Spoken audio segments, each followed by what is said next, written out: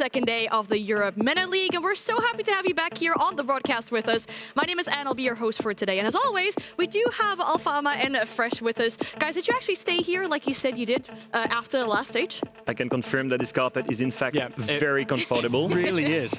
But no, we didn't stay here. No. But we had a little nap on it. Yeah, we did. Yeah. We did our debrief. We were laid on the carpet last night. It's very, very comfortable. We might have to do a show just all laid in front of the sofas. That would be so Instead comfortable. of on the sofas, not the desk. It's like we a call it the sleepover. pyjama party. Yeah, sleepover. Yeah. Honestly, I think we should do that once. Like if it's Halloween or something, like screw the Halloween outfits, we do like a pyjama party or something. I'm down. Yeah, I think we'll write it down in our calendars. We'll get it organized. But before we get into any more shenanigans, let's talk about yesterday, because we did talk about our debrief. We'll have a bit of a debrief here as well with all the viewers. It's only been one day of the Europe Minute League, but we've already seen some players that really stood out to us. We decided to make a top 3 in regards to the players that really stepped up yesterday. Who are we going to talk about? We have to speak about Laura and Sarks for sure. I mean, these two were standout players from both G2 and Fnatic. Sarks especially was incredible. I think we mentioned it, Deepak mentioned it also in the interview. This guy has stepped up massively. Both of them, by the way, were rookies last year. Incredible pickup for two of the most notorious organizations that we have here in EML. Yeah, they've both become really important to their own teams, haven't they? Loira obviously off the IGL role after Reload, and I think we saw at Reload, he really suffered for being in the IGL role on a personal performance. First game off it, he's looking incredible. Sarks, huge for his team yesterday. We saw bits and glimpses in Stage 2 last year of what Sarks could prove to us, and he came out of the bat, played A1 yesterday, huge performance as well. All right, we've got a number 3, we've got a number 2, and I think with the amount of we've been playing this player yesterday, I don't think it's a surprise who it could be. But drum roll, we have Always as our MVP of yesterday. Yeah, so actually, statistically, probably a little bit lower than the other two in terms of some of the performances, but look who he did it against. He was a spearhead for his team, he really epitomized a new way of playing for his team, and he got this MVP, he got those stats playing up against Falcons, one of, if not the best team in the world. A completely different profiles from the two before, right? Not as much as a rookie, a guy that's been with these guys for such a long time. And at the same time, for me, it's against who he did it, yes, Falcons, but the way he did it as well. He was literally playing by himself so many times as a roamer, and we just literally, with Sentry, for example, go get in the face of Falcons and win every single gunfight. It was amazing to see, and one of the big reasons why VP was able to beat them 7-2. Yeah, definitely some of the standout players that we saw yesterday, Always being definitely the MVP there, as you two have mentioned. Anyone who we're looking forward to in particular that really needs to step it up in comparison to what they did yesterday? I think personally for me it's Evan from Wild. I was going to go with Evan. You were going to go with him as well. But we're putting you on the spot right now. Pick someone different. That was the obvious one because he dropped a donut for most of that game, right? Yeah. Actually, you talk about Evan and I'll think of one. Young IGL, up and coming, he manages to take a team that is full of Tier 2 talent and grow them into actually qualifying to EML. In this specific role that is IGLing, we're lacking this in EML. I have loads of expectation on this player. He dropped the ball in his first game. I want to see him step up right now. I've got it. I'm not going to shit on the rookie in his first stage, in his first ever game like you just did, Leo. That's terrible on me. Do you know who needs to step it up for me? Shaiko. He went negative yesterday. His team got absolutely battered and he was missing. It was like a grand final, but it wasn't. It was played by one of EUL. Missing. He needs to step it up for me. All right, okay, this is a good start of the second day. I feel some spice on the desk from you two already with the players that definitely will be catching some strays if they don't perform well today. But with that mentioned, the players that we want to step up, I think there is a lot to look forward today on the second day of EML. Enemy drone incoming. Starting the clock.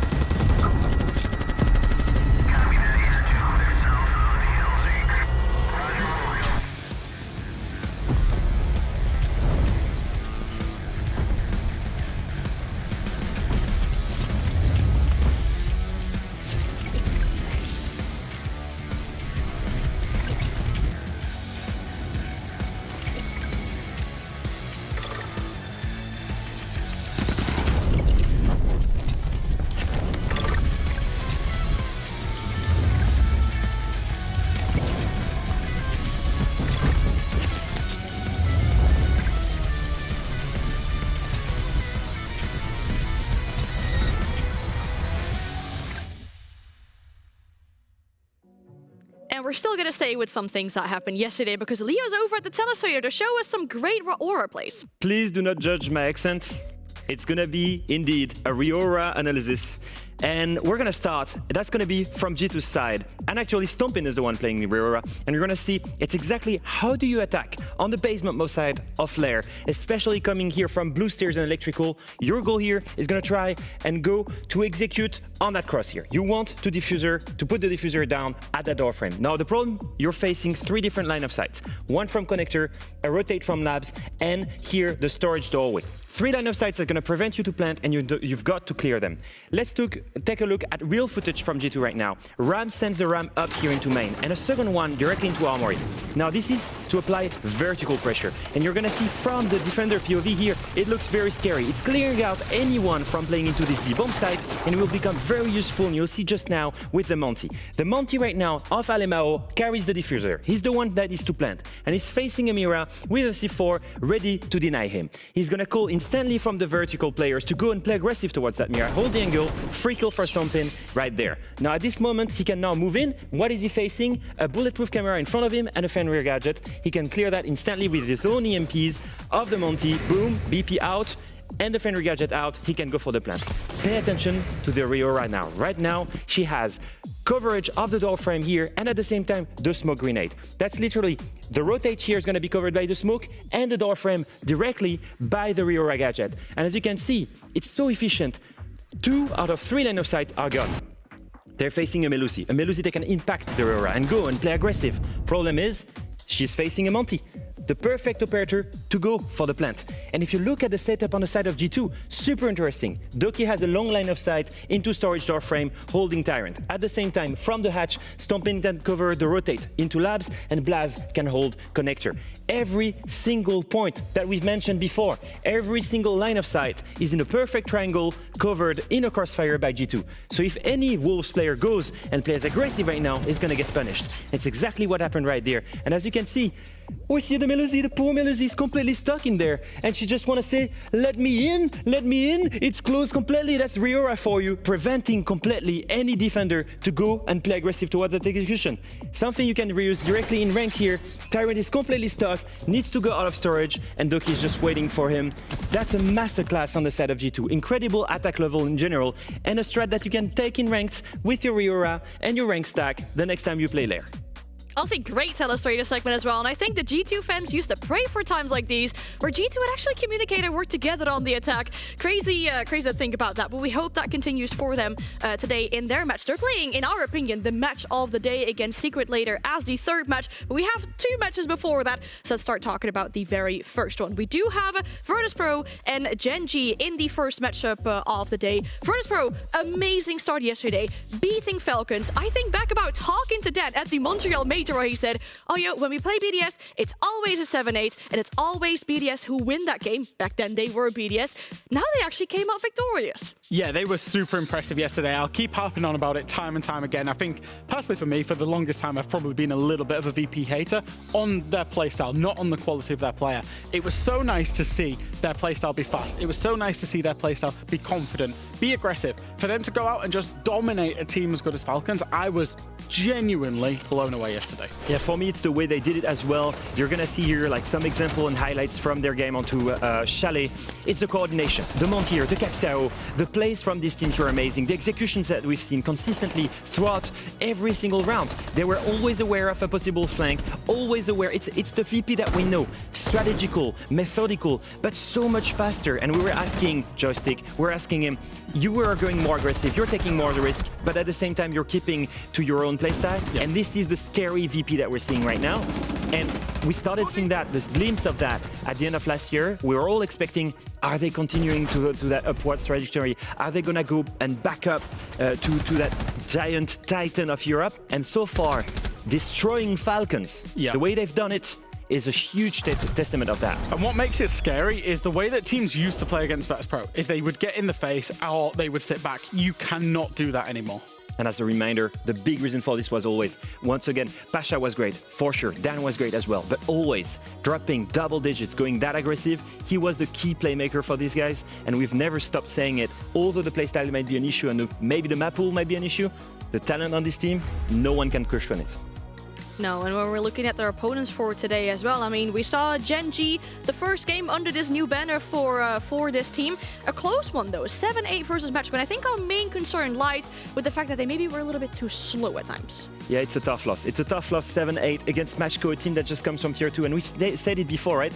Matchco was a team that was just arriving from Tier 2 into Tier 1, exactly like this guy 1 year ago. They have 1 year of advance. They have no excuse to lose against Matchco. For the most part, I actually like the changes that Gen G have made. Yeah. However, I will say that loss yesterday was a huge disappointment because it was against a comfortable opponent. It was against, in theory, a weaker opponent. It was an upset that they lost, and the style that they lost in, I was expecting them to have made more improvements than what they actually showed us yesterday on.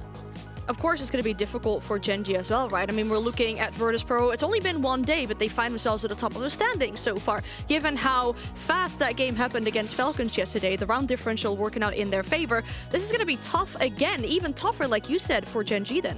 I think so. I think they played a game yesterday where their fundamentals looked a little bit flawed, particularly when they were on their attacking side, but there was a lot that could have been abused. I said it yesterday in their post-match. I said any other UL team that's of a high caliber looking at that game is not going to be afraid to play Gen G or Matchco for that matter. And I think going up against VP, one of the biggest things that you've got to be better on when you play against VP is your teamwork, is your fundamentals. You've got to be all over it. And sadly for Gen G yesterday, they were not. The game style from Gen G yesterday was very much slow and methodical. It was super passive, playing around utility. Now that's a way that you can beat VP if you manage to slow them down, but also you're playing their game. You're playing the methodical game. And the problem is, VP yesterday were about 30 seconds to a minute ahead of anywhere they've previously been. Their pacing, I don't even feel like that will work anymore. Giving too much pace to these guys will be a big problem. And so my biggest question is, we've seen some good things of Gen G yesterday, just not good enough to take the win. Against VP, a much stronger opponent than Matchco, it's going to be rough. And that's why I think we have a heavy favorite in this matchup. A lot needs to be done then, I guess, for Gen G within less than 24 hours, really, to get that huge improvement going. When we talk map veto, though, I think it's always a big subject in regards to Virtus.pro. They always have the maps that they love to ban. They have the maps they love to play. Seems like we're ending up on Clubhouse. What's funny is that Leo did 17 practices of his Telestrator, so we hadn't seen the map until about a minute before that we went live, had we, Leo? And I said to you, Virtus.pro map veto, is it going to be Clubhouse, Border, or Chalet? It ends up being Clubhouse. Yeah, if I recall well, I haven't said it was going to be Clubhouse. You said it was going to be Clubhouse as well. And I like it. I like it because, yes, it's going to be a great VP map. They love it. In recent history, wasn't the best map that they had. They used to be historically the best team in Europe on it. Gen G, they love that map. They played it yesterday, 15 rounds of that. Must have learned a lot of things. And I will say this again. The strategy and the positioning and the playstyle they were trying to play against Matchco, by having multiple layers of defense and peeling off and trying to play as passive, this type of playing is going to work well against VP, so they can just reuse all of that right now. The problem is, VP have seen 15 rounds of it. There's not a lot that they can change in less than 24 hours. Of course, they were the first game yesterday, first game today from a Gen G perspective. There's not a lot they can change. Whenever you play against VP, it does come down to this. You've got to be better as a team. And I'm still not convinced that I saw that yesterday from Gen G. A lot for us to unfold. And I guess going into this matchup, but he gave us all the information that we need. It's time to talk to our casters as well. And I'm very excited to have them with us because we have Fluke, we have a Demo. We got you two casting together. Do you two remember when it was the first time you two casted a game together? First time, yes. First time was 2018, and it was ESL Prem, and we were in a very small box studio in Leicester, and we've hated each other since then. I'm not going to disagree. I'll not disagree. I suppose it's nice that I get to cast with someone who isn't 7 feet tall for a change. I think that's always true. a nice kind of change of pace because I've kind of been used to, the jolly green giant, as I like to call him. And yeah, it's a different change of pace that we get here now with myself and Fluke now as a casting pair. Yeah, that's awesome. I'm really happy to see you two casting here together in EML. So let's get it going for the very first game of the day. Thank you very much, Anne and the team in the wonderful studio demo. Okay, let's level. We don't hate each other. In fact, it was a very strong Cinderella story once upon a time, and I am super excited to get back into casting along with you. And what a place to go back to. Clubhouse here now. They were a little bit doomsayery on that desk, talking about how Virtus.pro have this wrapped up, but you have a couple of things that might disagree with that, right? Yeah, I think there's more to this story than just basing it off yesterday. Yes, VP looked incredible taking down Falcons. I'll touch on Falcons later on this evening. We'll save that ammunition for later on. Gen G, on the other hand, losing against the Italians yesterday. But however, if we just look at this matchup as the history of both of these teams, as we know, Gen G used to be under the ENT banner last year. They played against VP 4 times in 2024, and they won every single time. VP has never beaten this side. So there is more to the story than just kind of what happened yesterday. And Clubhouse, I think, is a really interesting one to see, as this was the map that they first ever played against each other. It was Clubhouse, and it was Gen G who took the win on that. It's a solid place to be at. And yeah, if you're looking at these sort of statistics, you're looking at teams, we always talk about sometimes there are just teams that get under each other's skin, inside each other's brains, and know how to crack it. And ENT, whilst they were able to beat VP multiple times, including in the first stage last year where VP was struggling a bit, they were off to a bit of a false start. They only won 2 games across, I think, the entire league before they got into LCQs. Well, ENT weren't much better. They won 3 games in stage 1. One of those was against VP before they got to LCQs. They won only 2 games in stage 2, but one of those was against VP. There's something about this team that seems to click for the side of once ENT, now Gen G, but will that carry over with the branding as we build our way in towards the first round of Clubhouse? I think really the interesting bit of BP yesterday was they were a team that was playing with a bit of pace. And this team for me for a long time was the kind of slow, methodical, is really good if you give them the first kill and they can just start utility dumping. But it was always VP, if the teams didn't give them that first pick, they started just to stall out and they'd lose the round. This is a team now where they're almost taking the meta into their own hands. And the guys at VP have talked about this. They've changed their IGLs about. You know, they've put Always in that position where he can now get the team up to standard of where they need to be to go against everyone else in the meta. You know, and I'm not just talking about Europe as a whole. It's more the case of whenever you get to the international events, Brazil, isn't it? That's the region you need to be. Yeah. I think it's always the fair thing as well about Virtus Pro as a team, not to just entirely sort of single onto one, but it says a lot about the team. For the longest time of Siege, as Skies opens us up, removes Pasha, and a grenade doesn't quite get the full swing round. They're going to double dip on towards the doorway, but blinded by the bright lights, they can't quite make the connection, so they get to survive for now. They have a bit of a cross angle, and Joystick wants to try and scream his way up the stairs. Guys are going to have to see if he can get one more for his trouble. They're leaning into it as best as they can. Always takes the damage, but the Blitz secures the top of the rafters, and a big, strong swipe here on the CC side of the map, and they are just heading back, Demo. Yeah, just take your laurels. I mean, you've got that opening pick. You've wasted a good chunk of time as well. Half the round gone. But they didn't really put a fight up in towards construction because of that. Joystick is just walking in. It's the Blitz in the middle of the site by himself. Mirror window, though, it's going to stop him. Oh, Joystick. I think he just overheated. So, accidents happen in the heat of passion, but always he's got the passion to level it right back out. 3-2-3. Some control underneath as well. Very important towards this site, but with the, momentary lapse of judgment by the Blitz, it might cost them a bit more. They've got a lot of time. Try and cook an alternate plan with here. They're themselves stretched and open, not enough to break on towards that mirror window.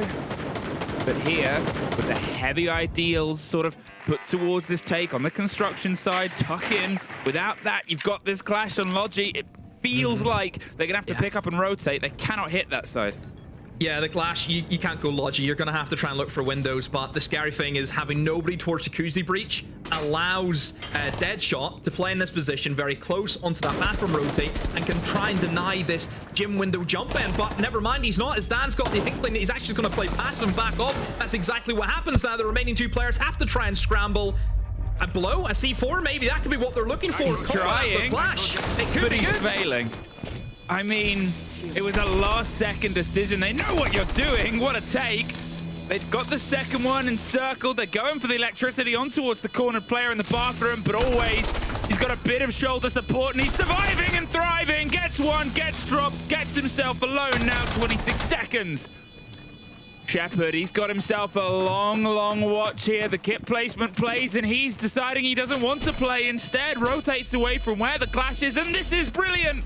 set themselves up. The cover. He's got to sprint against it. Can he get the angle? He does. But it was very close. Oh my word. I mean, look, the Clash Shield, it can slow you down, Fluke, but not for 7 seconds worth. That's not going to happen.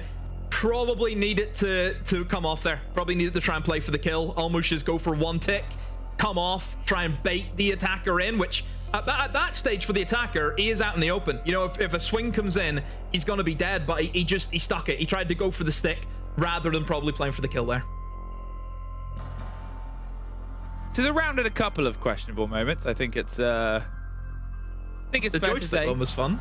The joystick one was fun. And, you know, sort of the beginning, there was the dedication on the top. But towards the end, I think occasionally games or series will build, right? They'll start at a slower pace. You'll get a couple of rounds as the teams find the feelers.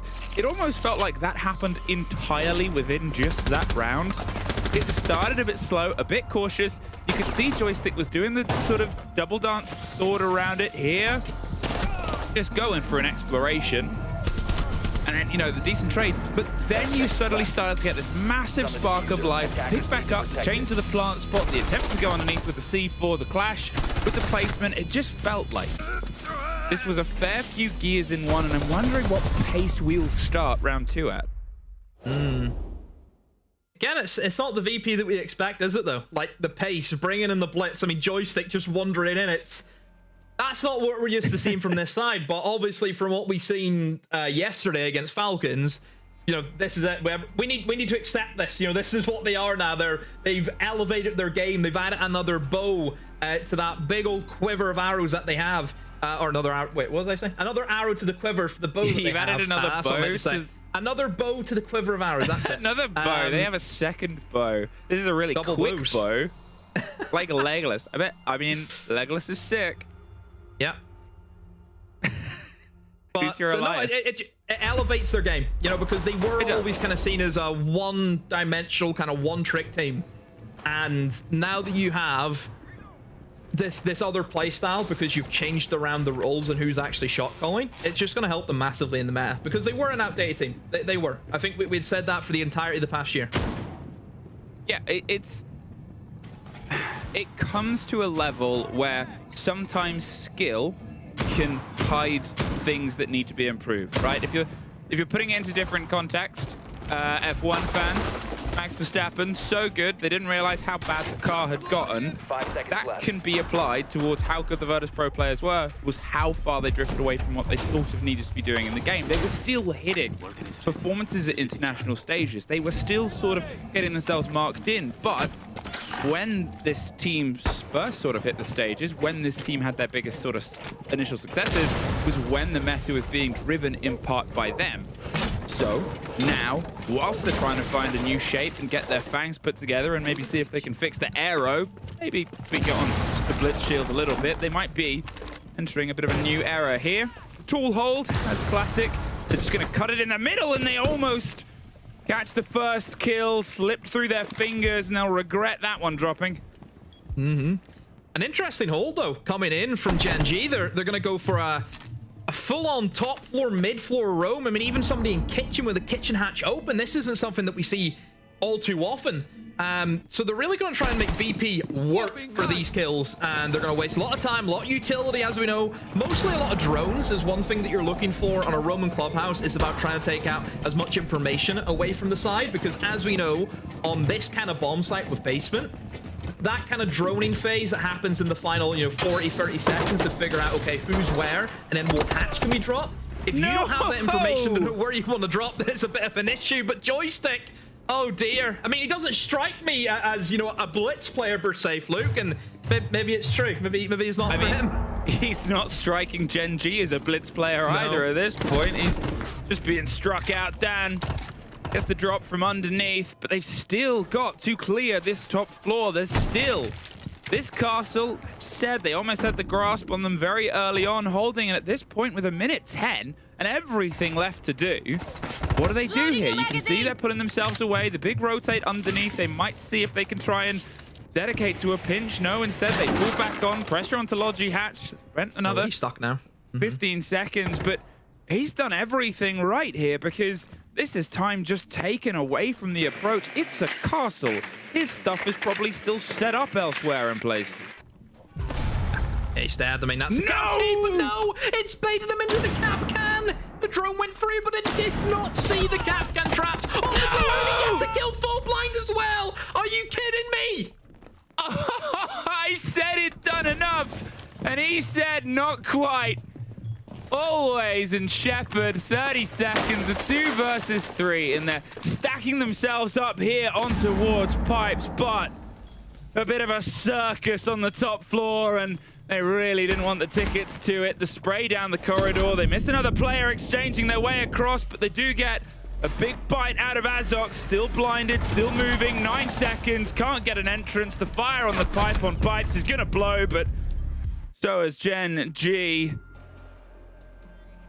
And I mean, that's okay, because watching the game yesterday, wasn't there a very similar moment in Blue or Adam where they were blind spraying through, and I think it was Azox that got a 4K. They just don't care about being blind, Demo. They just don't care. They don't have time for it. They've all got warden glasses on today. I mean... Look, poor round from VP standards, yeah? At this level of play, for the team that they are, first of all, Joystick, you need to kill that guy. That's really where it started. You loot the... Whenever you're dealing with a roam setup, and especially a roam setup that is so loose, if you actually look at where the players are for Gen G, they're all by themselves. So in terms of having the blitz going in, that's the perfect environment, because every engagement he's going to go up against, it is going to be a 1v1. There's going to be no other players to support each other. So it's always going to be just a simple kill for the blitz. So you lose that blitz, and then that's where the issue starts. Somebody else then has to go and do that role. Missed drone in the Capcan trap. I mean, it's not a good look, is it? Is it a case where they seen it was about, you know, a minute on the clock, and they just thought, oh, we have to kill this guy. Someone needs to go and kill this guy. And you get careless, isn't it? You get careless at that stage.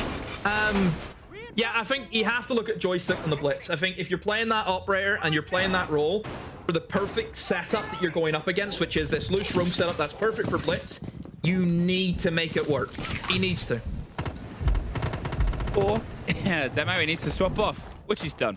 Move their way on instead towards Zafir. Different site and a quick bounce pressure here. We'll get CC wall popped open, and, well, they're not going to entirely dedicate themselves towards the top rafters hold this time. They've got the stretch here on towards top red, draw the focus, the double up with the back wall behind them does give them some strength, but as it's cut off, this is where the warning signs might start to flicker on for Gen G, because as soon as they try and now rotate across construction with those angles open, Virtus Pro should be able to clean them up with some pressure, but should has an asterisk on it based on what we've seen slip by them this game so far.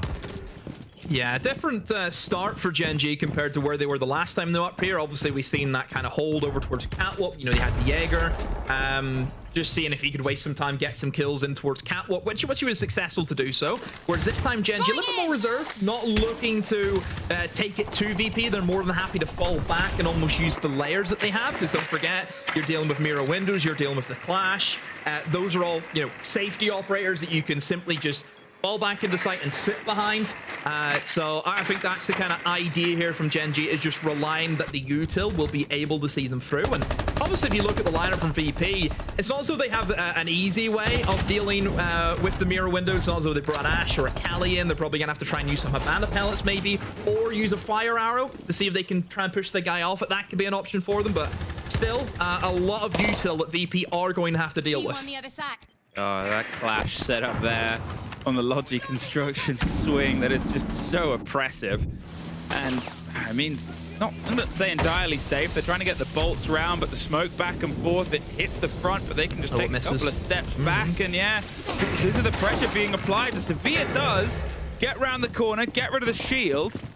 Great bit of cover on the motion here. They're concerned about the C4 that they've got well pinged, spraying it on, but Demo, look at the time, look at what's still left to get control of. They didn't actually get the shield as I expected on the back of the pressure here, so it's gonna turn into a blind swing. Nako gets the first, wants to dip on towards the second, but Joystick once again is a first gone. Pasha almost gets himself the double. They're holding firm, 15 seconds. The pressure is all from the sides of Virtus Pro, and they're running low and lower on time here, pushing right into electricity. Gen G, lock it down.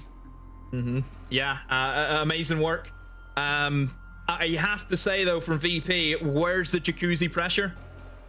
Look at that crossfire that was being held. Obviously, you have the Clash Shield protecting the mirror window in towards Vault. As they start to swing around the corner, and let's say, for example, they do kill the guy behind the Clash Shield, which did happen, you then have the other guy swinging in from the main corridor and just takes him down immediately. If that jacuzzi wall was open, that guy couldn't play that position, and those Logi players who are just fighting for their lives right now would have a much easier time. So I think VP are really limited themselves, because really, if you look at where they're pushing from, it's just one side of the map. Everything is coming from construction. You have one guy kicking about in the windows, but that's it.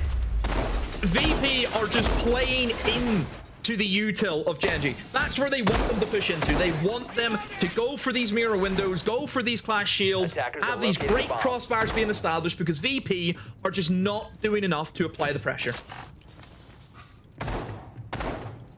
At this point, outside of that first round, and a bit of a false start. There's a little Maestro cam there. A Maestro cam on Maestro 10 cam. seconds to insertion. After a bit of a false start, they've been able to get themselves locked in two pretty... Why did that make me laugh? I don't know why that made me laugh, but it did. Welcome back to casting with me. Thank you. I'm sorry. But they find themselves locked in, and they were two very solid rounds. Now, Joystick, he's still been banned from being back on the shield, but always, as you said, picked up the new role with this roster, the new position on the team, the Blackbeard, as you sort of front and center man here, might be able to get themselves a little bit more of a smash on towards what can be a bit of a troublesome sight for some teams. See, the mirror window obviously causing issues, and for VP it was really one or the other. Do you want to get rid of the mirror, or do you want to get rid of the Clash in that banning phase? And they've chosen the Clash, but because of that, the mirror is still up, and it's not so more the point of, you know, mirror windows and trying to push against them. It's the fact that mirror on the clubhouse top floors are really tricky to deal with, because teams will place the mirror windows in the middle of the exterior walls, pop them open, so it means that you can no longer successfully go for like a Thermite charge or Habana, for example, because they will be either C4'd or impact tricked. So it makes things really, really difficult, I feel, for teams of just having those mirror windows. It's a big inconvenience for them, because all it takes is one false move, you get a little bit careless, and then you're dead. So yeah, it makes things difficult for them, but still, they've got the wall open to a period where nobody can really cut across, which is the main thing, but it does make you worry, though. How are you going to get in and plant, though? That means you have to fight for catwalk if they want to try and get in a position to get this diffuser down. Again, a lot of time has been sort of pulled away, and there's the Maestro cam causing problems, but I have a conspiracy theory that I'm going to get into depending on how this round goes. Always starts to go, as I said, the point man makes the first point of the round, gets rid of Skies, and Neko is going to just slip away. Pasha, half health, always not doing much worse, but still worse. They're finally able to get themselves boots inside of Garage, but with a minute, time once again sort of becomes that bit of a worry here. It's taken them 2 minutes to start getting the faces in. The breaches, it can offer you cover, but it can't really offer you anything in case things go really wrong in there. So Dan, he's in a risky spot. Great point. If something does go wrong, how do they get back in to pick up that diffuser? And there we go, a C4 comes in from below. Joystick, that plant is not going to go down. Now what do VP do? Well, they've got the man advantage, but look at where the men are. Right now, Blackbeard's been caught out, and no one else is here. Everyone else is outside. There's one that was below on the main door, the other two outside the breach itself, and Demo, my prophecy. Unfortunately, I am gifted by the power of foresight, and here, they did not have the foresight to get the breach, but pay attention towards the swing. They're lucky to survive, and Pasha screaming their way up. It's a single dive, and he goes for it. He's wild, he's spraying, he's 5 seconds of survival. There's one more fight to fight, and now he just needs to hide. Oh no, my vision has come true. Chalk it. Just, nah. Wrap it up, play the season. Just lock it, flip it and ship it. Wow. Right. A lot to digest. Heck of a lot to digest. So you take it. You take it. So obviously, like we mentioned, that mirror window means that you can't open that main breach is really, really tricky. And obviously for VP, they only brought in the Maverick and they brought somebody with hard breach gadgets. They used the hard breach gadgets to open up the garage so they could get in and help with their catwalk clear a lot better. And they only just drilled a line of feet holes across the external CCTV breach. So the issue with that is, if something does go wrong, which you alluded to, which in this instance was a C4 from below, so the first plant that tried to be initiated from Joystick, it was stopped. The guys in the breach can't do anything. Actually, if something goes wrong, the guys in the breach can run in through the breach and try and assist their teammates where they can. With losing that first guy in the diffuser, those guys are locked out. The other two guys, they lose their engagements. They die to the Maestro camera feeding all of that information. And then as we've seen, there was a period where there was two guys outside the breach, another guy downstairs in lounge. All that ground that they were able to take is gone. I actually thought VP were going to be very lucky because we've seen some missed shots coming in from the bandit, and you think, oh, he's lost it here. And then the fact he's just sprinted across is insane and got that. That's nuts. And then as we've seen, the guy outside still can't do anything. So again, for VP, I alluded to it. Whenever they were attacking their gym attack, they're just not opening up enough breaches. And for this map, in Clubhouse, the way you open up the reinforced walls is going to be your victory. That's it. If you can open them up, you will have such an easy time. It is worth mentioning, amongst all of that conversation, the kit was very close. And I'm not going to talk about what could have stopped them getting there for the pistol, but it's the fact that even with things going wrong, there was still an opportunity for them to pick it up, which isn't something that always used to happen with Virtus Pro because of how long things took time. Now, my conspiracy theory hasn't entirely come together yet, so I'm not going to get in there, but I've still got time. I've still got time to conspire.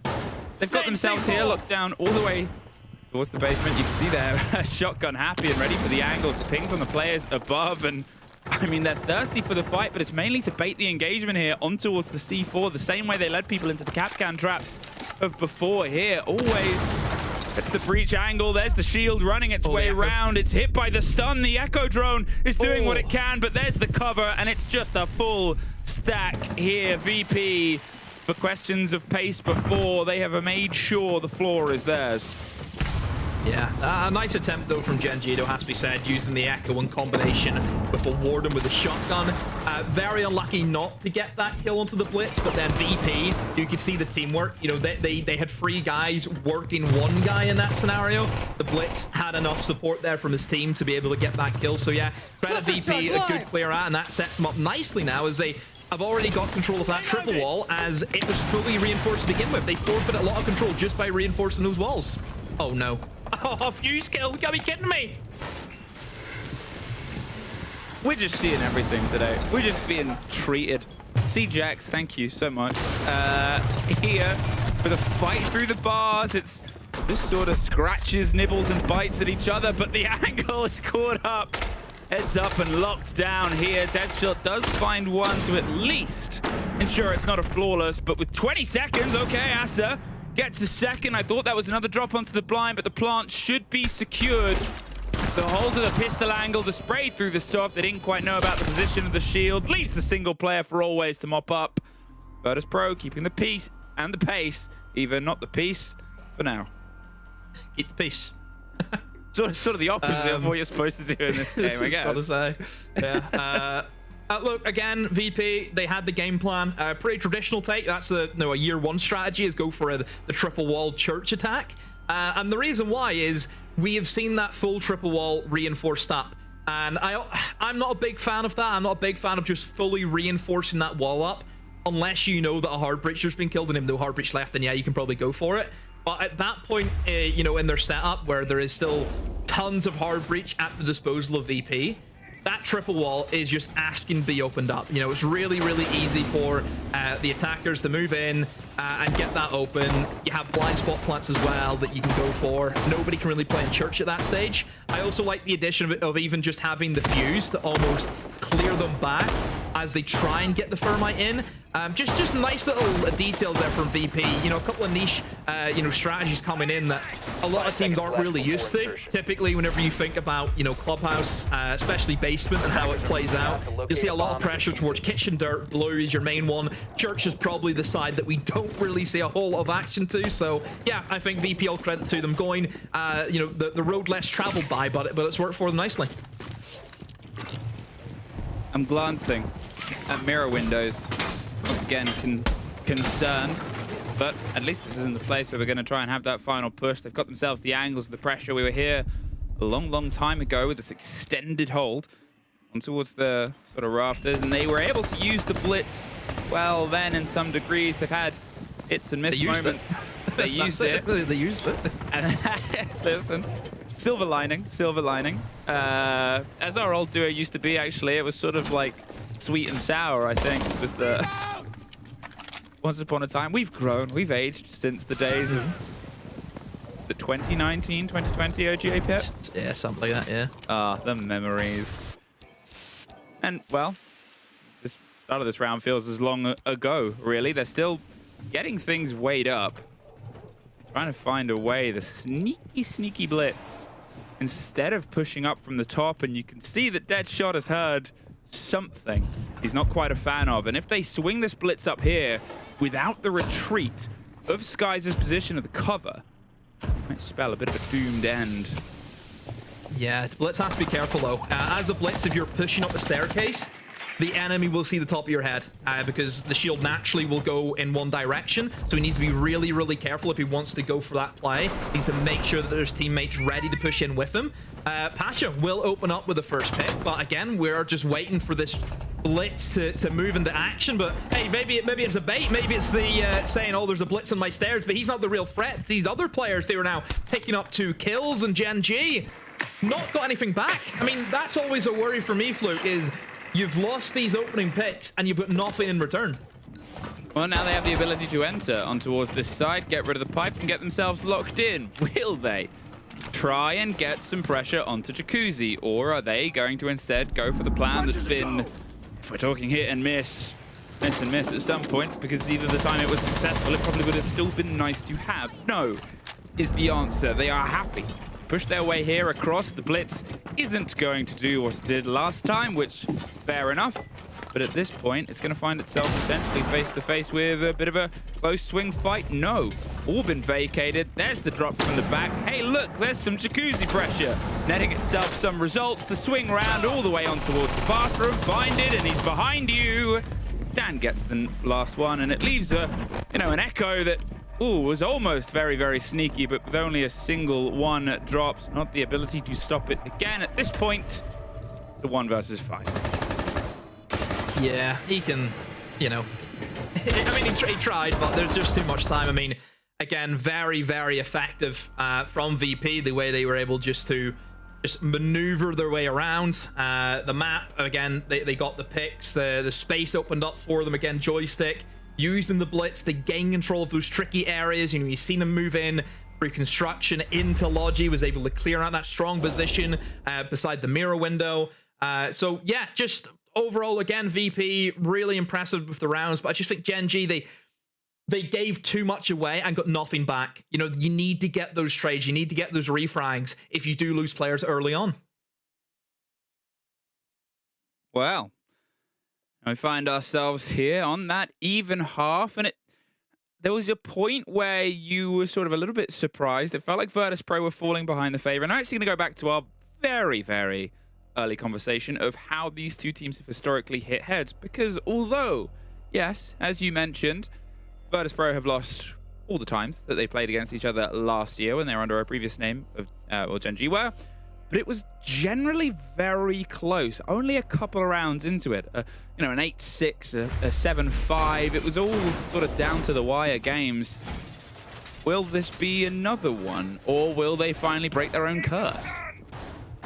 Yeah, I mean, you could put it down as maybe has this Gen G team been the kind of bogey team for VP. I feel as though every team in every region, there's always like a team that they just always struggle against. And I do feel as though, perhaps this is one of them. We go to technical pause and aim. So now, as you saw, a quick rehost or technical pause, so they won't be talking to each other or towards their coaches at this point. Just sitting, waiting until we find our way back in. The classic. But in terms of Clubhouse, and this is actually something that I'm sort of asking everybody at, because I love to sort of button down on the newer aspects. Do you think the interactables, those little surprise packages and parcels of pipes, or okay, which are the ones that you look towards personally as maybe having an effect? Or do you think on club it's a bit wider, a bit looser? I kind of feel as though all of them, just all the maps, it's, you know, they're you know, some of them are what's the point almost, because there's like areas that just no one ever goes to, and it's like, you know, what's the point of them?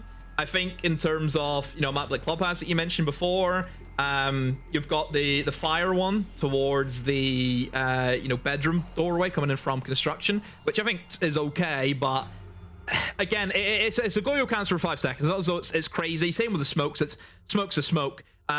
You think about the smoke that will be towards the red hallway, towards the server exterior wall. Again, I just feel as though a lot of the defenders will just pop, you know, those strong kind of canisters right from the rip. So I think teams have kind of adapted to them. I don't think it's too crazy to say. So yeah, I think they're okay. It's just teams will know when to destroy them, when not to destroy them. It's that kind of vibe, isn't it? I guess there's a perspective of it where I don't have a big brain, just in general sort of sense of things. So and I'm old, and it takes a while for me to adapt to new things. And my perspective, because I hope it's the same as mine, is that we will, as the season goes on, as sometimes we see new things being introduced, they will get a little bit more utilized in terms of sort of active moments. And if they have a huge moment, great. Demos, be honest with me. Is this just old person copium? I prefer not to speak. Okay. If I speak, I'm in big trouble. You were wise there with your answer. I played this game before, don't you worry. Yeah, it's true. But Ollie's easier to talk your way around, so he doesn't quite understand what you're saying. We find ourselves, if you are just joining us here, 3 apiece. Now the rounds, I sort of said in the first round, it felt like the pace had found itself, and then you put it as a specific about just the round itself from the Blitz, that maybe they'd overcooked. I think they then spent another 2 rounds a bit overcooked, Virtus.pro. Yeah, I mean, it's not something a bad half, I think, from either side. I will say, I think the rounds that Gen G were winning, it was very obviously what their game plan was. You know, they set up shop and they said, right, VP, this is what we have. Can you beat it? And VP were just missing, you know, important things. Yeah, you know, not opening up exterior breaches, not having pressure on the other side of the map from where they were pushing. VP, though, they kind of got their act together pretty quick. You look at that last round, for example, you know, we were crying out saying, why is nobody towards Jacuzzi? Why have they not opened up that wall to stop them playing in and around Flag and over towards the bathroom wall? And then you seen that final round. They did that, you know, and it stopped Gen G having that freedom and that flexibility of being able to maneuver around the bomb site. So I think more than anything, VP have adapted to Gen G and what they were able to put up. And again, I think it's a fair representation, 3 rounds apiece. Well, as we find ourselves still waiting to tipple back in towards it. If you missed the playday yesterday, if you're not quite sure of how those results went, obviously we find ourselves doubling down on towards Clubhouse from the side of Gen G, and well, they had an all-the-way game there yesterday. They have, you know, 15 rounds of sort of research and preparation. Virtus.pro will have that knowledge that they can play against here. Their game on the other side was quite quick. To a surprise, is it fair to say? Surprisingly quick? Yeah, I think so, yeah. Yeah, probably based on people's has to be said. Points in chat as well. So, is the longer this stress going to go on for Virtus.pro going to be something that sort of pulls them a bit out of it? This is the only time over last year over the past sort of 3 league splits that we've on to, including this one, where Virtus.pro won the opening Playday game. They lost both of them last year, regardless of how well that they did throughout the year. So usually they're a little bit slower to start. This is technically the best they've been able to start a league since we entered the modern era with Blast. Just can't quite keep that momentum going. VP, just again, last year they were a frustrating team for a lot of us, weren't they? Mostly for the analysts based on their map bans. I think that was a massive headache for Leo and Fresh. It was just a case of, why are they always going to Chalet? You know, why are they not learning these other maps? I think that was always a big question for them. You could read the map picks and bans so easily in a game where VP was involved. I want to say to an extent we're still kind of seeing that. You know, Chalet was the map yesterday, which was always a map that we've seen them play. But they looked darn good on it, which I think was the more miraculous thing, is just how much they kind of upped their game in these maps that we were so used to seeing them. And you know, Clubhouse, again, I'm quite surprised to see even VP bring Gen G to Clubhouse, because again, this was the map that Gen G beat them on last year, in the first stage, and in the resulting matchups that they had against each other, VP had always banned Clubhouse away from them. So even to see VP take it to them today after banning it for quite a while, you know, I think maybe they said, you know what, it's been long enough, let's have another go at Clubhouse against them. I think it's I can't remember who it was. It might have been Dez, but I often tune him out as we find ourselves back into the game. I'll finish the point. Where he says he doesn't like it when it's always said that, you know, don't take X team to Y map. Right? This is their place. Don't go there. Da, da, da, da. And there are teams that have built their brand on beating teams on the maps that they hold. Virtus.pro and Club for a long time, that was a sort of great combination. Then obviously things changed. 10 seconds to go. You know, building their way back into it, but it's also that it's that sort of test. Anyway, we're back in towards it now. I don't fully remember if we sort of got a proper taste of anything, but the bans, 2 shields gone. Virtus.pro might have enjoyed the use of the blitz, regardless of how it went, but they don't want to go against it. Yeah. Both teams opting for the same defense bans as well. You know, we're seeing the Cade and the Zami, both teams went for these bans. Reason why, of course, Cade, electrification, just a great operator in Clubhouse. I mentioned before about the external walls you need to open up. Obviously, the hatches downstairs and towards basement, he can cover them off also. Azami, bit of a no-brainer, just really strong. Platform of portable cover whenever you're dealing with rafters on 2 of the bomb sites, really, you know, both top floors, you will see some pressure over towards catwalk in some shape or form. So yeah, just removing that operator makes a lot of sense, but you have left the clash open, which just this operator, honestly, look, this operator, I mean, it's just crazy. And Blackbeard, even Blackbeard being up as well. Like, these 2 operators, I think, are just in a different tier. You know, they really are. It's causing a headache, and well, so is that as Dan removes swing the breach of Deadshot. Potentially has made a habit of that before, and well, that just knocks out that breach watch player there. Wants the death on that side. They're gonna have to try and pick themselves up and force the player off. They've got the drop on the top of it. They're getting it rechecked and redroned, but Azox just does not feel safe going for the pressure here on towards this Clash player. So instead, they've pulled themselves back in. Are they just going to send it, Demo? I mean, they're going to have to. They've used all the utility. I mean, they use nades as well. Just for, I don't really know what reason, you just free 2 grenades out. Whereas you would want to try and keep that to deal with, you know, some of the utility. You've still got Maestro cameras, I'm sure, that you have to try and deal with. I mean, one of them is looking straight over towards the breach, towards Garage. So, yeah, I'm not really too sure about what Azox was thinking there. And now VP, they're in a very strong position.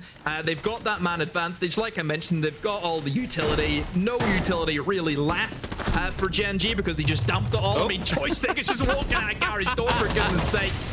Nako's going to get, you know, 1 exit, but really at this stage, it's job done for VP.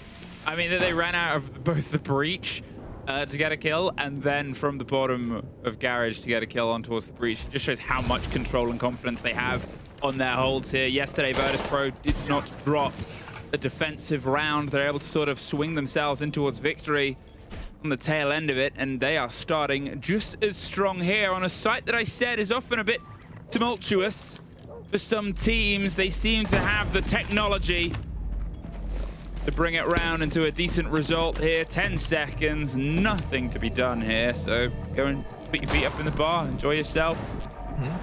Find yourself a drink. Oh no. Needs the toilet. Needs the toilet. Get out of your system. Really, really poor round from Gen G. I mean, you're seeing utility being dumped in with no real thought process behind it. Nobody moving. I mean, you see a Capitao just dump everything into that site, and nobody moves. And is it a game of, you know, musical statues where a Capitao bolt being activated is where you stand still?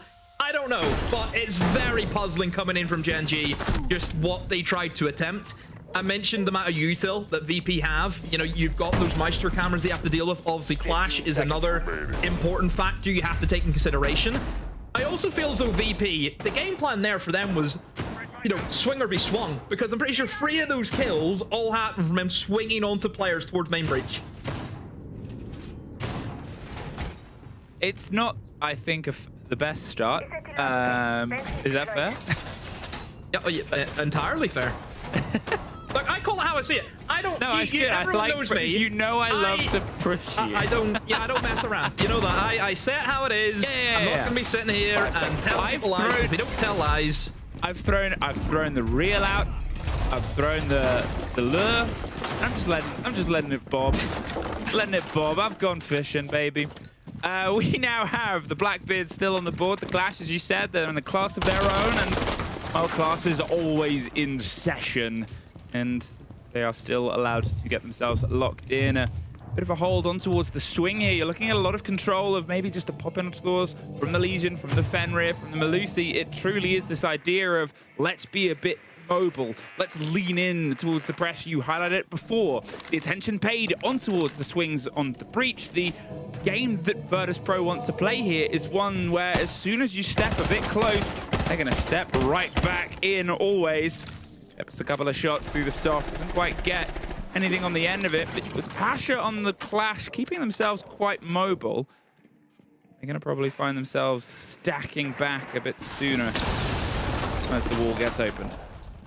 Yeah, the Clash also really good just for getting information. You know, she still functions like the old Clash, where you still have the shield. You can just walk around and obviously call out for your teammates. Nothing too crazy here from VP. Pretty standard hold. Reinforcing up over towards Cash Room, and always goes fishing. Finds a Blackbeard. Don't know how Azox has allowed that to happen, considering the operator that he is playing, and surely not another one for Always. Almost catches Deadshot as he's downstairs looking for the reverse vertical, trying to push these players out of cash, but it's not happening. So once again, for Gen G, not a great start to the round, and that Clash now is set up in a pretty tricky position. Can cover off the main stairs, can still assist Always, who is still inside cash, don't forget. Just nothing's happening here for Gen G, Flug. I don't like it, it's too slow. It is at this point, as I said, they've got this aggressive setup and they're trying to be even more aggressive. Pasha looking outside the breach. They got Logi hatch open. But at this point, without the Blackbeard, with that loss, just going to have to try and lock the pressure in up the stairs itself. But look at this, as I said, they just want to swing and swing. Gets swung, though, this time round. Almost gets the second, but Joystick gets the trade on the back of it. Keeps themselves one step ahead of the jump. Tucked on a corner. Joystick takes a lot of damage, gets out of there, but Shepard in the meantime reclaims the stairs. Wow. And with Joystick getting the last, I called it at the start, with that lineup, you know they're going to be trying to pick fights. And as soon as they had that first one, that style of gameplay demo just becomes so powerful. A lot of confidence on the side of VP. You know, they've walked around these past two defenses as though they own the place. Like, they really have. Just the Clash, being able to maneuver. Just really, really good. We need Leo in here, because I don't have a clue what he's saying. Leo will be listening. Let's let Leo listen. On a perdu 2 têtes avant d'ouvrir le T2. Donc on commence, on pose le jeu 1:30, on call la communication, elle doit être clean. On l'a dit les gars, communication clean, et on déroule le jeu. Là, ce qui permet de faire le move, c'est le T2 qui s'open. Ils ont aucune solution. Tout à l'heure, pour le BP Garage avec sa clash, son doc, mes couilles, encore une fois, on prend une tête avant même qu'on soit open sur tous les côtés. Donc on va open, on prend les infos, on a la brava, on fait les choses correctement, et derrière, on engage, ok? Donc commencez pas à bafouer dans la com, à parler dans tous les sens.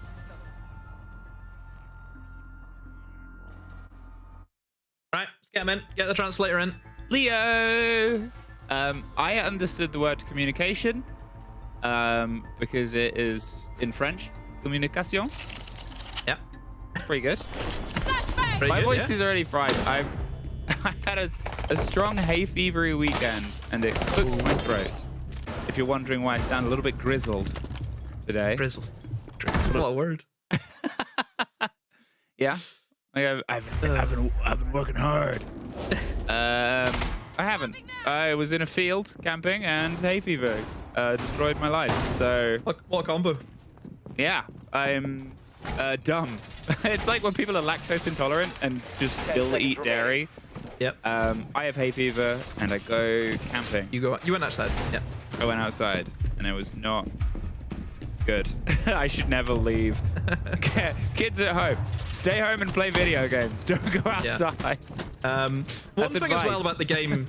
One thing about the game yesterday with VP was, did you see the kills on the side of VP yesterday? Like you had always 15 and 4, Dan 7 and 4, Joystick 8 and 5, Asha 8 and 2. Shepard 1 and 3, albeit he didn't really have to do much. I mean, still Shepard, you know, only died 3 times in that game. I think that's one thing that you have to remember at this VP side is gunners. You know, through and through, it's tattooed on them. They are here to kill. Yeah, I mean, it's one of those sort of aspects and setups that if it works when you have that setup, it's great. But when it's you don't quite have a team of gunners show up, which there's always the argument of everyone should be able to shoot, but still, if you have ones that are either all or nothing, you really feel it when it's nothing. Minute gone. And we complained-ish about the pace, or the lack of, from the side of Gen G. They've got themselves eyes onto Logi, but look at this aggression again. Trying to find a fight up the hatch there, Pasha, and they don't even want to risk it. They don't want to take it. They've forced the player off, but no, they haven't. And it's just not quite getting a connection here. Virtus Pro's flawless defense last game. And they're sort of showing why here on the second, and almost gets a bite on a Blackbeard. Not bad. I mean, again, it's just that confidence, isn't it? Again, for the team, and nearly. Surely he cannot get out of this. I mean, Slips his way out, and we do have Leo waiting on the line. We'll just see if he can get himself all the way down. The Blackbeard's going to make pressure. Maybe at the end of this round, we'll get a talk of how it was and how worth it is at this point. You can imagine that this is not how they wanted it to go. A minute left, and the Boogie drone starts to cut its way across the softs above the corridor itself, but they have not been forced out from the hatch positions. I don't know what has been opened, but, well, we know the kitchen hatch is still making its way, and Habana pellets take a very long time when you just sat there watching them still getting themselves in towards Garage, towards Blue and the Blackbeard. Not really sure how that fight started, but we saw the end, and it is nothing that Gen G would have liked. 20 seconds, and they are just going to have to send it. The Varna kit has got its way round. There's guys getting one, the catch on the hatch player, and now it's just a kit inside. Well, barely. Before I cut to you, Demo, let's get Leo.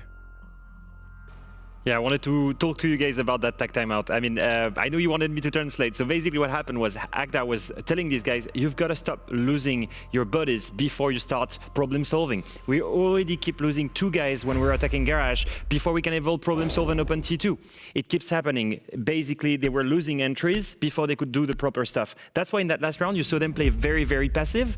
And in the end, it didn't change anything. Because the real problems that happens with Gen G right now, they're unable to problem solve a single obstacle. That's the problem with them. Whether they die early in the round or later in the round, they can problem solve, and that's what Agdar was telling them. Try to problem solve better in terms of strategy right now. Merci, Leo. Demo, what's your thoughts on everything we've just heard, seen, witnessed? I mean, yeah, it makes a lot of sense. Gen.G at the moment, if one thing goes wrong, so, you know, these guys will sit here and, you know, theory craft and do all of these strategies and plan out how these rounds are going to go. And it's all well and good, planning out, you know, how you want the round to go. And, you know, it's all well and good on paper, but this game ain't played on paper. Game's played in the server. And if they are a side where if one thing goes wrong and they cannot deal with that because their game plan no longer works, then they really need to have a hard, long look at themselves, because that is not going to fly here. You think about some of the players that we have who are IGLs in this league, yeah? All of them will be able just to call, right, that's not going to work, let's do this. You know, again, as much stick as what I think, you know, he did get for a long time, I always looked at Alamo and I always thought he was the guy where no matter what, he would just say, you know what, let's do this and go for it. And a lot of the time it would work for a team like G2. Obviously now it's a different case because you've got Loira doing a lot of the calling now on that side, but again, still, I know Loira is the same because you have that Brazilian flair to it. You know, Brazilians are the best teams where they can play off the cuff. You know, I was watching SAL on Sunday with Dez, and there was rounds there. I was even looking at Furia. They were just winning 3v4s, you know, just problem solving. Like, it was just incredible. You know, that's the standard that almost the world needs to get to. Because like I said, we are catching Brazil. We're on the coattails. So I'm really trying to reinforce that. We need to take down this year. We can't go another year, can we? Can we take another year, Europe? In a lovely way. Obviously, I have a love of Europe and a bias towards it. We are catching pretty much everybody at this moment in time. Let's not pretend, Europe, that we are the strongest suit right now in a full deck. We even lost the one on our own. We lost one in Manchester, for goodness sake. We can't even win in Europe. Yeah. We're finding our way. We're finding our way back in. My two loves, this and then Firax. I'm forever a Firax stan, but that's a different story. Here, we'll get a story of they know where the player is underneath joystick. I mean, he's currently 5-0 since the rehost, and he is being surrounded. This. Can he fight his way out? The calls come out. He's not going to stick around, but he sticks one right in the head of Asa. There's always.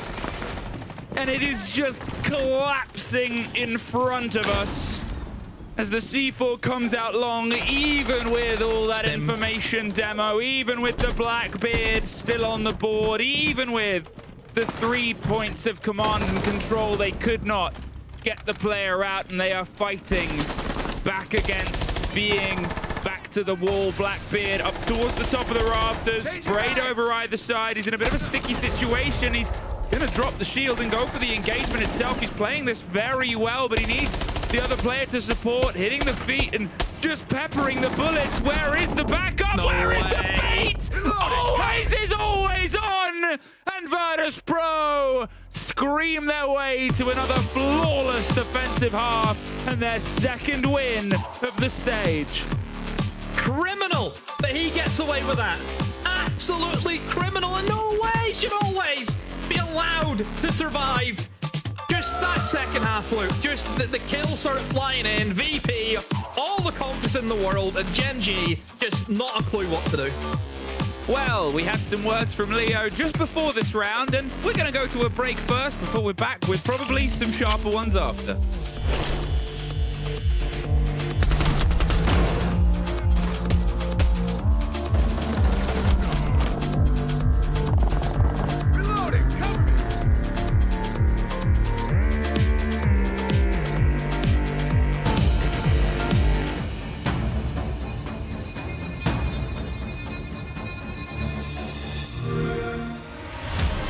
You know how they say it's not the destination, it's the journey? And the journey of 1,000 miles begins with a single step. And you know what?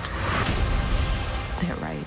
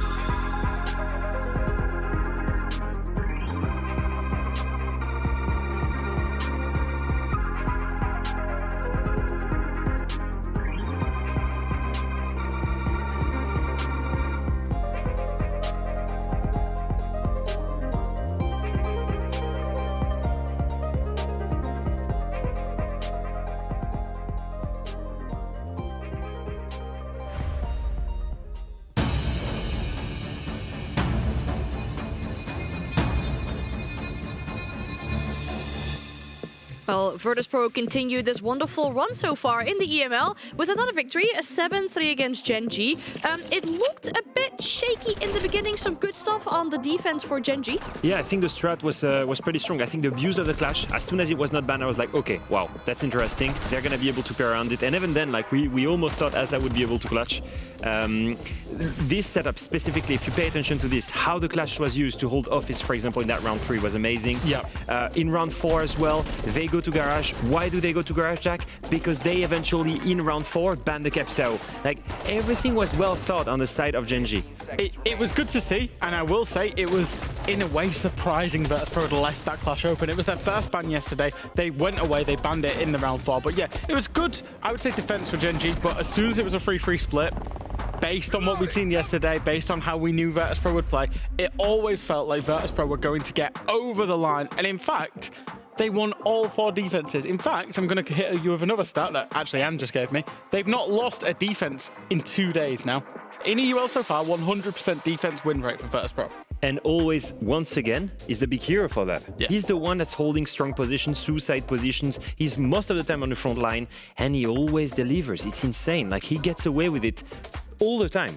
Just quantifying this again, 7-3 victory, controlled most of the game, but for not banning the clash. I think if they'd have banned the clash first, they'd have actually had even more success on their attack, and they gave away a 3 versus 1 clutch. Another dominant performance from Virtus.pro. I think, honestly, he always maybe enjoyed being the MVP so much. He just wants to be there again, given that performance he just put in. Absolutely insane. But if we take a look at the standings, we're going to see where this puts Virtus.pro. Keeping in mind that, yes, they have played 2 games, whereas other teams have only played that 1 game. But 6 points after 2 games, that's amazing for them. Even better than that. Honestly, I don't really care about the points right now because they've won 2 times in regulation, but look at that round difference. They've got +9 round difference after 2 BO1s. That, for me, is a show of dominance. And technically, and I will say this again, this could have been 7-1. Honestly, if it's not for the clutch... It arguably should have been. It should have been 7-1 if not for the clutch of Neiko. And if they had banned the clash earlier, I don't think that they would have struggled that hard. And it's consistent for them. And it's the only team that does that. They will keep pushing in a certain direction. Look at gym defense. Everyone is on cash side. Instead of rotating to Jacuzzi, what every other team would do, they decide to commit to clear that because they know they can do it, and they spend 2 minutes and get 2 kills off that, and then snowball. And this is where we saw Clubhouse last year go out of Virtus.pro's map pool a little bit. They wanted to go away from it. When they did play it, they struggled. And it was because teams were able to play that layers against them on that specific map. Again, they're faster again on their defenses. They're able to work through them. Yes, they had a clash size problem today. They got rid of that and then looked even better on their attack again. Oh, we have Joystick ready for us to ask him some questions. We got to speak to you yesterday. We get to speak to you again. I think that's a pretty good thing for you guys as a team. Hello, yeah, it was like few critical mistakes at the start, but we got it. I think Joystick is very interesting to see you guys. I'm actually going to show you Dan's POV. I think he abused the Brava so much. I want you basically to explain to me, why are you guys using it so much? Do you think that's going to be consistent throughout the season? I think right now, because people start to picking Maestra a lot, so it's like contra picks a lot of operators, Maestra, Melusi, like Fenrir, a lot of stuff that you can like hacked, I don't know, Valkyrie comes, so it's really important operator right now, I think, in our pool, so I think that's why I don't like it so much. And then onto the operators you like, Joystick. I've seen 4 blitzes out of you today. You was playing a lot of blitz, and I also see you... there were some really funny moments with the blitz. It was few really critical mistakes for me the first half, especially like two first rounds on blitz, I guess, and then on the Zephyr when I can destroy the clash shield, it was on me, like we lost all the rounds in the attack because of me. Yeah, that's cringe. Is it safe to say you're not enjoying the blitz so much on the... Yeah, I really liked it, but sometimes, I don't know, you just can't flash people in front of you. I don't know, I flashed like Castle 1 meter away from me and he wasn't flashed. He like turned around and killed me. His back was turned, that's why he was not flashed. He was like this. I know, but like sometimes, you know, you feel that you flashed him, but he didn't, so like, yeah. Don't worry, I know the feeling, and I've had way worse moments than you in my career, don't worry. No, but I think that's very relatable, not flashing the person when you think they are flashed, but let's focus on the positives, Joystick. A 100% defense win rate so far for you guys with the 2 games. That is absolutely insane. Why do you think your defenses are so strong? I don't know, right now, like we are, in my opinion, communicating really well, so we just focused on the answering on what people are doing in attack. So we're trying to commit more to the side where people are attacking and do some stuff together. Like sometimes before we were playing like 1 by 1 and it was terrible. So right now we're like, in my opinion, better at this point. Yes, I don't know how to call it. Well, no, that's awesome to hear. Well, thank you so much once again for all the good answers. I think you know, if you continue this upward trajectory, I'm sure we'll speak again with each other next week. So best of luck with your games next week. Yeah, have a good evening. Bye bye. That was very nice. I love the Blitz answer as well. It was so like relatable. And the Zofia one, I don't think anyone caught it, but he actually didn't destroy the clash with his Zofia. The only round where he gets off Blitz, he goes on Zofia and missed it. But that happens. Honestly, that happens. They banned it. They'll probably ban it for the rest of the season now. First ban. I'm pretty sure they can problem solve it. Yeah, they probably can. They're very impressive first pro, I will say. Very like pleasantly surprised. We always know of their quality, but they're really at the forefront now. Like I said, I think we saw a glimpse of that power at the end of the last year at SI, and it's so great to see that they've spent 4 months really, you know, figuring out the rest of that playstyle, and so far, so good.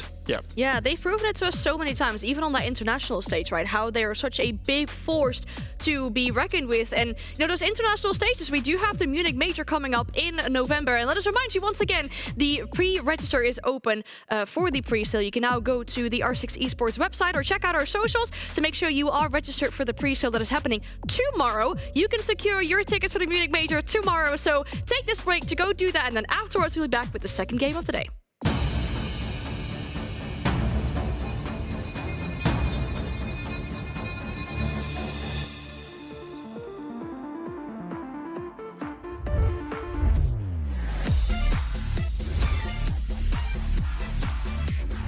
And dash together. Unbelievable. Can he get there in time? Cameraman's going to complete. Big ET finds a huge 4K and Gitro. There's only 4 seconds left. There's no way. Whilst not easy, is potentially winnable. No. Give him a 1v1. And they've given him both guys. They find the down as well. Yesterday they took the crown from LA. Today, they take the kingdom of Blackout!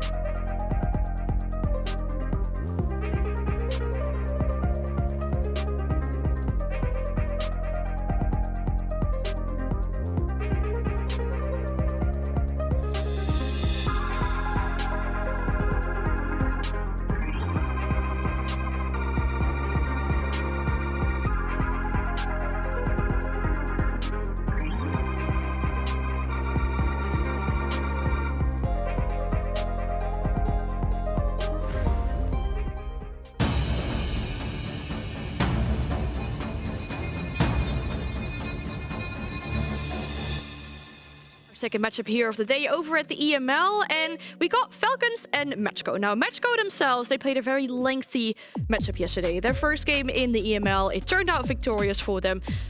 But Falcons, on the other hand, it was a very fast game, and that wasn't necessarily a positive thing for them. One thing that I wonder with this team is last year when we talked to them, they keep on saying how they have this big target on their back. Everybody wants to beat them. Do you two honestly think they still play with such a big target on their back?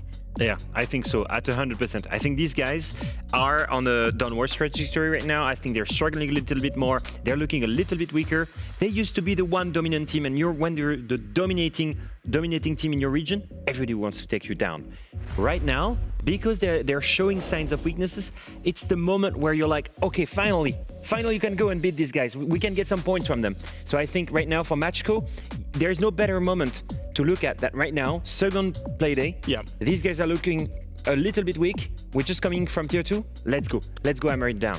It was a particularly disappointing performance for Falcons yesterday. They didn't really show us anything of substance. We know of their quality. We know they've got some incredible fraggers, some really gifted players, and an incredible team synergy. We've seen them stomp like everybody in Europe and internationally. You know, let's not forget they were in every grand final in the last year. But it was just so fragmented yesterday. And I will say, big wake-up call. Like, the one loss isn't going to affect them over the season. We still expect to see them in playoffs. We still expect them to be successful. But it will be a wake-up call for them that they are human. You two are pretty big on the numbers. So if we were to put the recent results of Falcons and this kind of fall off that we're seeing, it's a very big word to mention at the second play day of EML. But how would that look like in regards of numbers? Well, it's not so stonks, is it? If you look at ever since they've transitioned to that English roster, they've been dominating and they've been going to grand finals consistently. Now, if we look at Montreal Major, they had a 59% round win percentage. That's the amount of rounds that they won throughout every match. And that's been dropping significantly throughout every event. All the way to here, EML. Obviously, that's just one play day, so obviously that's going to be really low. They're going to go back up. But still, consistently right now, they're looking less and less dominant, Jack. Yeah, generally. Obviously, we see generally the teams that are at the top end of the table, that are at the business end of the tournaments, they sit in that 50 to 60% round win percentage. It's been slowly declining for Falcons. I think particularly their attacks have been what's kind of undone them. Obviously didn't win an attack yesterday against Virtus Pro, and I think that's where they need to sort itself out. And Likefak was struggling heavily. He went 1-8, and you know he used to be the star IGL and fragger at the same time of this roster. So everybody needs to step up right now. Yeah. Sorry, just to, it kind of feels like we're at the end of the honeymoon phase. A lot of people are saying, Falcons BDS last year were in that honeymoon phase. And that's completely normal. It's completely normal. The performance has dropped off, but it's about putting in the hard work now for this team.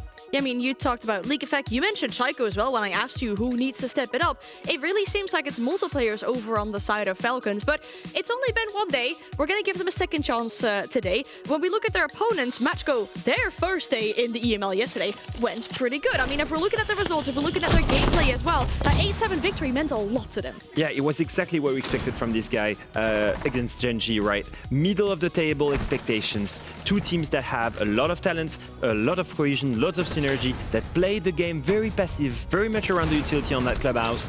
Very interesting to see them develop and eventually take the win here, the overtime win. And if you look at these guys, they were so happy here. As we're looking at Ghost, that was relieved that they win. I think one of the guys that showed the more emotion probably was Dora. He was the big standout player for me.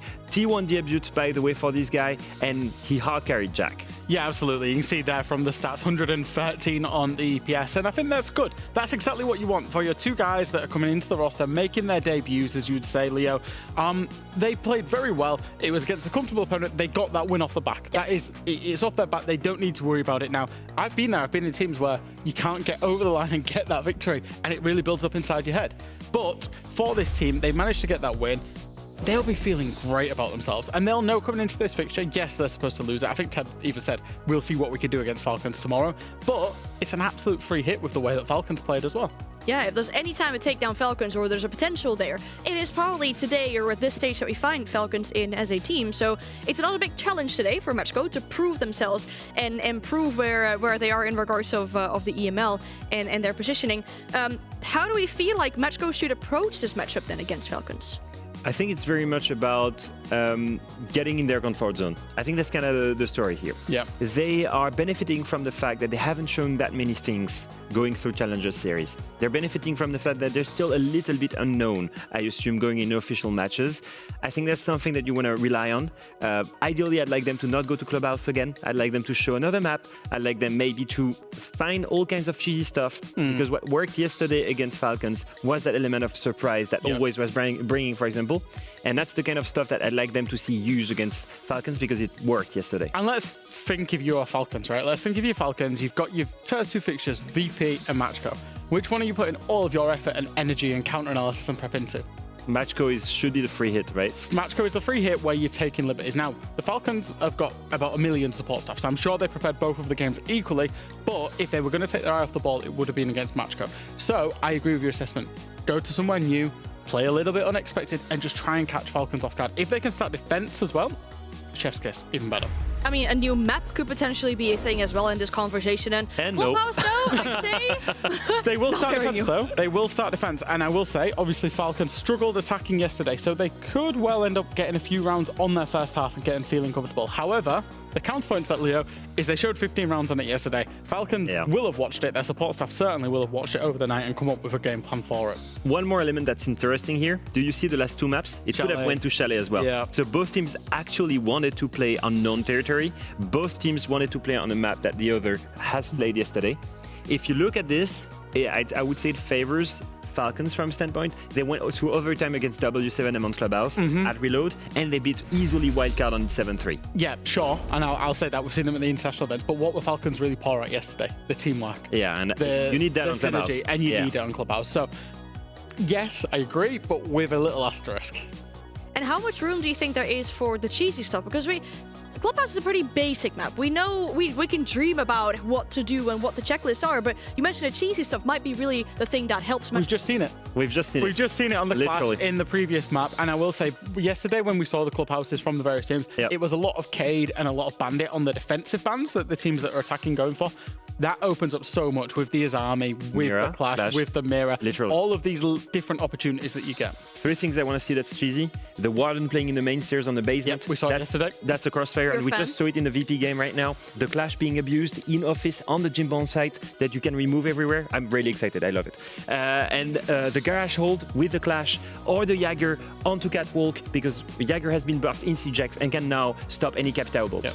Who would have thought we keep adding checklists to Clubhouse in the Big 25? I mean, we're doing it here right now on the broadcast. Welcome to Siege. It evolves. Yeah. That's what the Operator Bans has done, though. It's made it so much more of a dynamic map, and Clubhouse just keeps evolving with the changes. Which is a good thing, but the game is ready, so it's time to send it back to Fluke and a demo for Falcons and Matchco. Thank you very much, Anna and the team on the desk. It was a very, very lovely desk. I really like that Stonks graphic where they're able to get the picture of Tim as well. It's just great how much content he has been able to be in. Demo! What are your thoughts about coming in towards this game? Yeah, look, obviously there's going to be a lot of kind of things about Falcons that are going to be floating around thinking, how do, the best team that we've had for a good part of, I'd say, 2 years, certainly last year, of course, what's happened to them, How come VP's been able to come in there and absolutely dismantle them? It was probably one of the worst Falcons performances I've seen in a very, very long time. And obviously the desk had a few things to say about, maybe why Falcons have been struggling. One thing that I'm going to throw into the mix, and it's a very similar thing that we've kind of talked about Furia for the past year. Furia, of course, are a team which they had, were able to do the Grand Slam in 2023, into Invite at 24. And then we've seen for the remainder of 2024, that team just kind of fall away. And, Philippe Pox has said many times, we didn't have the energy to go again. For Falcons, they're in a similar but different position, because the similar thing is they pretty much done what Furia, did the year before. They played in every final. They played the max amount of Siege that they could have. But they didn't win it. They didn't win it, which was the difference. Furia were able to go in there and win their competitions, whereas Falcons got so close, yet so far every single time. Is it a case for Falcons of maybe ran out of steam? Is it for them trying to find the motivation?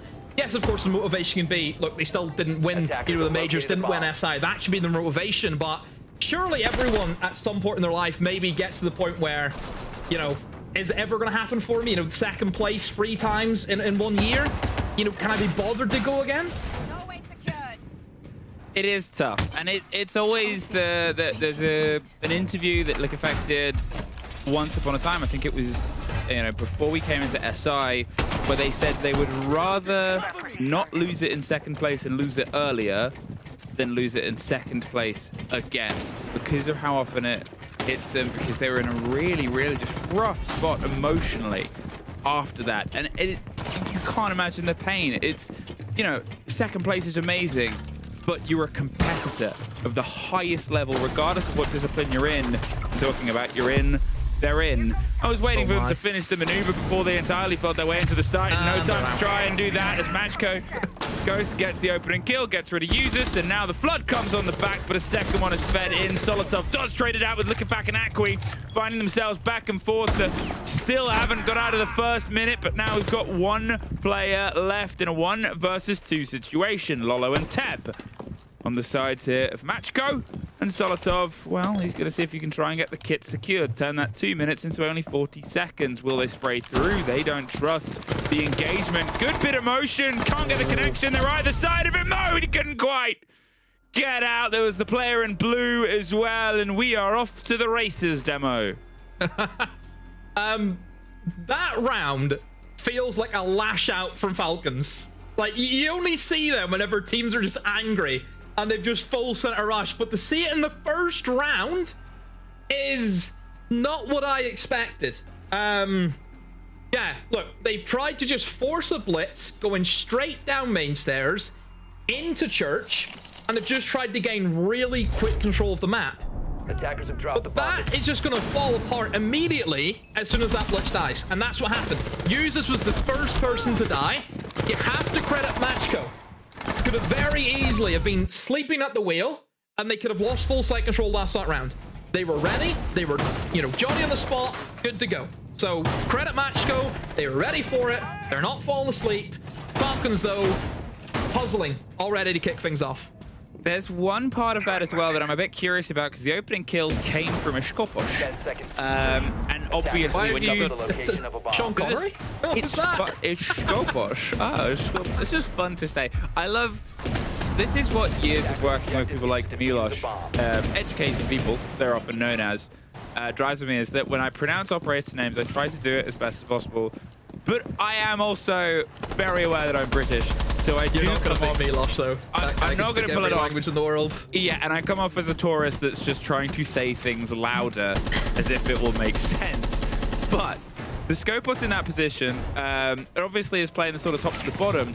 If they were in a different operator, would they have been on the top floor, and would Falcons have been able to get themselves locked in? Is that the netted reward and the preparedness there for Matchco to go, uh-oh, I need to swap back in, gets that opening kill, and maybe Falcons droned out that position, believed the Scopus wasn't paying attention, and suffered the consequence of it. That's all hearsay, that's all guesswork. Now we are making wet work happen, and it's happening across the top floor. Once again, pressure on. Really good pace here, I think, from Falcons, just being able to move in and just open up all the exterior walls as quick as they can. You know, the drone work's coming in. Obviously, they can still rely on some of the big, heavy hitting operators that they have. But, I mean, straight away, you're seeing trades come in back and forth, but this has to benefit Falcons. You know, you've lost the smoke, which, as we know, a very important operator that you kind of need for this bomb site. Well, now with 1 minute and 30 left on, a bit of a trade back and forth. They've recollected the kit and got themselves some of the control here on towards the bedroom side, but where is going to be the position of approach? The Blackbeard just to smash open on the Logic Construction side. They've hidden the position here of the tucked player. Not sure if the Flores got an eyeful of Acqui. Acqui's hoping they did, and he's ready to potentially go for a swing, draw them in with the bait. Falcons aren't risking it just yet.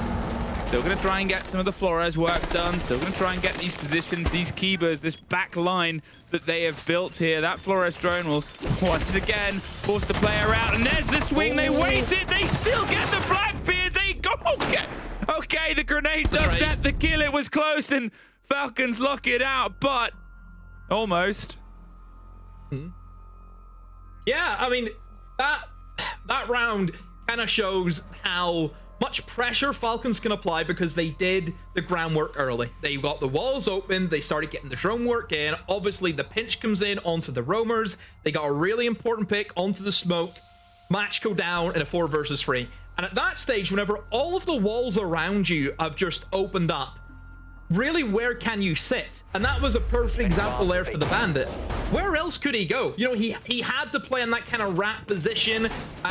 Sadly, it was actually more the Wamai disc kind of trolled him there, didn't it? Because that nade was not intended for him. That was intended to go farther into the site, but then the Wamai disc catch, he has to make the play.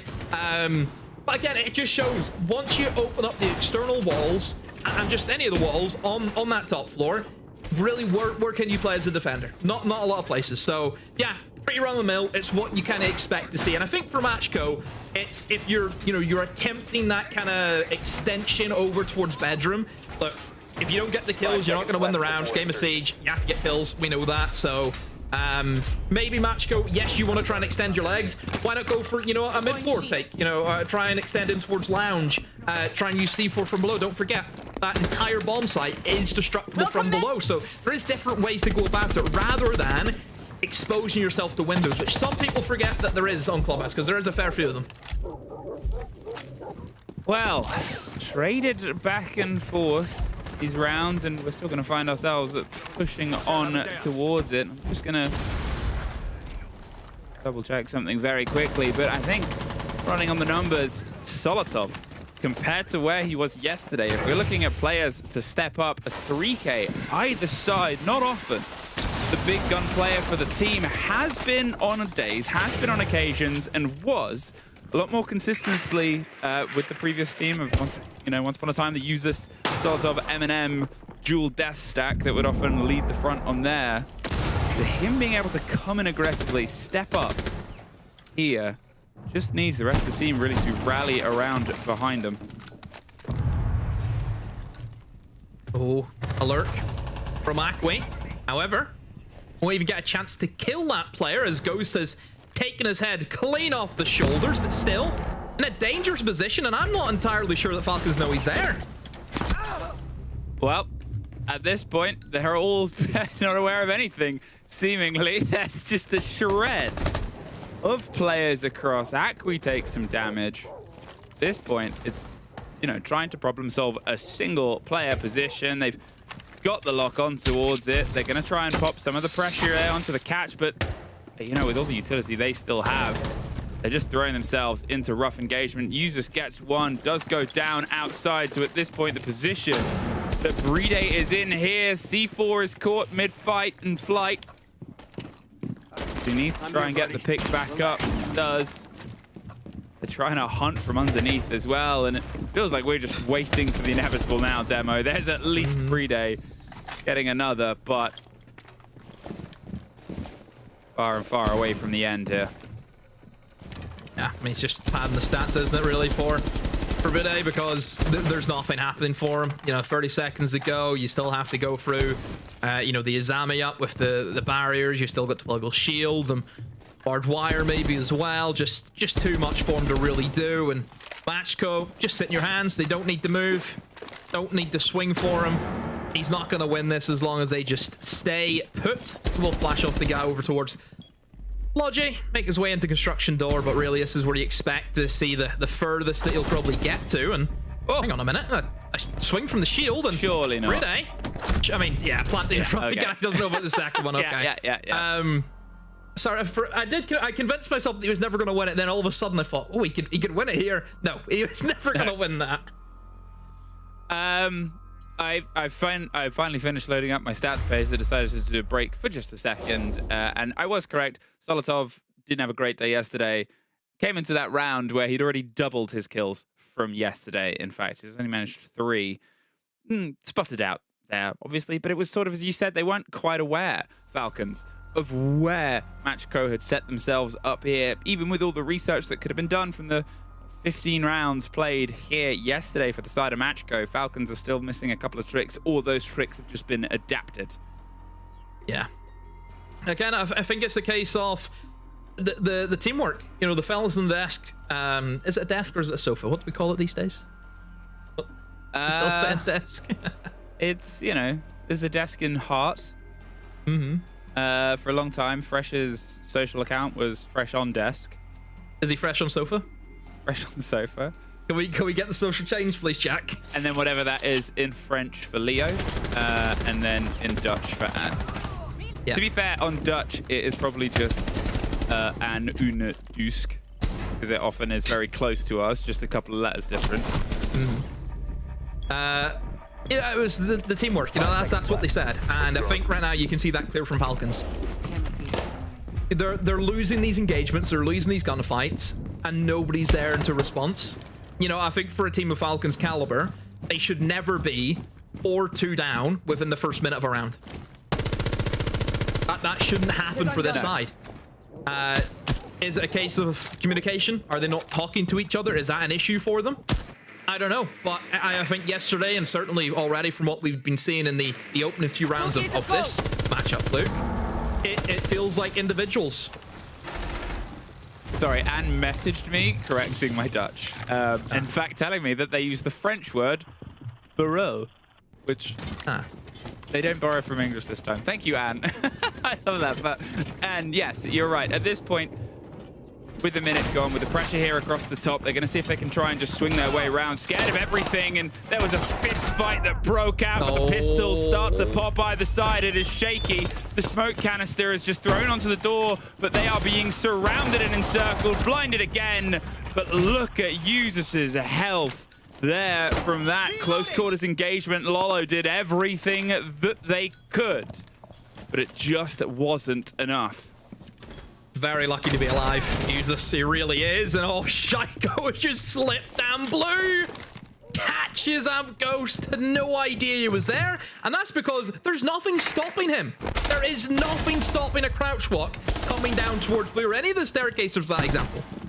Where's the, you know, where is the setup? Where, not even a bit of barbed wire. That's what's going to happen. You can't allow to have no denial for the crouch walks against someone like Shaiko.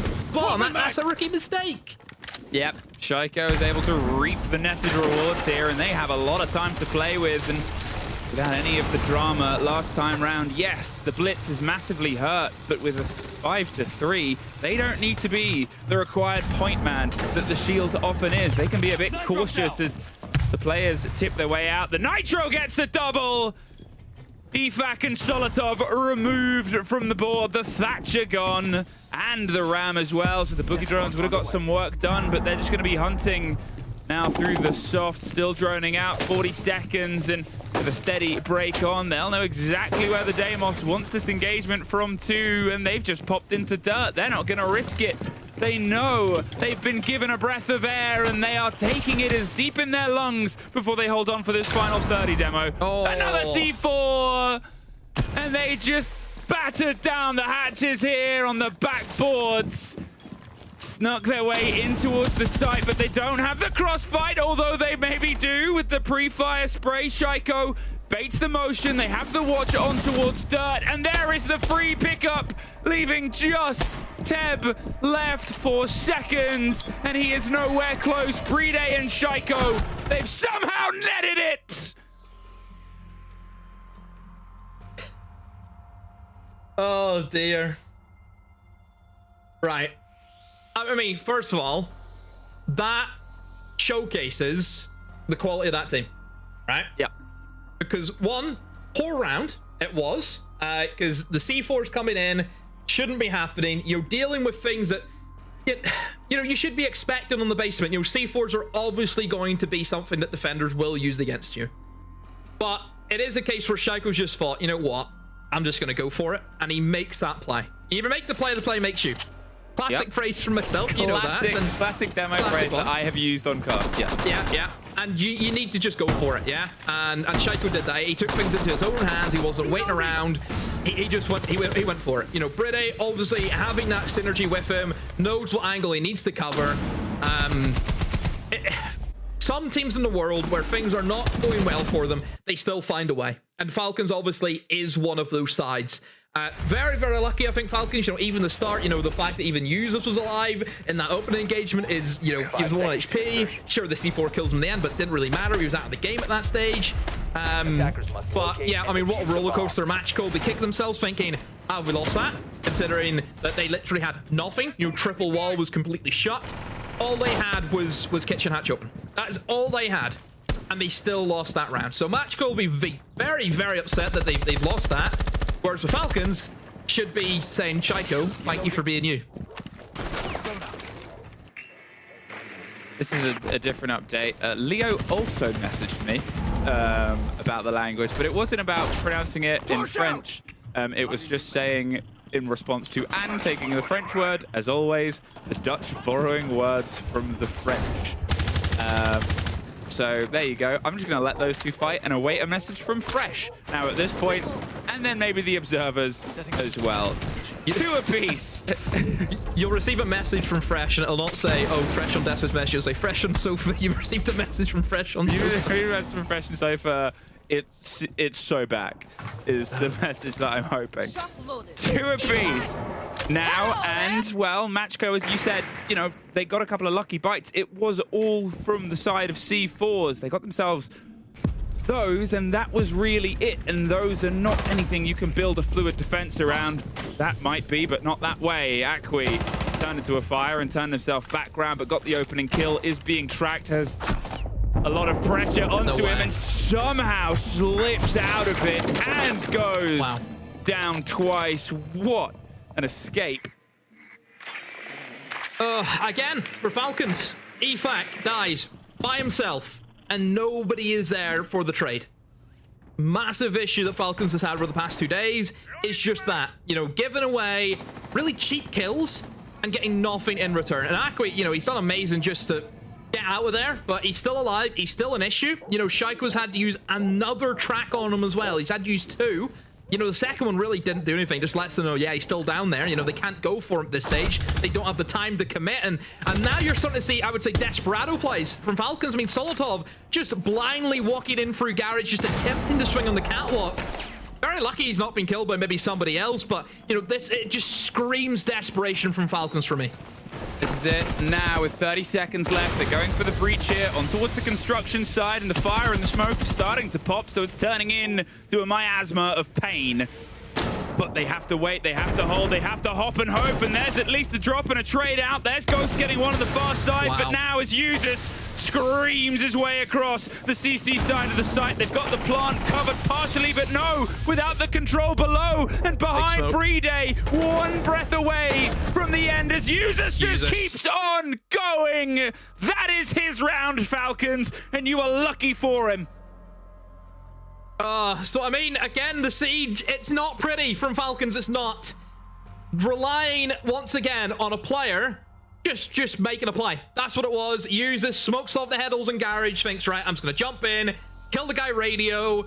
Could have got killed from a lot of different angles there, but still, he has to make an attempt. Goes for it, picks up 4 in the round. You know, that's what separates, you know, the tier of this team compared to everyone else in the league, is that they have these players where they can just go off crazy like that, you know? And again, for Falcons, how long does that magic last for?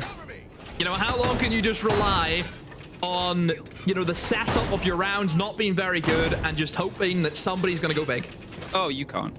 It's exactly what I said about the C4s not being the sort of reliable play in the terms of the match code defense of the previous round, Nets kills.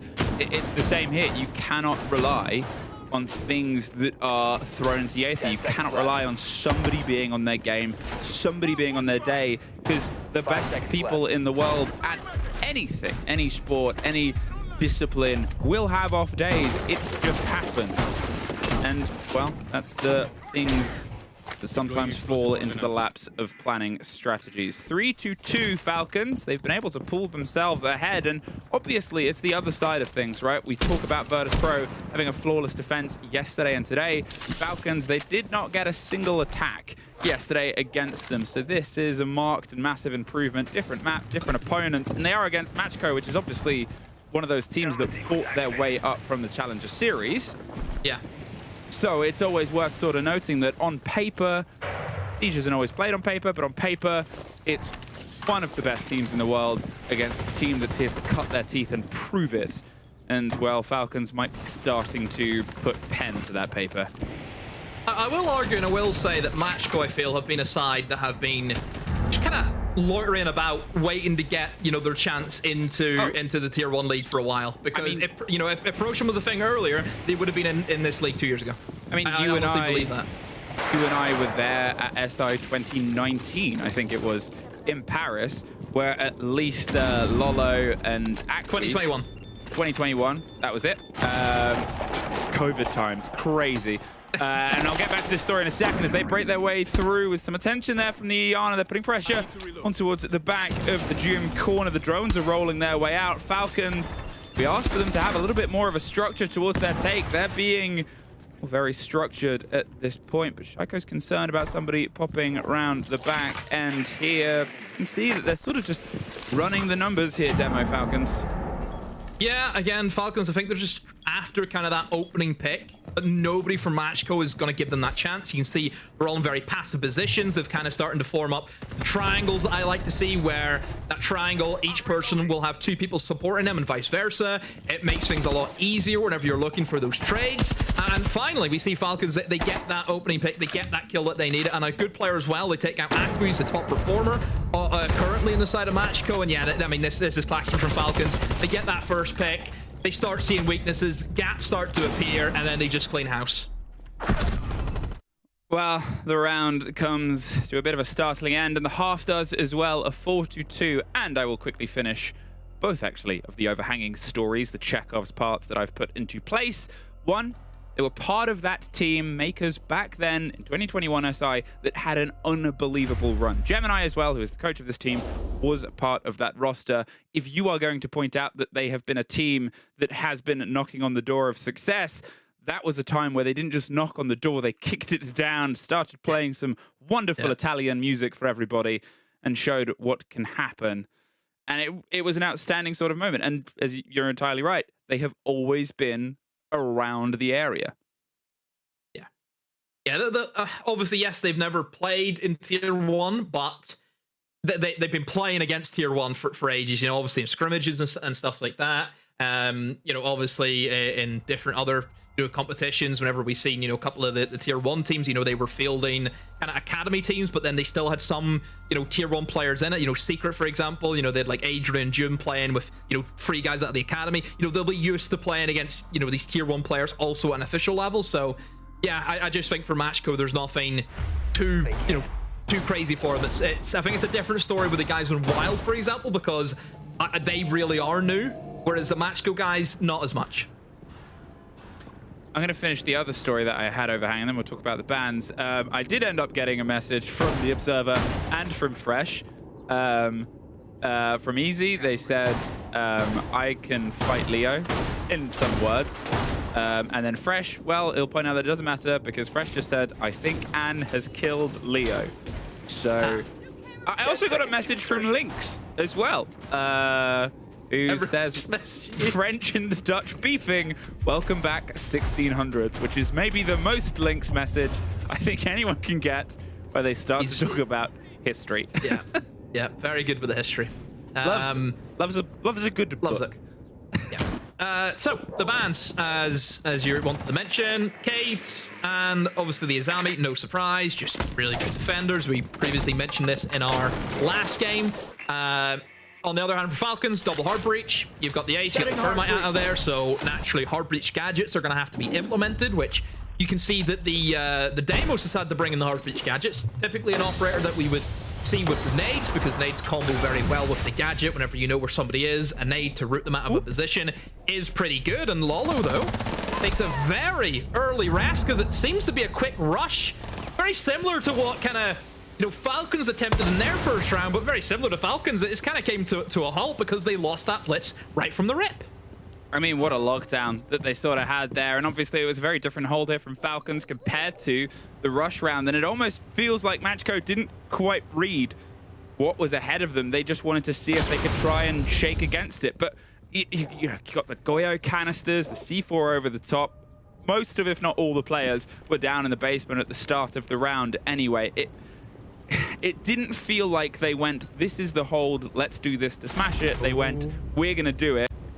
And it's not quite worked. Shaiko gets one more here and leaves just Teb and Acqui. A Nomad and a Glaz. Nope. A Nomad and nobody else. In a 5 versus 1, about to be surrounded. Can they get a flawless round here? BDS, yes they can. Wow. Yeah. Pretty much just go back to the first round. And we're kind of getting my debrief from the round. That's pretty much what's happened again. No, Falcons on their toes, ready to go, not letting something like a first-minute rush catch them by surprise. What is it today with the Blitz play today from both of these games? I've not been too impressed, I must say. The Blitz players have not been on their game. Obviously, Joystick, whenever the desk mentioned about him and Blitz, he just face-palmed himself and, you know, even used this in the first round, uses against that Mew. Oh, I don't know what it is about Blitz today. People are struggling. It's, you know... Oh, I just... Oh, goodbye. C4. I mean, it's a good lockdown play there from Falcons, and it's almost like the problems, and I guess this is a greater question of Siege itself, which has changed as metas have, you know, picked apart. We've had strong defense metas, strong attack metas either way, but there is that pressure that gets removed when you're on your defense of, okay, we have time to lay out our plan and let's see how the plan works. You don't have to be so active in your response, which is where we saw Falcons struggling. I think it's fair to say in the opening half, some of those rounds definitely a little bit more touch and go, definitely playing on towards the unbelievable skills of the players, not to discredit them in any way, but it just shows that if they didn't quite have that, rounds could have gone away. We've talked about that before. The defense gives them a little bit more just breathing room here, and surely it should just be an easy ride out to the end of this series. Yeah. Because Mira's been allowed up. I mentioned before about Mira on these external walls upstairs are a big issue because they have this kind of opening, and you can see Shaiko has just been able to get 2 from rafters, killing 1 in garage, the other by swinging that Mira that's open that, again, makes that breach so difficult. Really, at this stage, you've lost the Maverick and you've lost the Habana. Surely that round's done. It has to be done. What possibly can Matchko do now by pushing in through single doorways against mirror windows? What can they do? Has to be done. There's no way. I was going to say, do you want a short list or the long list? Because, well, there's not really a list at this point. The motion is making their way around towards... Lolo gets 1, but I don't think they expected Looking Back to be there. And there was a quick bit of action. Yeah, the C4 does secure Ghost. Leaves Teb alone out in the reeds by themselves. Drifting at least to somewhere where they feel like there's not going to be an immediate bout of pressure behind them. They're instead going to step up. Now, you know, we've seen everything and anything happen in Siege before, but on this site, in a 3 versus 1, at this point, they could just play behind Brede on that C4. They're not going to, because that would be crazy. They have a 3 versus 1. Hold Logi, hold the swing on the door, and hold Showers, and you have this locked down. But it shows that they have options here. The hot pings are coming on a single player. They're going to go into it, and they do get Solotov. Sturdy removal. And a lot of time here, Demo. Yeah, as long as they just play the trade. I mean, just sit beside one another player, an unwinnable crossfire that just Teb cannot do anything against. That's all they need to do, but don't give them ones. You know, don't be in a position where he can easily pre-fire you. All you have to do is just hang back. No, come on, Falcons. Teb gets the 3rd, and, you know, Teb is playing this well, but you look at the health, and I said they could just play behind Brede and his C4, but at this point, I didn't mean like this, Falcons. Brede is a big clutch player, but it really should have been a lot less painful to get here, and it's not quite done yet. Pre-fires the angle, but Brede holds the nerve, and again, I said there's less pressure on them, but it doesn't mean switch off, Falcons. Look, should have won the round. Yes, they did win the round, but in the fashion that they have been able to win it, not the greatest there from Falcons, you know, even to get it down to that is, yeah, not great. How's your Italian? As good as it is in Inglourious Bastards. Fate le cose organizzate e insieme, di squadra. Non provate a risolvere il round da solo, perché non funziona. È un 50 e 50. puntualmente finisce così. Quindi giocate di squadra, collatevi che cazzo fare. La strat deve essere chiara, non può essere che non sappiamo all'ultimo dove minchia sponiamo. Non provate a vincere il round da solo. Non dovete piccare, andate in maniera molto calma. Fatevi la vostra strat che le kill ve le regalano. Andate più con calma, ma deve essere chiaro e giocate di squadra.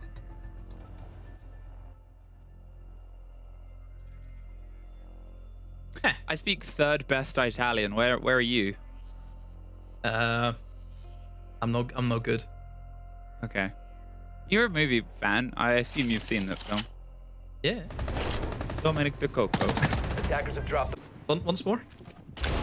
Dominic De Coco. Perfect.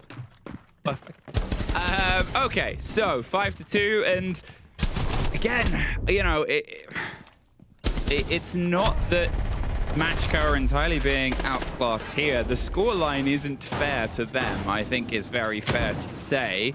But there is also still that pressure, right? If it wasn't Falcons they are up against, if it wasn't a team with these names, with this much accolade, do we think Matchco would have been a little bit more cemented in some of their approaches? Does that sort of unconscious mental game that has plagued many teams against this Falcons roster under their previous iterations and names and orgs and whatever, is that something that unfortunately puts them a little bit at unease? I actually had a really good discussion with Dez about just the kind of tiers that you see inside of leagues, and you know, where yes, it's all tier 1, but there's kind of like tiers inside tier 1. Yeah. You kind of look at EML and you think, yeah, Falcons, Secret, VP, G2, they're kind of like your big hitters, aren't they? You know, the teams who have been to the international stage, the ones that we expect to see there again. And then you kind of have like the challengers who could maybe try and knock one of them off their perch and try and get in there. You know, you're looking at maybe your BDS, for example.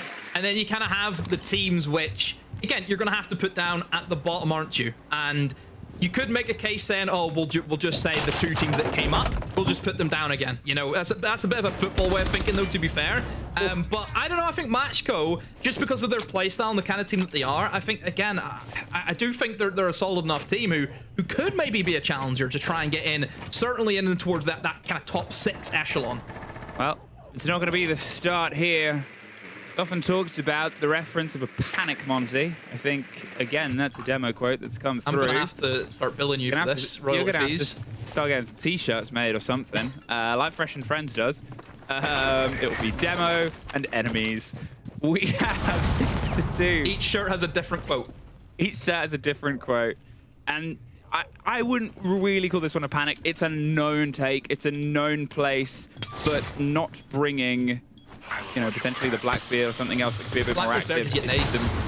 Is the move out here. And I mean, look at that. The utility, I was going to say, doesn't net anything. Nice. And then suddenly, I'm proven wrong. Lolo gets one, Adora gets the other, traded out. It buys them some time, but they've still got all of their Capital bolts to use here to try and force this last player out. Instead, they're actually going to not have the Monty be the drive behind it.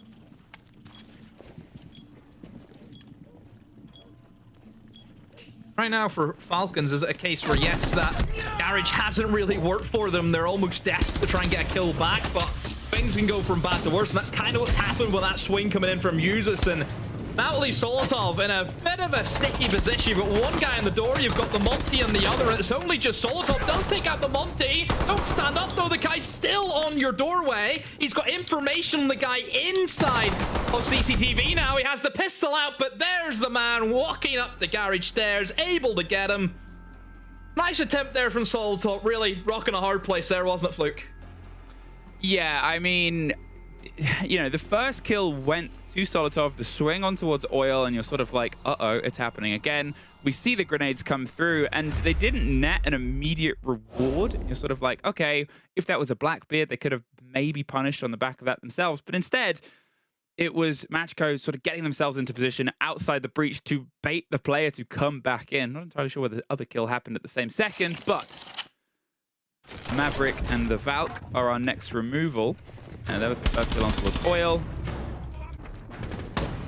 And here, so EFAC moves away and then they catch him on the way back. It was a crossfire. And a risk that didn't quite net a reward there. 6-3. Not done yet, but still distance to go, Demo.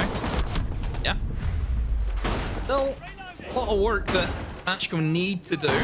Obviously, we really haven't seen, you know, like a fantastic basement defense yet, have we? Because it's either been the attackers have won just from some individual brilliance, or we've seen the attack just attempt a very poor rush attempt. You know, we haven't really seen the, I want to say, traditional approach of attacking this basement.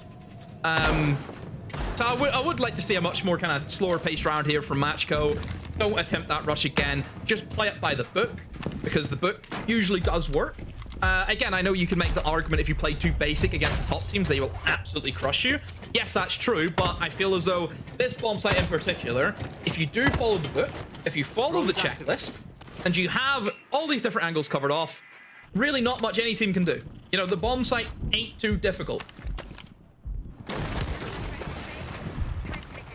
Boogie Drone starts to make its way across. They're not risking the danger, but they almost find the fight, and well, they said they weren't risking it, and it wasn't the worst idea to go for that engagement. They're not entirely dead and down and out, but it's going to slow down some of this approach. They're sort of weighing the options. They're worried about Solotov going for more. He's been able to nip himself in. He had a strong start, a bit of a dip in performance, but then since has just screamed his way back towards the top of the kill board. C4 ready to loose here. Likafak is just a step too late, hoping they maybe will step out with the goo mine, but as they're droned, I think he's missed this opportunity there, unfortunately. Teb almost ran into it after it exploded, though. That would have been bad. Yeah, I mean, what a turnaround, though, for Solotov. 3-8 yesterday into 14-8 now. Very unlucky not to get that 15th kill, but you never know. He may still get Ghost yet, who actually has been stimmed up back to HP again, because the Think has been brought in. Again, you assume it's going to be two things. One, an operator with grenades, which you always need one of them.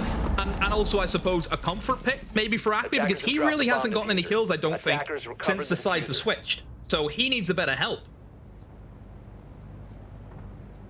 At this, with a minute 10, the shield's still on the board, and oh wait, every other single player. We think about how many times we've been down in this basement, and everybody's been pretty much dead at this point. A lot of rush attempts, and finally, that sort of deadlock is broken, but not in the way Matchco would have liked. They have lost their Hibana, they have lost their hard breach, and at this point, they're just going to be trying to operate on what they've already got done. With this little amount of time left, you hope enough, but oh no, having to punch your way through castle barricades.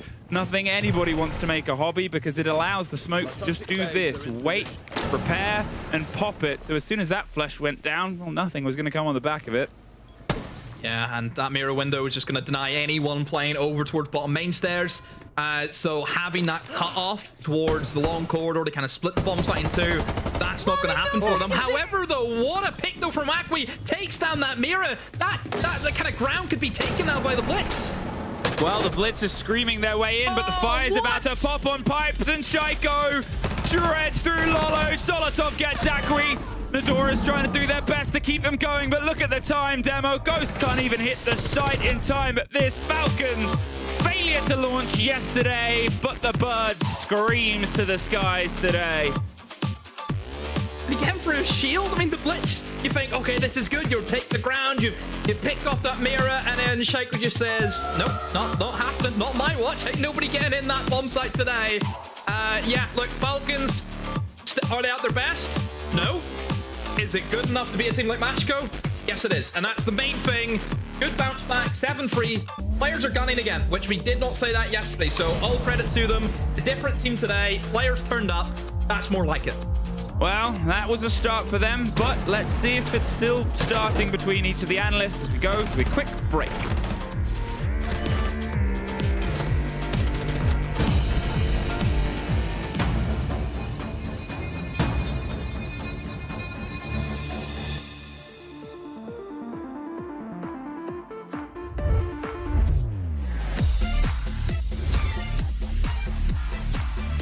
Dodas and Dash together. Unbelievable! Can he get there in time? Cameraman's going to complete. Big ET finds a huge 4K and Gitbo. Their first. There's only 4 seconds left. There's no way. Whilst not easy, is potentially winnable. No. They give him a 1v1. They've given him both down. They find the down as well. Yesterday they took the crown from an A. Today they take the kingdom of Blackout.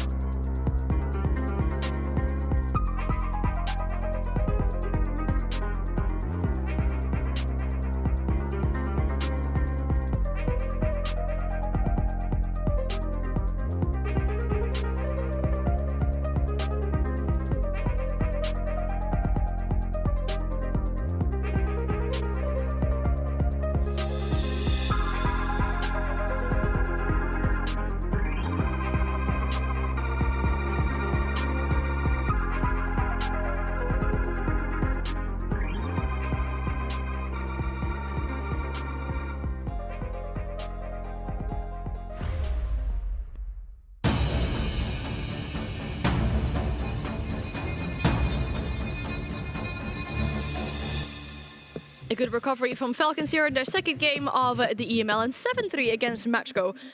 Good result. I think we needed to see this as well, given Falcons' importance in this league and also what they've been able to do before. But it's good to see these individual players back in action. Yeah, that's what I was thinking. You know, it's good to see them straight react after a tough loss yesterday. You know, go in, get a win, a strong one as well.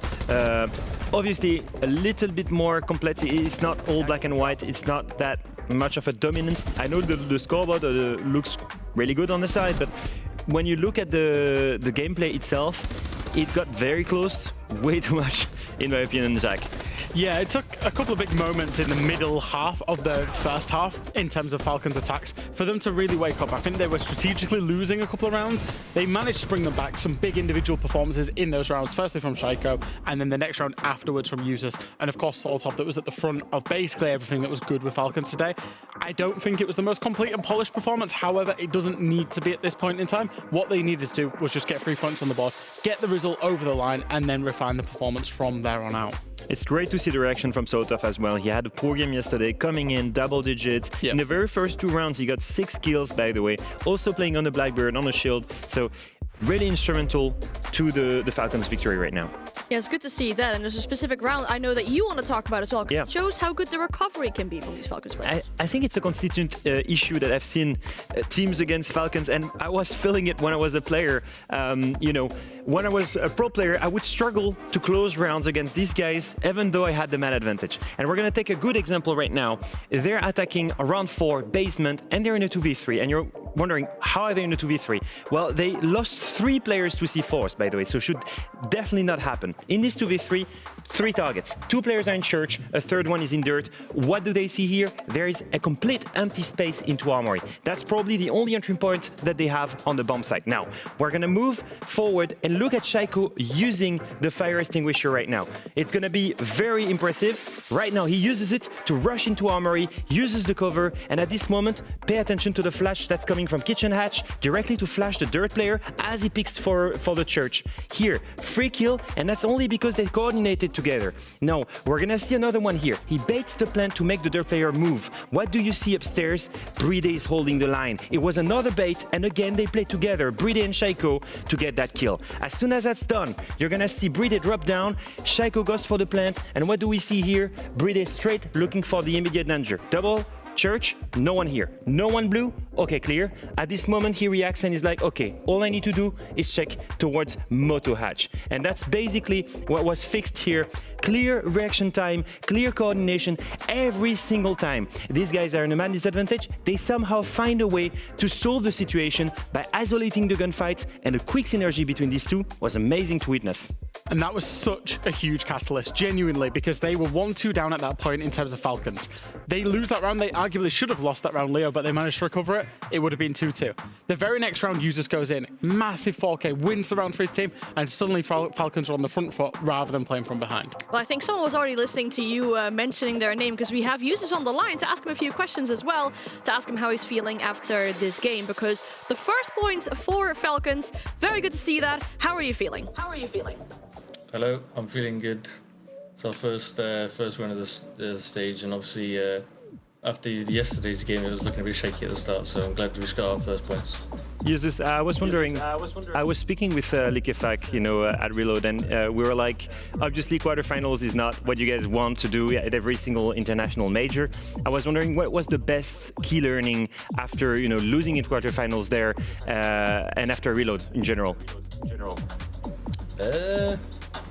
I'm not sure, like, I think losing, I don't know, it might sound obviously crazy, but I'm not glad we lost in the quarterfinals, but sometimes it's good to lose, because obviously the past year we kept making it to the finals, and obviously if you make it to the finals, I feel like there wasn't much for us to change, like, the way we play, so we were, like, kind of happy. But obviously after we lost in the quarterfinals, we had to take a step back and realise, like, what we need to improve, what we're doing wrong, and we're obviously slowly trying to implement all that. What happened yesterday, Users, with the game yesterday, and then what did you change going into today, of course? Honestly, yesterday, I think it was a mixture of classic first game for us, like at a major or whatever, and it was a mixture of the VP played really well, individually always, especially, they were just better than us. I think it wasn't too much fundamentally wrong with how we played, it was just mainly them being a lot better. So I don't think we didn't really like take notice too much of the result yesterday. It was mainly just unlucky from us, and they played a lot better. Right, you took it, you took the loss, and you continue with the upward trajectory here, at least, with the 3 points in the bag. Thank you so much for being open to us. Thank you for answering our questions, and good luck with your next game. Thank you. See ya.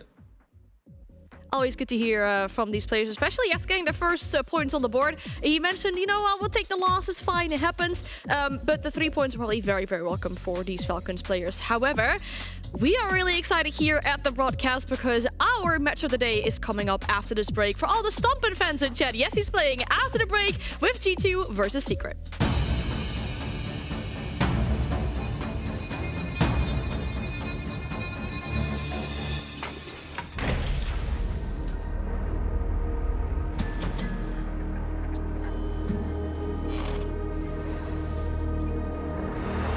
Into the level 1v1, the close end for the ball, win, saves them further. Holy, what is going on?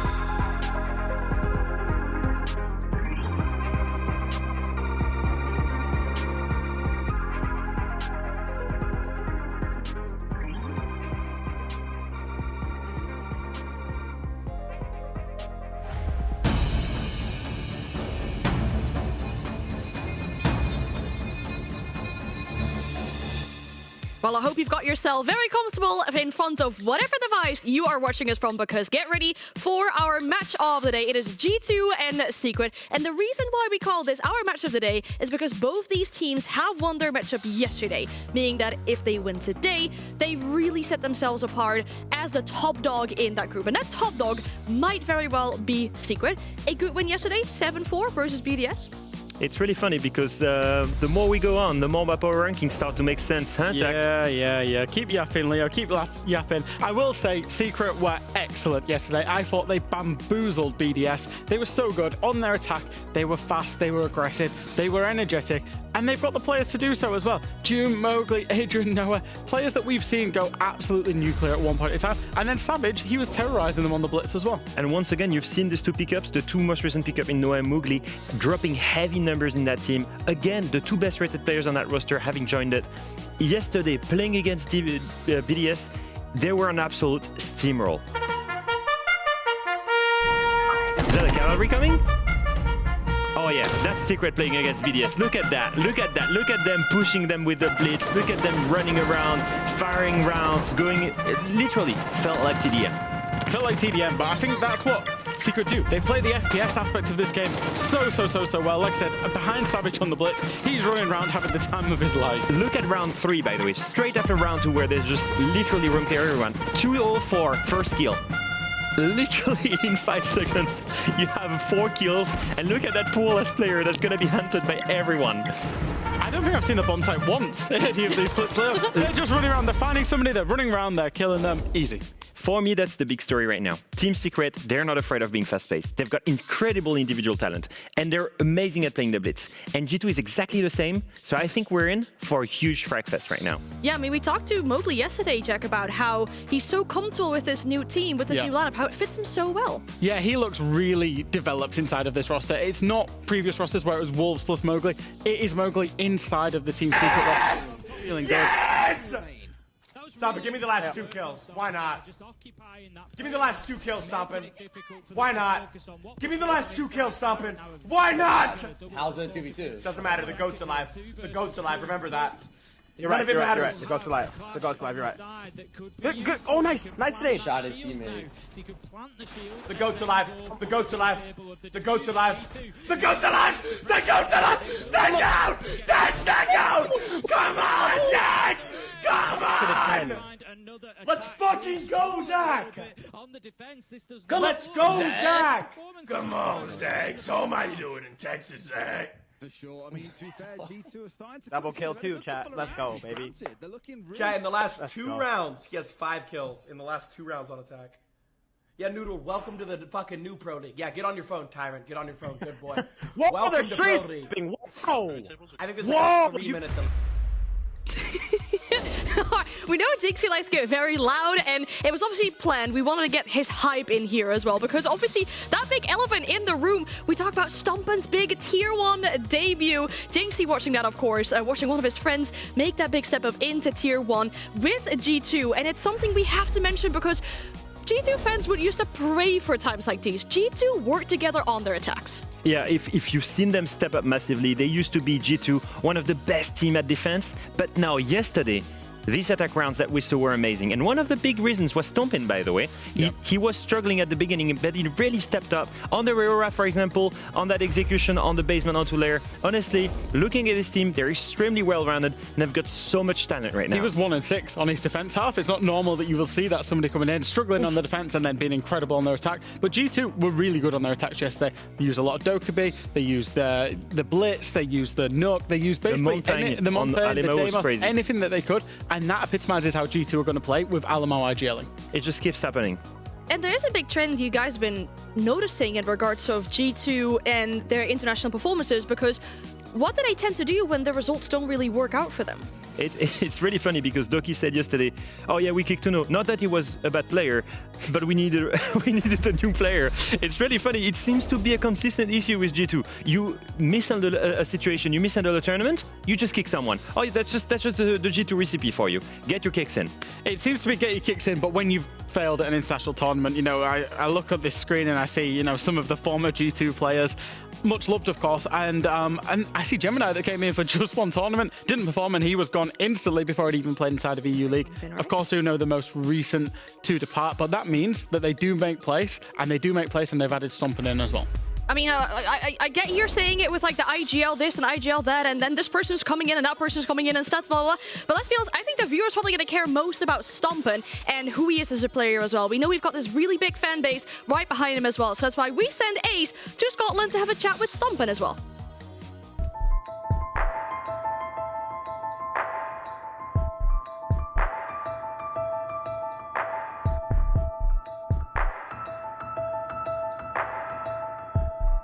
This is what we're talking about. This is my gaming room.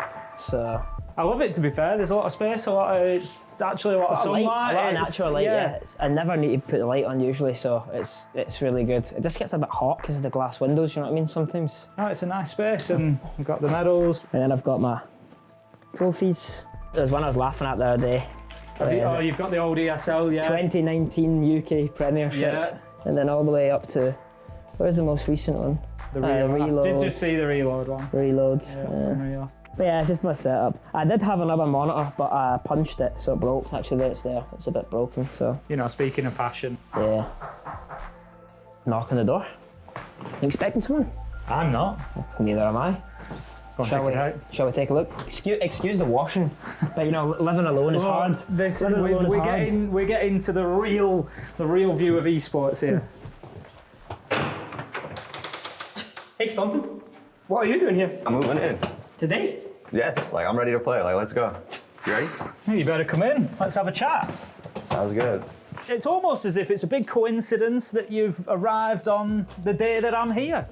So, obviously, you're Stompin. Zach, you've come into G2 and EML as one of the newest players. Tell us a little bit about yourself. Where are you from? I'm 18 and I'm from Dallas, Texas area, like around that area. And I've lived there pretty much my whole life. Moving at 18 across the world from Texas to the whole different, world of Scotland, it must have been a big decision for you. Of course, was it something that took a long time to decide on, or was it just, you know what, that's what I want, I'm doing it? Yeah, it might be surprising, but it was like a very short time period that I had to make the decision. But I always knew I wanted to go pro, so I was like, I have to take this. This is my chance, And I also like G2 a lot, just as an org, and I like the players on the team, so I was like, I gotta take this chance, How big has that decision been to go into pro play? Has that been something you've been thinking about for a long time, or is it kind of new? Yeah, it's been something I've been thinking about for a long time. Since I was 16, I'd say. I've always wanted to play pro, but obviously content creation, I still love content creation. I'm grateful for how far I've gone with it. But now that I'm going pro, I'm gonna prioritize pro for sure. Still do a little bit of content creation, but mostly pro. So the switch over to pro play, obviously very, very different from content creation.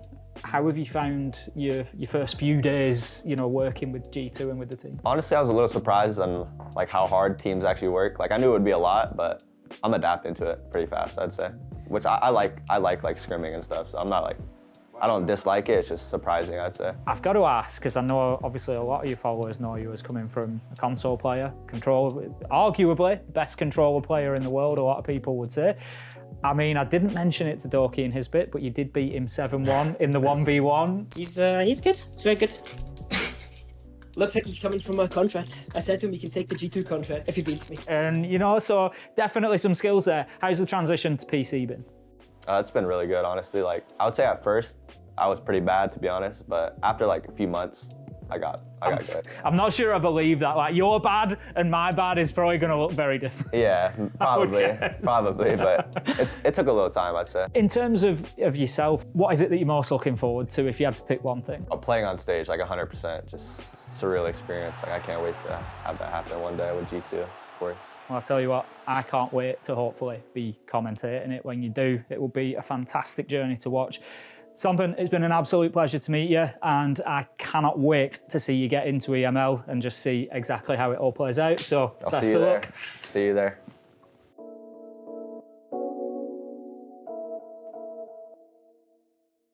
It's nice to get some extra information about Stompin there. And can you imagine what things are like if you're 18 years old and you get this person reaching out to you? Hey, Do you want to move across the world to play video games? You want to join G2, a very, very big org in Rainbow Six Siege?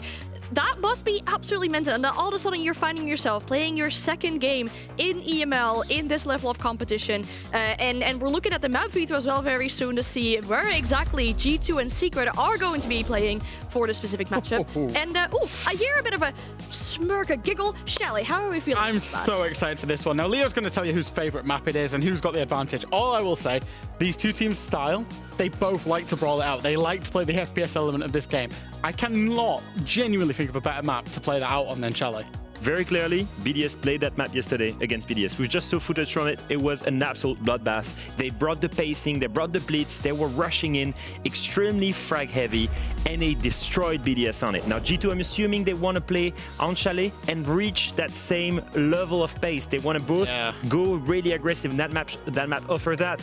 Just as a statistical point of view, just so you know, G2 played it twice at Reload and also at SI against the same team was Space Station. They lost it twice as well. It's not necessarily a really good map for them, but at the same time, it's been a long time we've seen them on it. Okay, we talked about this being the match of the day.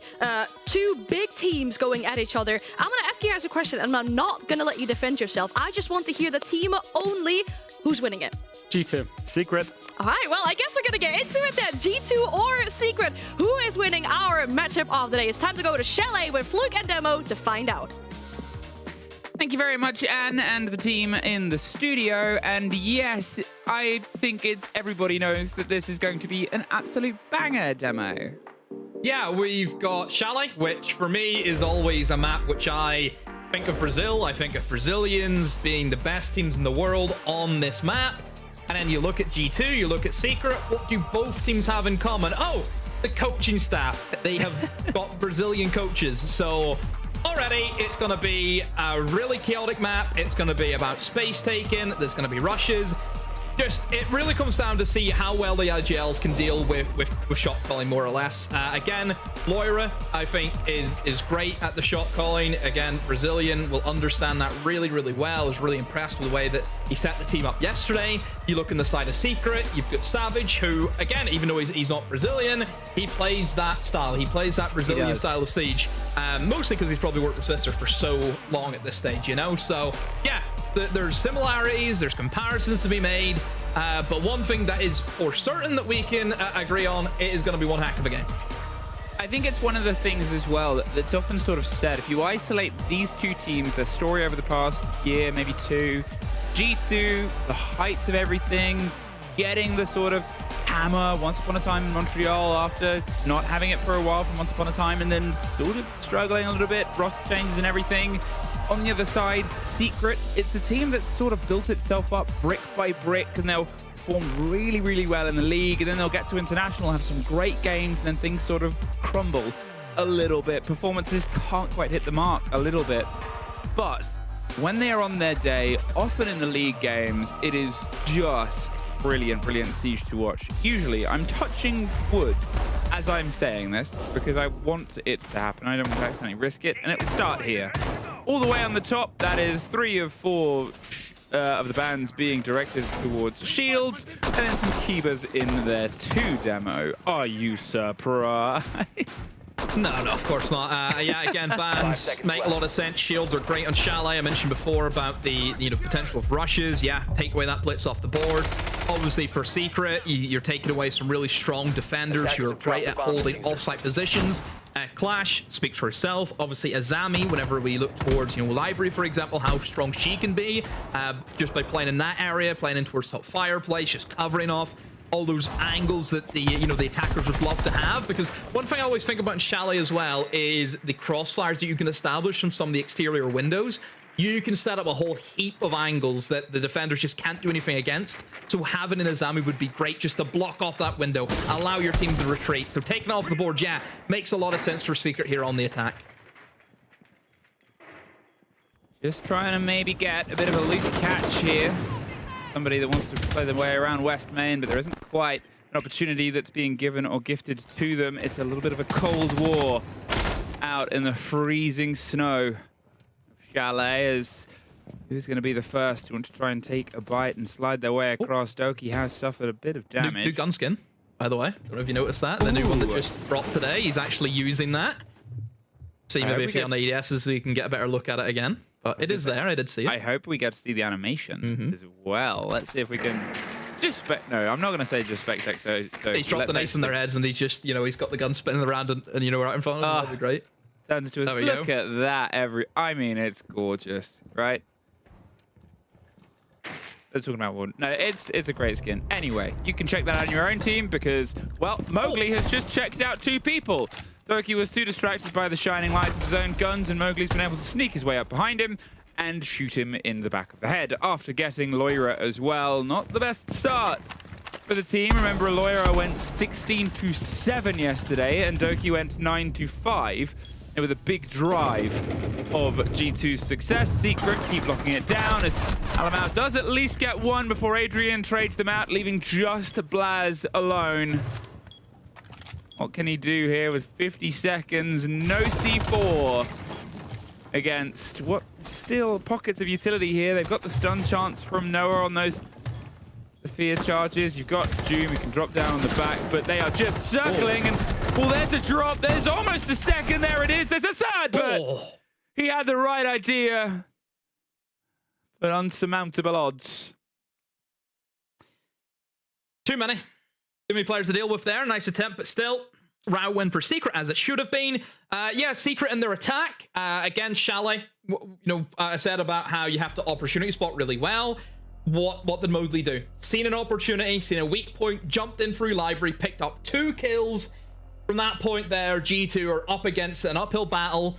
You could then see the pressure coming in the windows. You know, I think it was the Frost upstairs. He had to deal with a player on the double window, player in solar window, and a player in his bathroom window. Where could he go? You know, Secret really playing the map extremely well, understanding the strengths that you have as an attacking side, and then obviously in the 1v4, it's just overwhelm the guy. He can't kill everyone. And yeah, good, solid opening round for Secret. And again, Mowgli's a player, which I think you always have to mention. You know, this guy, for the past 2 years, look, really since he came into the league, he has been top performer. You know, he's been unstoppable with that Wolves team. How many times did we see him just drag his team out of the mud? You know, could drop 18 kills just on a whim. And I think for Secret to go and get that player, how they went and got that player? Just, you know, and the thing is, they signed him so early, and Mowgli was like one of the first transfers that happened. Yep. You know, back whenever that transfer window was open, it was done so early. It was almost like a pre-contract agreement was done before the the transfer window was even opened. I mean, I couldn't say it any better, really. It's just such a tour de force player to have amongst your roster, and putting them to good use and building around it. Building, as I said before, has been Secret's game, has been those building blocks of placing themselves one after the other, ensuring that hard work is what's going to make the work across it. And there's almost a big element, if we talk about how Brazilian styles of Siege, how they can reflect across the world, how long the rosters stay together is, I think in comparison to EU, definitely a much deeper statistic. You had rosters that have played together for, you know, decades. Well, a decade. Well, the decades is... The decades of Siege. The stretch.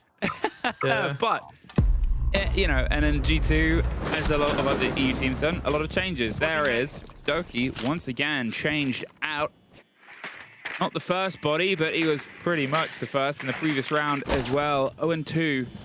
And now the pressure starts to encircle Loira a bit. Are they going to get a snappy take? There's the blinds over. Great clean movement here from Secret, but Blaz has the cover, gets Savage, gets West Main. They step in and Mowgli finds a fight, and there is Mowgli once again, just driving through the heart here of G2's hold. Yeah, just again for Secret, they understand where they need to be at the right time. They're just overwhelming, you know, G2, because look at these G2 players. A lot of them are just playing by themselves. There is a lack of trades coming in from G2, and, you know, it puts players like Stump, and he's in a really rough position now. He has to fall back out of bathroom. His window's open. Somebody's on that rappel. You've got guys coming solar. However, a really good pick, though, from Alamau, as Mowgli was not looking at the right angle. He was so focused on trying to remove Stomper, but then, oh, the double dip from Alamau. Didn't need to go for that swing, and now you've left Stump in a really difficult predicament now. 45 seconds left for Secret. They've got 2 players in solar, 1 guy out towards bathroom. They've still got drones. All they have to do is try and find him. Well, stomping, you know you'll have a lot of people screaming for you, but pulls himself back and Noah has it locked down, unfortunately. Did not quite find the route out of that tricky situation, but in a 1 versus 3 and they're planting and you're stuck in the middle between the two sites, sort of understand it. G2, false start here for this team. They've sort of just been pushed aside, but Chalet and these two teams, Demo, I think it's fair to say is going to play better towards both of them on their attacking halves. Yes, certainly. I just think the map leans into that. I think Chalet's attacker-sided. Again, I don't know if maybe the two nerds on the desk will try and correct me and say, no, the stats say otherwise. I don't care. I play by the eye test. Everyone knows that. I always see it as attacker-sided. I mean, this is a perfect example of why. You know, the amount of pressure that you can apply with those crossfires, it is insane. You know, if teams can understand the map well, which Secret do, I just think it is attacker-sided, you know. Obviously, bar bomb site now comes into play. This is a very difficult bomb site to hold without the Azami. So I think going here, it is a little bit of a risk for G2. But then again, you know, where else do you go? You know, do you re-attempt the bomb sites you've just lost? Do you dare even think about basement? I don't know. I suppose you still have the mirror, though, which is, again, another strong operator for this bomb site, of course. But I just think without the Azami, without the clash, you can have the same issues where, you know, you can't really block off those strong crossfires without those operators. So, yeah, it's still going to be tough for G2, but at the moment for Secret, they're cruising. Well, they were pretty decent at attacking this site yesterday. Secret 2-1 in terms of successes when they're on the first half, and see if they can try and continue that thread. And obviously the fact that it was played yesterday by Secret does potentially play into the bans, where we saw both Blitz and Monty being utilized by Secret on their approach. And here doesn't seem to have slowed them down really at all. Strong start as it was before. G2, whatever they try to take away from them, hasn't quite had the same shake on the attack, at least. Second half might be a little bit different. A break, bit of pressure towards the mirror window on the top of the rafters, but, well, they've got themselves in a little bit of a circle to have it covered in the smoke. It's too late to cover it. Yeah, the YMI disc being able to grab the smoke, because the idea was to smoke off the mirror window and put the Habana pellets on, and Laura just won't be able to see exactly where they are. So yeah, the YMI discs are placed well. However, Secret may be looking for a bit of a backstab. Savage downstairs in blue with the Dokkaebi will give himself active information, and he could just slip up blue, maybe at the site, maybe all the way up to top blue, and eliminate that hold. Play against the gates, the pressure here on towards the top of the hold. As you said, they're drawing attention, making noise. It's like when you ask a player to just hold the fire. Well, they knew. Noah does find Alamau in the same second as Stompin. Gets himself off the board and gets himself on towards the first kill, but unfortunately the rest of his team is starting to fall apart from Doki, who finds Mowgli. Big trades out. Now, you do still have a tentative grasp on the site itself, but they've lost vertical, and with a 50 seconds left, Noah starts screaming further and further. Both of them here stuck on the back line, Doki and Blaz, and it's a tricky situation to be in. Yeah, and the issue is with their setup above, they use both of the mirror windows upstairs, so they don't have that key mirror window that you would love to have for this stock area right now. So they just have to try and play off their angles. They just can't sit behind the safety of the mirror windows, what we traditionally see. They just have to try and dig in, but it could very quickly be a coffin for them, Fluke. 20 seconds. They're not rushing themselves into this. They're trying to just fish out a lead on where the players are. They're going to tuck themselves in right on the door, and Doki, he sees his opportunity to move into a problematic position behind the bar, serving himself up a couple of shots either way, but nobody seems to want them. It's actually Blaz that swings and gets Noah, but Adrian, out of nowhere, he's often at his best during the league, and, well, he's going to keep that record up so far. Oh, you can see just how difficult it is without having that mirror window to fall back into. You know, both of them are just stuck inside a stock. And look, you know, Doki, he had to make a play, didn't he? He had to try and get some kills. Very unlucky not to find a kill there. I thought maybe he could have got one.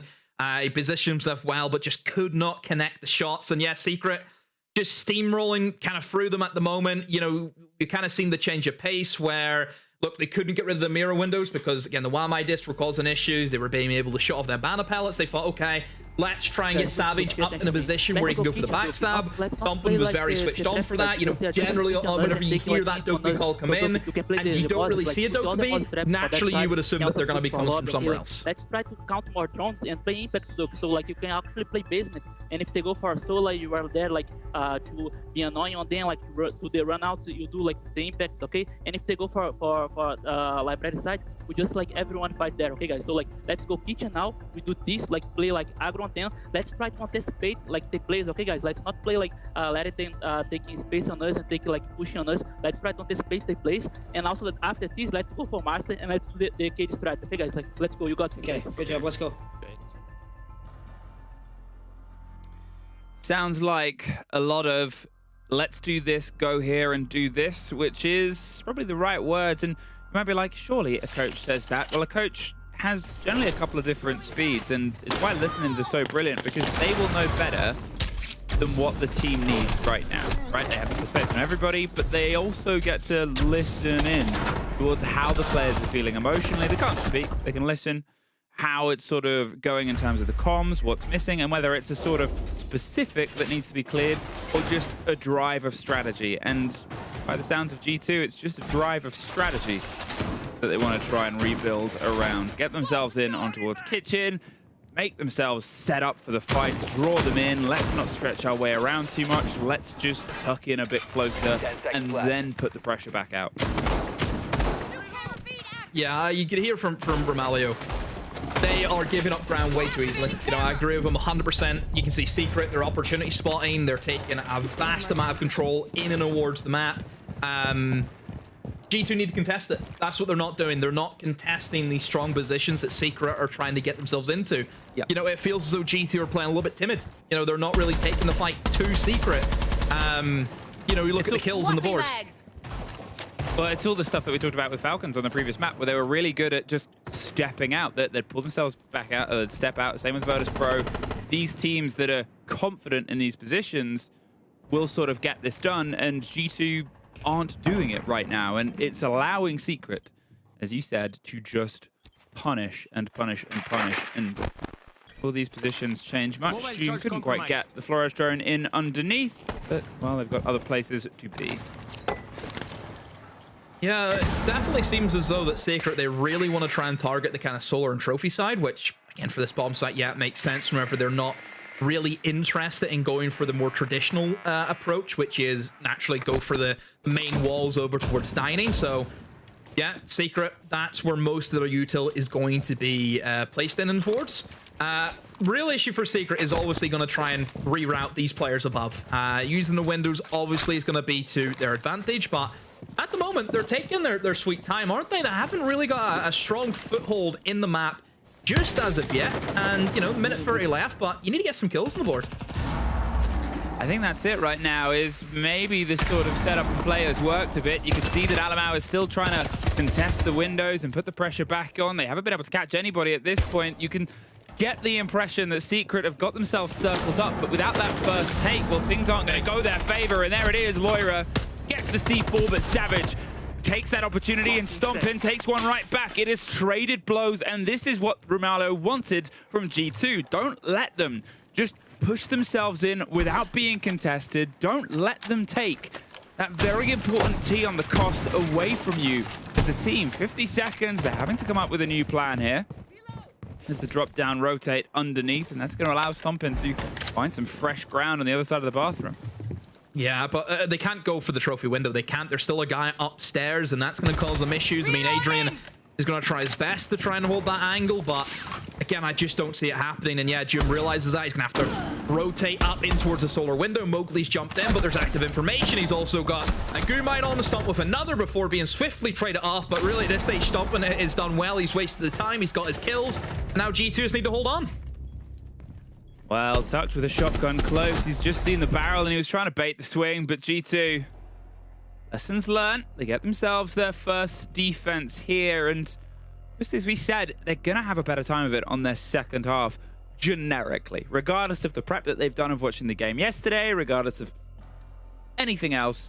How this team likes to play and how this map likes to be played is just going to point in that direction. But if they can get themselves somehow 3 rounds in the sort of trot here, they can really turn the energy of this around. Yeah, you can just see it was a better game plan there from G2. You know, they went aggressive. They weren't going to give Secret just the freedom of doing what they wanted. No. You know, an aggressive C4 onto the player in double window, netted them a kill. They double peeked the guy in solar window. They got the trade for it. You know, little things like that. Just those little kind of spices of aggression being thrown into the mixture. That worked out really well from G2. So that's what they need to keep doing. They need to keep that up. Keep up that pressure. Well, the first, can it lead to anything beyond it? Obviously now with the sort of warden removal. Target and stomping, how dare they? Well, actually, we've seen Doki on it a couple of times as well at this point, but still, we've got to play towards the crowd, don't we, Damo? Yeah, I see a Grim Bandit even play Grim. I'm double checking that right now. I have seen one Grim play, and it was on the bar attack. So it's a specific removal. If it's just from one bomb site, then sure. But I don't know. I feel as though, like, for example, the Twitch has been putting a lot of work as well for Secret. I feel, you know, the Twitch has been able to move in and take off quite a bit of utility. And again, the DMR of the Twitch as well is pretty strong, just for holding down angles. It's Twitch or it's Dockerby for my money. Dockerby has also been part of their approach, and it's one of the things that if you want G2 to be confident on swinging back in, it's less about taking the confidence and the calls onto G2's favor, but taking that out of Secret. Because them not being able to have the call and swing motion, which is something Secret do very, very well, you're taking their confidence away, not trying to build yours up by the bans. But a Blackbeard seems to be a slightly different approach here, cutting their way on underneath. It's the first time we've seen a shield brought towards the forecourt here, and are they going to try and maybe, you know, hide it so they can bring it after the bans have been processed? They get now 2 rounds to run this Blackbeard in, see what they can make stick. That's it. Doki sticks Adrian. That's what it's all about now for G2. They've got that mojo back, haven't they? They're starting to, you know, really step up the pace, take it to Secret, catching Secret now by surprise. It's good that they brought the Ash, though, because this mirror window can be pretty tricky to deal with whenever there is also Cade on board, which can, of course, stop any ace or her mana pellets going down onto it. So, yeah, certainly good to bring in the Ash to remove that threat. And now for Alamau, he needs to be very, very careful just about how he wants to play that. He has to play a little bit more active and on the spot with it. But still for Secret, have not got a kill as of yet, and there's only a minute left. Oh. Ooh, close for the fight and picked back up as Stompin re-enters the building, and Noah gets another one. So it was a bit of a risk there from Stompin that did net a single kill, but unfortunately they just had a bit too much to play with. Blaz and Loira 1 apiece, leaving Noah alone. 42 seconds, and he's not entirely sure where they are, and they are not moving. Holding on, waiting patiently. The fortunate tick and home. There is still a C4 in pocket, but they are just playing for the swing now and get swung. 2 rounds in a row here for G2. They've pulled this one back. That 3-3 is looking, I'm not going to say likely, but a lot more likely than it was. Yeah, it is looking good. They've got that momentum now. 2 rounds, I think, on the shallow defense is fine. I think G2 should be happy enough with what they have, but you just feel, though, something's changed for them. That timeout has helped. You know, don't give Secret that space. Don't allow them to take what they want. You know, take it soon. This is a perfect example. Doki gets that opening pick, just swings him. Secret, again, just not ready for that. So, yeah, overall for G2, it's a better mentality this time around. And Secret, you have to look at them and start questioning, you know, are you not expecting G2 to get a little bit aggro now, considering you've dominated them for 3 rounds? You know, something needs to change in the Secret camp now. It's always that sort of split, right? Is now the time to have a conversation? No, the team has still in a good position here, and regardless of how this round goes, yeah, it would suck to be on the 3-3 with how strong they opened. But they get that free mental reset. They get that free sort of boon here that might also technically break up a little bit of G2's momentum, which is maybe what they're hoping as their own one has petered out. It wasn't a million miles away the last round, but you compare it with how Secret had such a good control over those fights and when they were happening to how G2 have entirely changed the pace of the record.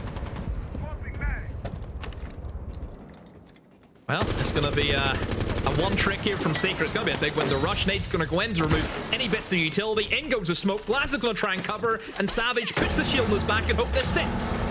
Well, Savage takes a lot of damage, but he doesn't go down. They're throwing everything there, and it's not enough.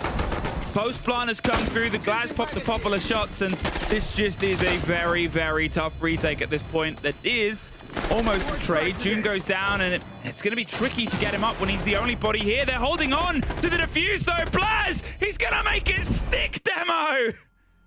Wow. I mean, even Blaz can't believe it. What was that? Was that a 3v4 whenever that defuse happened? There were still 7 people alive in the server? Yep. Like, come on. Look, Secret have tried a classic rush. You know, nothing is too out of the ordinary with the rush that they've did. It's pretty simple. It works.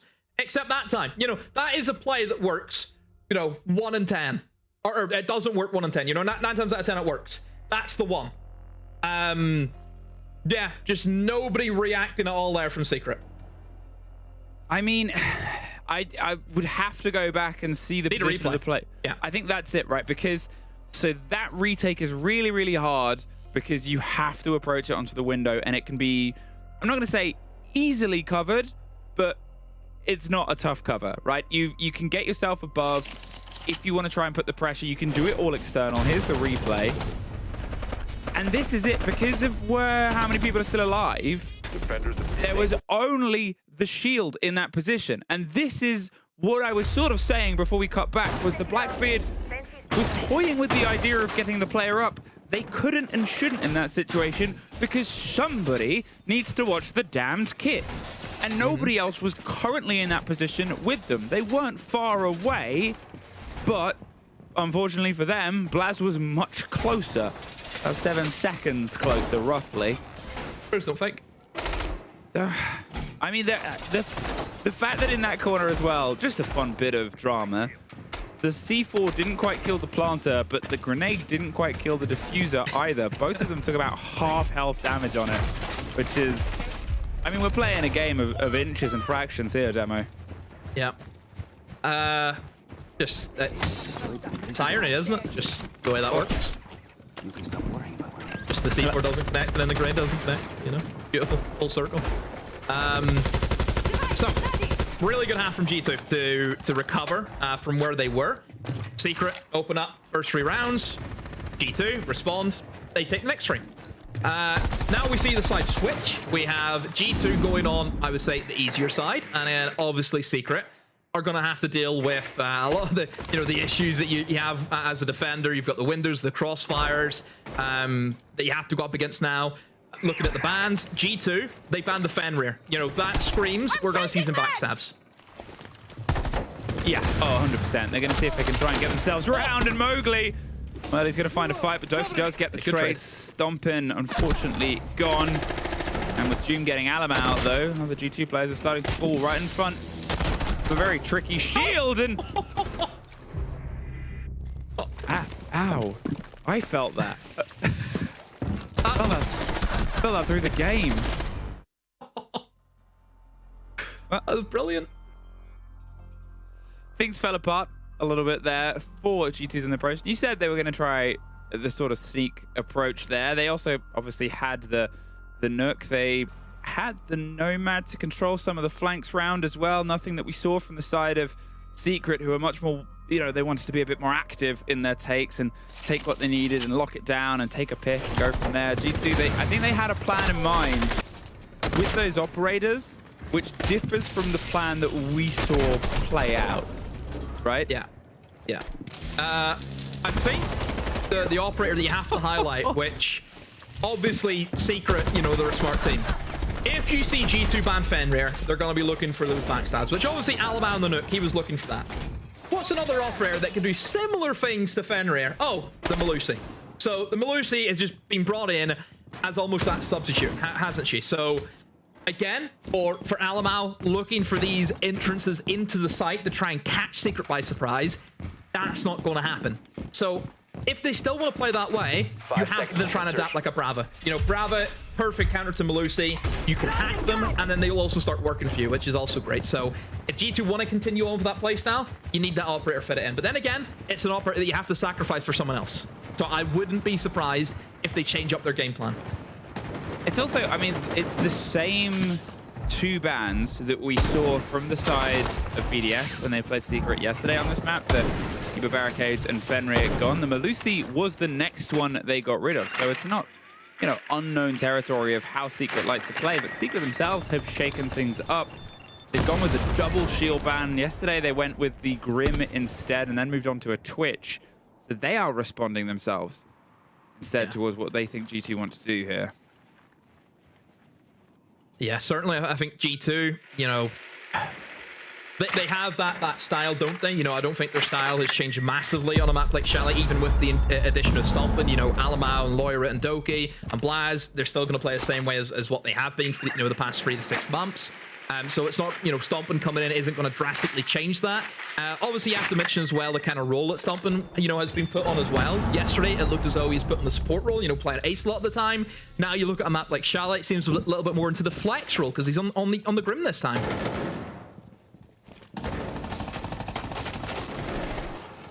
Pressure starting to encircle the top floor, but with Noah gone, they're not going to be too happy for another engagement. I say that as the pressure started, it's almost immediately stopped. Instead, focus on the window itself, get some of the crowd work and the groundwork done. They're inside and they're off towards it. Demo, look at the push. He's just going and going. Loira, massive performances recently, and well, there's another feather for his cap. A 5 versus 1. Now, okay, I said I'm not going to call this an easy hold in a post-plant demo. This one, there couldn't be an easier one. Yeah, there's just no way. Look, G2, again, opportunity spotting to the max. Loira sees that gap, immediately into sight, opens up for his team. Just classic G2 round, I think. You know, from all accords, just everything there. We've seen it all before from G2.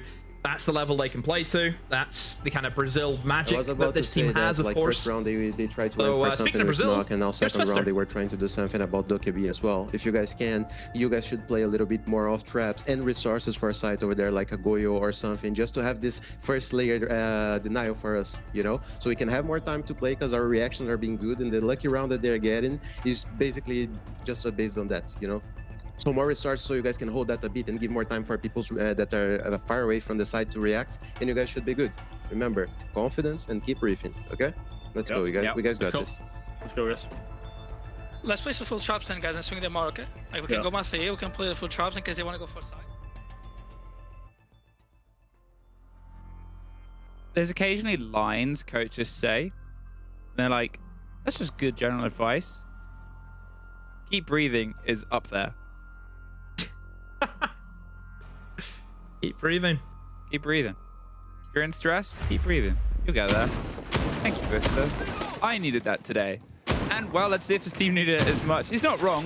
I think they're finding themselves getting into the heads from the power position they were in once upon a time. Remember how this game felt when they were 3-0 up and how it feels now. G2 took those words from Romalio to heart of let's stop letting them do stuff, let's contest it.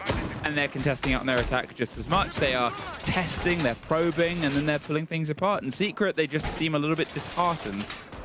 Keep breathing, boys. You might be able to find something out of the other side of this. It's still 4 apiece. 5 seconds left. And you also heard traps. That was... Yeah. It's going to be a change here for Secret. Savage and Twister both agree, yeah. Let's bring traps. So Savage onto the Frost. Doom onto the Legion. So that's going to be their 2 trap operators just to stop these solo players from G2 being able to walk in as freely as what they have been doing. And also Doom with a nice little bit of aggression. He's just stuck the head straight out the window. He's looking for an opportunity. However, it's going to be the single window. Oh, the fadeaway drop from Doom will net a kill onto Alamau. That's a great start for Secret. I mean, couldn't really ask for a better one there. Obviously, Alamau, we knew what he was going to want to do, and Doki does get Mowgli, so yeah, I think that's a trade now that probably I would say plays out better in towards G2's favor. Alamau is going to try some sneaky stuff on the back. And, well, they've just snuck right into the site. Loira, he's going to find a fight on Piano, and he trades it out. Oh, it was so close, but look. Now they have pulled apart the site itself. They know where the two players of Secret roughly are. And they're going to try and cut themselves through. Stompin gets Doom on the far side. Doki doesn't look left in time. Leaves Savage alone. He gets another. Oh, dear. It is all down to Stompin versus Savage, but this is the territory Stompin was made in. Another 1 versus 1 against the pro for the tally. There you go. And again, I think Stompin and G2, you can thank Jinxie for that. Jinxie's trained that kid in the 1v1s. He knows what to do. He always wins them. So, yeah, needed to step up because almost for G2 a disaster of a round because, again, well, first of all, Secret, how are they just walking in again? Like, how? You know that's what they're going to do. Everyone knows that they're going to do that. How are you not aware? Alamau just strolls in, picks off the player inside of office. I think Loira also then walked in, or was able to get the trade off also. You know, there we go, simple as that. Loira in 1, finds the second. You know, he should not be allowed to do that. So it's really surprising to see Secret not only battle back from that, but just the whole round. You know, you brought the traps in to stop that from happening. So how's that happened again? I wish I could tell you, but, well, G2 are going to start to break the mold of the bans and get rid of Valkyrie instead. They're like, oh, you like Melusi?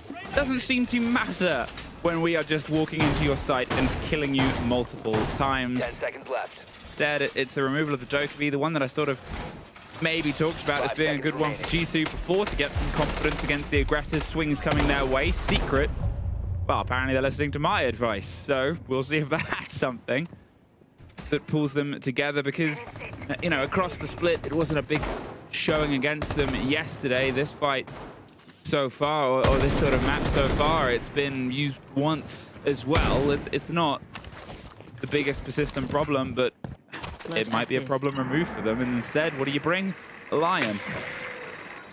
Yeah, look at the Brava, though. It's what I mentioned as well. Whenever the Melusi start coming out, Brava is an exceptional operator straight away. 2 of the Banshees hacked. So that will allow, you know, this crouch walk from Loira coming in from basement straight up in towards kitchen, and he can walk down that kitchen corridor straight in towards blue, in towards bar if he wants to, with ease. There's nothing stopping him. However, a player active, ready for him, will put that to bed. So Loira will be cut off. So he's going to need to try and find another avenue of approach now. Good info, though, still coming in from Alamau, though, being able to spot out exactly where Savage is. And because of that, Loira's actually going to come back and try his hand again at this. Yeah, hits the goo mine, pulls himself just a little bit further back, but they do have, as you said, a good read and a good bit of intel. And I do like how Loira has been promoted to Nook after Alamau died as the ending body, I think, pretty much 2 seconds. both times. So Loira's taken over because Loira has been having a great bit of entry play here, but they haven't quite had the sharpest mark with it. There's Stompin, though, finding Doom. Gets the first. It's a bit later than they probably wanted because they're not really inside the building, right? The structure that they've taken a hold and control of is minimal. They might have shepherded some players back towards it, but you've still got to hop in. You've still got to hop on towards the site with big vertical potential pressure and big spaces and very narrow doorways. Mowgli at top blue, and at this point, G2, they might just be having to throw themselves in close on the fireplace door.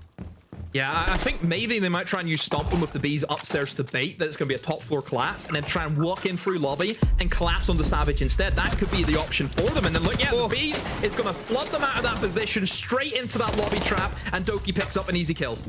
Adrian does find Blaz back right on the window itself, and that's going to slow things down a little because, well, that's the man with the kit at this point. 30 seconds, and they have to try and cement themselves in, get the kills before they get the recollection, because it's perfectly shown on the picture-in-picture that is cold and frozen outside, and it looks very lonely.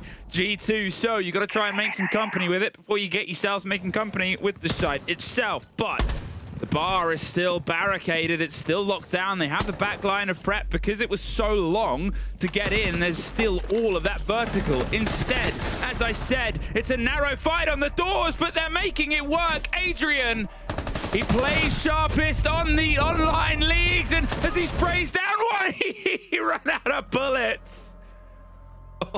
Don't punch that monitor, Doki. Do not punch that one. We already seen you lost one. I thought he was going to go through that one as well. Next time Tim goes up to do content, there's going to be like 6 monitors with a hand print in them. I mean, that was so close to the wire there. And it's a 3 versus 1, sure, but a 3 versus 1 with 5 seconds. We've probably seen as many of those go to the favor of the one as away from them. But they didn't have any options left, G2, and they still kind of made it work. Think about what that attack ended up being, Demo. Yeah. It's 10 seconds left, and they've gone, we just have to run in towards both of the bar doors. Well, if you looked at the positionings of Secret about the 30-second mark, you had 2 guys in stock, 1 guy beside the bomb chassis.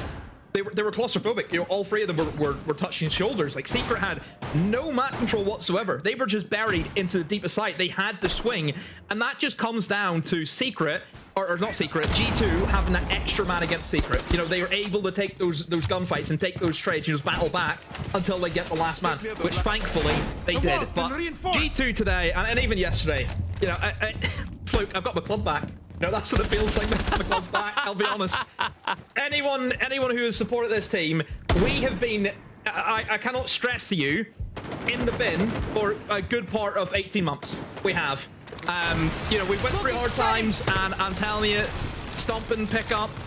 It's a good thing he's here because he's settling in greatly. You know, he really is, and I think it's something that they needed. You know, I think the G2 side, they have not been able to replace Banja since he went, and Stompin is one, you know, it's one heck of a replacement. It feels like finally this is something that they needed. They needed a young gunner again. I mean, there he is getting the entrance, but the team played to bait that opening, so they didn't quite know that he was so close. He wasn't putting the traces through, and they pick up the final piece. The Jaeger, Doom, your secret is revealed, so you've got to try and hop your way down. Now they have Mowgli doing exactly the same thing. They're playing the same games of bait against each other and seeing who can be caught on the other end of the fishing line, and well, 1 apiece, but the cost of the lion is probably the heavier toll paid this time round of Blaz gone. And at 50, they've got a bit of a chase and a hunt down here on towards Mowgli, but Savage, he goes uncontested in this position. He might be able to get at least 1 more player by surprise, and yeah, he'll be stuck, but he'll be taking so much time out.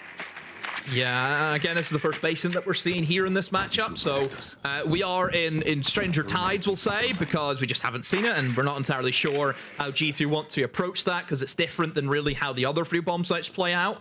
This one is a little bit more traditional in terms of you've actually got exterior walls that you can open up, just in general reinforced walls that need to be dealt with. If you look at the lineup of G2, they have not went in for the, you know, the hard breach play. They've got 1 set of hard breach gadgets, and that's going to be on Doki, on the Capital. So they've really limited themselves to hatches, and it is looking as though it's going to be a main stairs blue into a connector drop. That's what they're after here.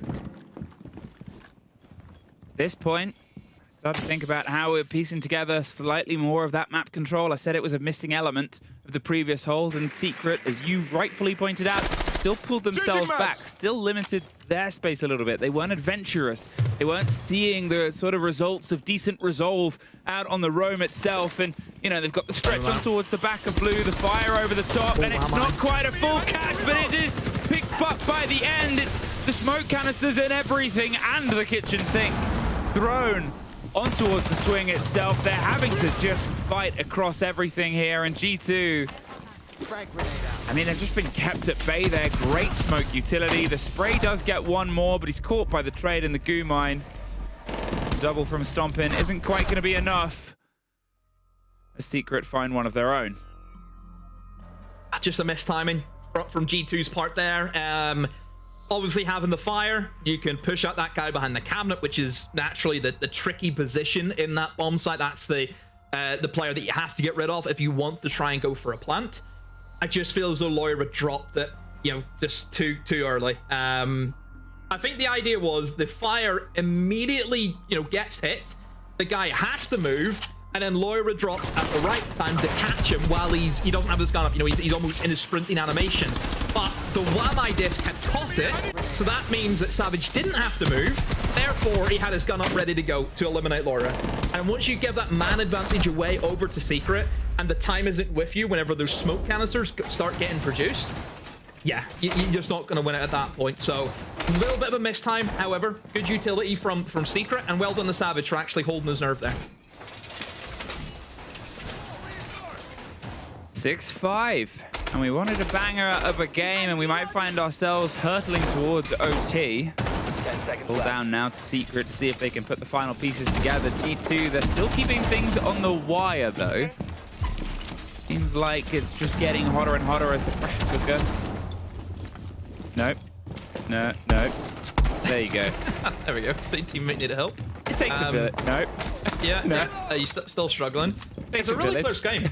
Is it not? Like, look at the stats across both teams. It is really, really even. So certainly the closest contest I feel that we've had so far. I know it's only day 2, but still, the point will stand. I think it's the closest game we've had so far over the 2 days. It makes it an easier point to make when your data goes back within 24 hours. Yeah, but this is also the point that I said at the very beginning of this series is EU. Hey gang, we haven't been so hot at points, okay? Sure, we've been contenders. Reload things dropped off a little. We need the teams that we have a lot of possibility in, teams that are our top favorites, to bring the game to each other, to make things better, to test each other, to press each other. It's often cited that that's the reason, you know, some of the reasons took off as they did was the ability to be against the best so competitively and so consistently, and this has been a great, consistently competitive matchup. They've got the pressure here above. They've been able to get rid of some of the protections on the wall below, but as long as they are still in the box of bedroom, they're not going to get very far. Blaz, he's going to get the wall open, and they're going to hope to get a 1-2 punch here as they did before. A little bit too high. They know a player is close. They're popping the Zephyr pellets. They're trying to get the catch on the Grismot. The freeze on the wall itself isn't going to do much apart from make a player a bit uncomfortable. But nothing's more uncomfortable than being shot in the face. Looks for a second fight, and Doom just wants to thread the needle. Yeah, that's a really important pick as well. The Maverick gone off the board. All you've got is Doki left on the Habana, and whenever you're dealing with obviously electrifications on the wall, that is just not going to work. So G2 in quite the pickle now. How do they get through these reinforced walls if they cannot open them? Oh wait, they just can't. They have to try and play off their kills now. 4-4 here, and as Loira does find Doom, it's still the ticking time that worries me more than anything, because Secret at this point, they can peel themselves back a little bit. They can take themselves out of the immediate danger. Sure, they've got some of the bedroom, but you'll have to separate yourself for the plant and the play here, and Secret know that. Oh no, that rotate, it's come back to haunt G2. Noah. Demo, we were wrong. It was a perfect tactical bait. They knew G2 would fall for it and get caught, and as they start to fall all over the map, it leaves just Doki. Does get one more for his tally, but he's got to have a quad within 15 seconds, and he doesn't quite get it. We are going to overtime. Yeah, great job there from Secret. Joom, massive pick onto the Maverick. You know, from there, that is where the issues started to appear for G2. They could not get through that upstairs hold. The wall was electrified, even had the Tabaru as well. Was able to freeze it, even if, you know, there was a classic Thatcher, which you don't really see these days anyway, but just in case, Secret had all that covered. But yeah, just the upstairs hold, you lose that Maverick, you have to just try and walk through doorways and play off kills. And they took their time. I think that was the main thing. They just didn't have enough time to kind of change gear and go for that play style. You know, they needed to be set up a lot quicker, having their crossfires. You know, maybe they could have done with somebody over towards double window, for example. And again, that rotate, you know, you have to feel sorry for him. That didn't work out. Wasn't able to get through it. And yeah, it was a sitting duck, but still, Secret, much better from them. Have to highlight Joom. Great opening pick. Now, we said a while ago that this is a map that's probably going to play towards attackers more than defenders. And with 2 even halves and traded big blocks as well, it's really been generically one way or the other, with only a single break in the middle for Secret between the, you know, 6 rounds or whatever of G2. Oh, look at this. Disgusting. Disgusting. This is the issue with the clash, that I believe Fett highlighted pretty well is the spawn peak potential that you get with this operator. You just set up shop into a very high traffic spawn location, and there ain't much really the attackers can do against it. So yeah, nice attempt there by June, but nobody from G2 is falling for that trick here today. I think Chalet is always one of those maps where you are just cautious on the approach. I think we are going to see this. I think it's going to be worse on maps where you're not as expecting it as much, because people will peek that window, whatever's happening, especially when you're up against a Doom. You just sort of expect it to happen. But yeah, you and Vet entirely right. We are in for a hell world. We are looking at pressure on towards Ivy. They're getting their drones in. As I said, the time management for G2 has been a bit stop and start at points before. Let's see if they can try and break the mold. If they can get this one over the line, it sets them up for a really good position. Trade and pressure and utility, and Alamau does fight too. Fighting his way through. It's the play on the clash, and they are just executed in a box of fire. And what a snap that was. Adrian pops up the stairs to get Stomped and peels himself away, but as Blaz gets savage, and Adrian is fighting every direction. I said time management had been a bit of a worry, but that was so sharp there from G2. Yeah, sharp from Alamau. Again, classic from him. Sees an opportunity, takes it, opens up the round for his team. Traditional G2 attack. You know, on point for Alamau, of course, again. So, yeah, G2, impressive. That's their style of Siege. That's the style that is done so well, not just only in European level, but of course internationally as well. You know, this is, you know, over the year. Yes, I know I've said that G2, that, you know, we've stunk for a while, but still, you look back to Invite last year, you know, they still made a pretty good run, and that's because the style that they have does do very well internationally. It was really regionally is where G2 hit a couple of speed bumps or two, you know. So it's good to see that, hey, on a map like Chalet, it's still working for them really well. So yeah, nothing surprising me here. Good round from G2. We move on. 7-6. Well, I said they'll put themselves in a good stead. Last time they were on defense, it was 3 straight lockouts from them towards the end of its Secret. Now on the back foot, but also the haunting memories of where we once were at this point. The removals ahead of us as they are. G2 be in this position to push this one towards its natural conclusion here. Another point you have to say about Secret, though. That's the 3rd time they've lost a defensive round based on one rat getting into the pantry. Yeah. Is it not? Yeah. Like, at that stage, you have to sit there and think, Secret, come on. Surely you have to be, at some point, expecting Loira and Alamau just to try and look for that. You know, I think it's a massive issue for Secret, and they've lost 3 rounds because of that. It's almost, I can't remember what the conversation sparked from. We were talking about having a player that's confident enough to go for that. You need that bravado, and G2 have that, and they'll get rewards from it. Oh, get out of there. Just run. Nope. Almost had the cover from, I believe that was top blue, not the player on the rafters itself, but great take, and then the execute to pull back as well. They've sort of just removed a piece of the puzzle, and you know, you can't help but think Doki was a little bit out of position there with the hold that he had behind him. Yeah, he thought he could maybe go for a quick swing, but whenever it's a Blackbeard trudging at you, you get a little bit panicky, and I think that's what happened for him. But again, yeah, Savage on the shields. He's a shield player at the end of the day. He can play all of them in the locker, even though Monty and the Blitz is gone.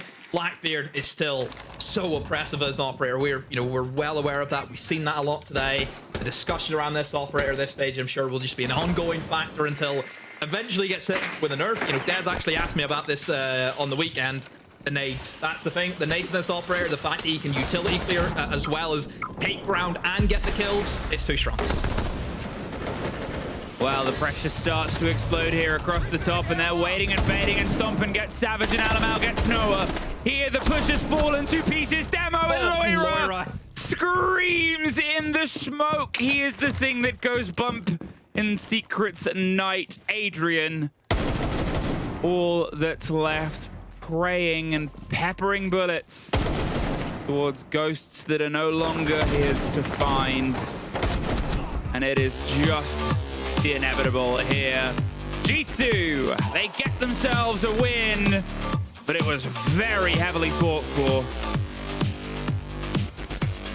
Well, G2, think about what an opening 2 days for G2. You know, a team that they've chopped and changed a lot of players over the past 2 years. That's what the desk has shown us. You bring in Stomp and you bring in someone with no experience at this level of the game. And boy, he has made one heck of an impact. So all credit to Stomp in his opening week. I think he's done all right for himself. So all credit to him. It's not easy coming in. And yeah, G2, they walk away with 2 points. Secret will feel hard done by, but hey, they dropped a lot of rounds that they really shouldn't have.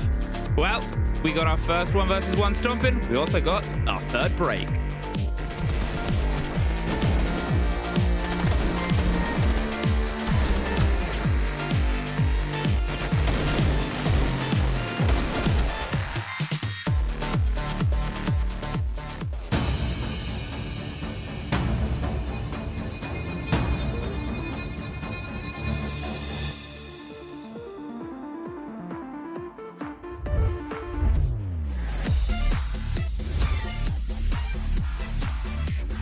And dash together.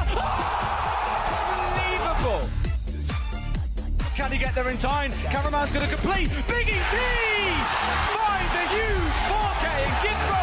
There's only 4 seconds left. There's no way.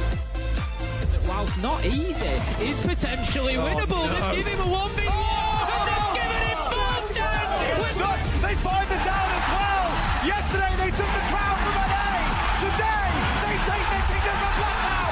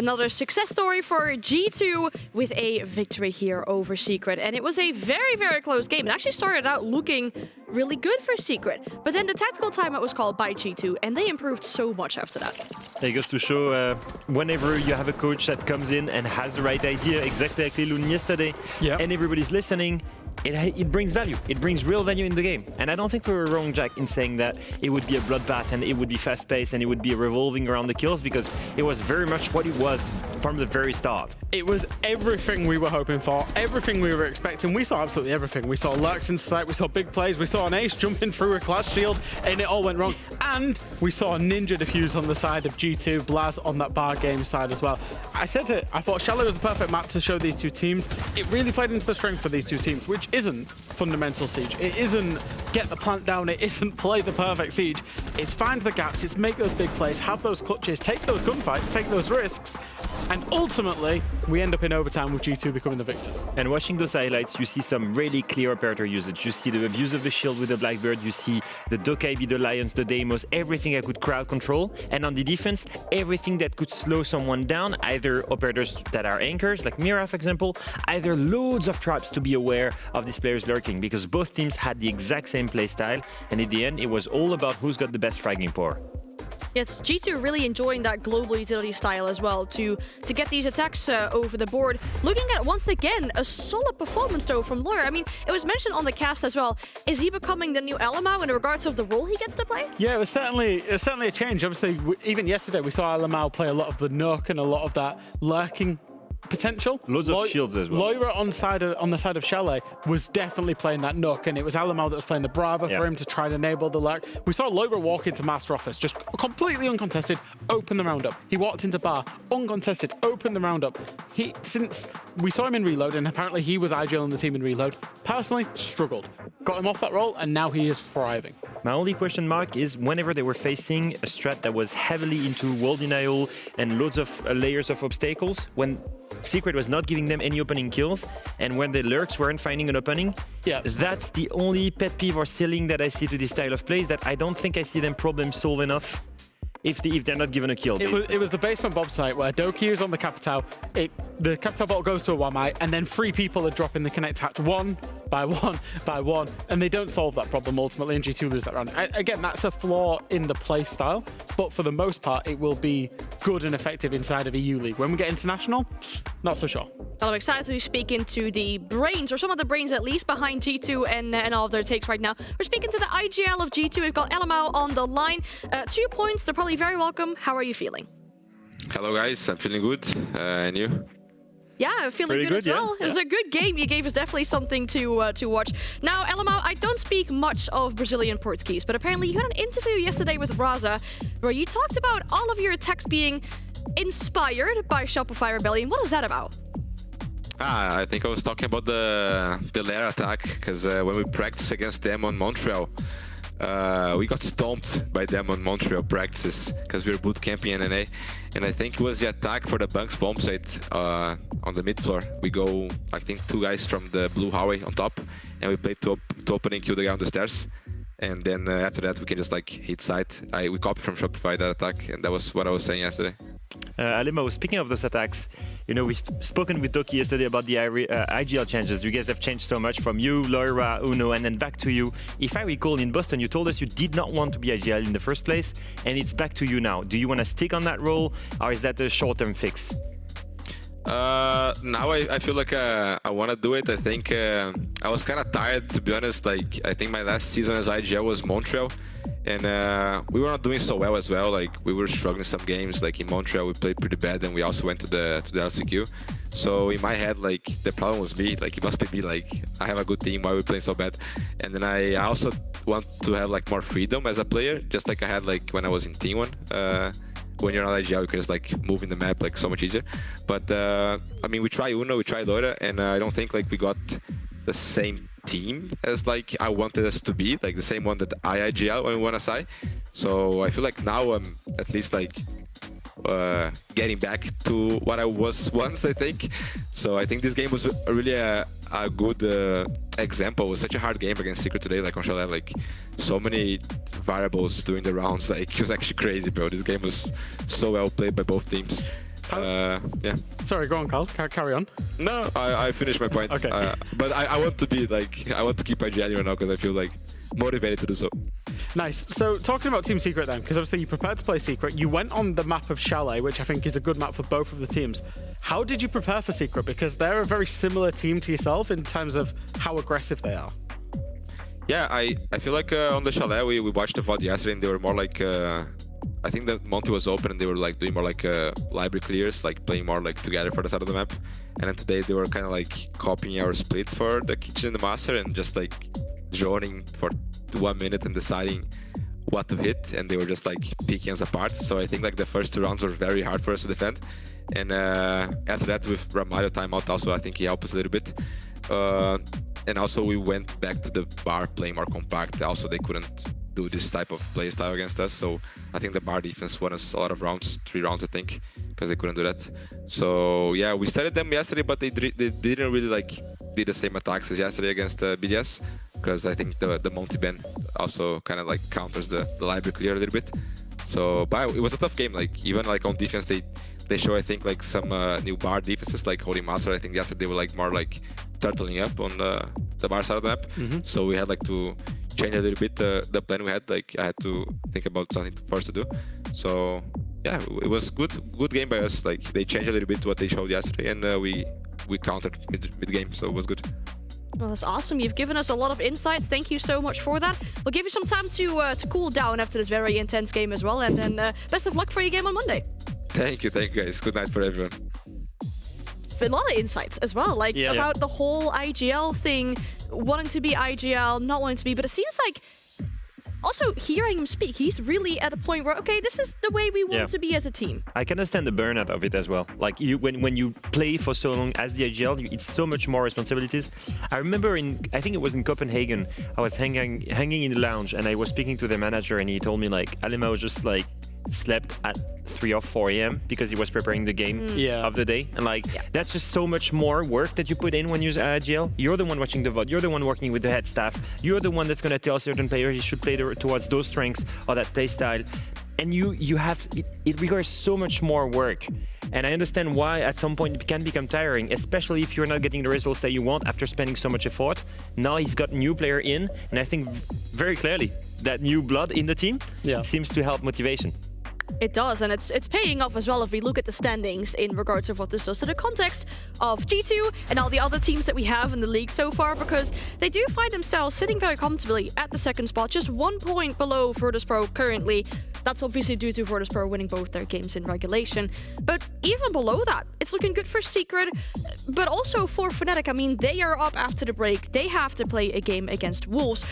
This is a really good chance for Fnatic to almost solidify a top 4 position. Who would have thought? You definitely didn't with your power ranking coming in. I'm just going to keep on bringing it up. We'll see at the end of the stage, Dan. We'll see at the end of the stage. You did also say yesterday that you thought Secret would be the best team on the power ranking. Yeah, and they're top 3 right now. And one of the things that we see with the standings is that actually every point is so close. And it's one of the things that we mentioned together is that the teams are actually very well balanced in EML. There is no big difference between the lower end and the top end. Anyone can beat each other. Well, we're going to send it to a break because, of course, we do have Fnatic and Wolves after the break. We'll be back in just a few.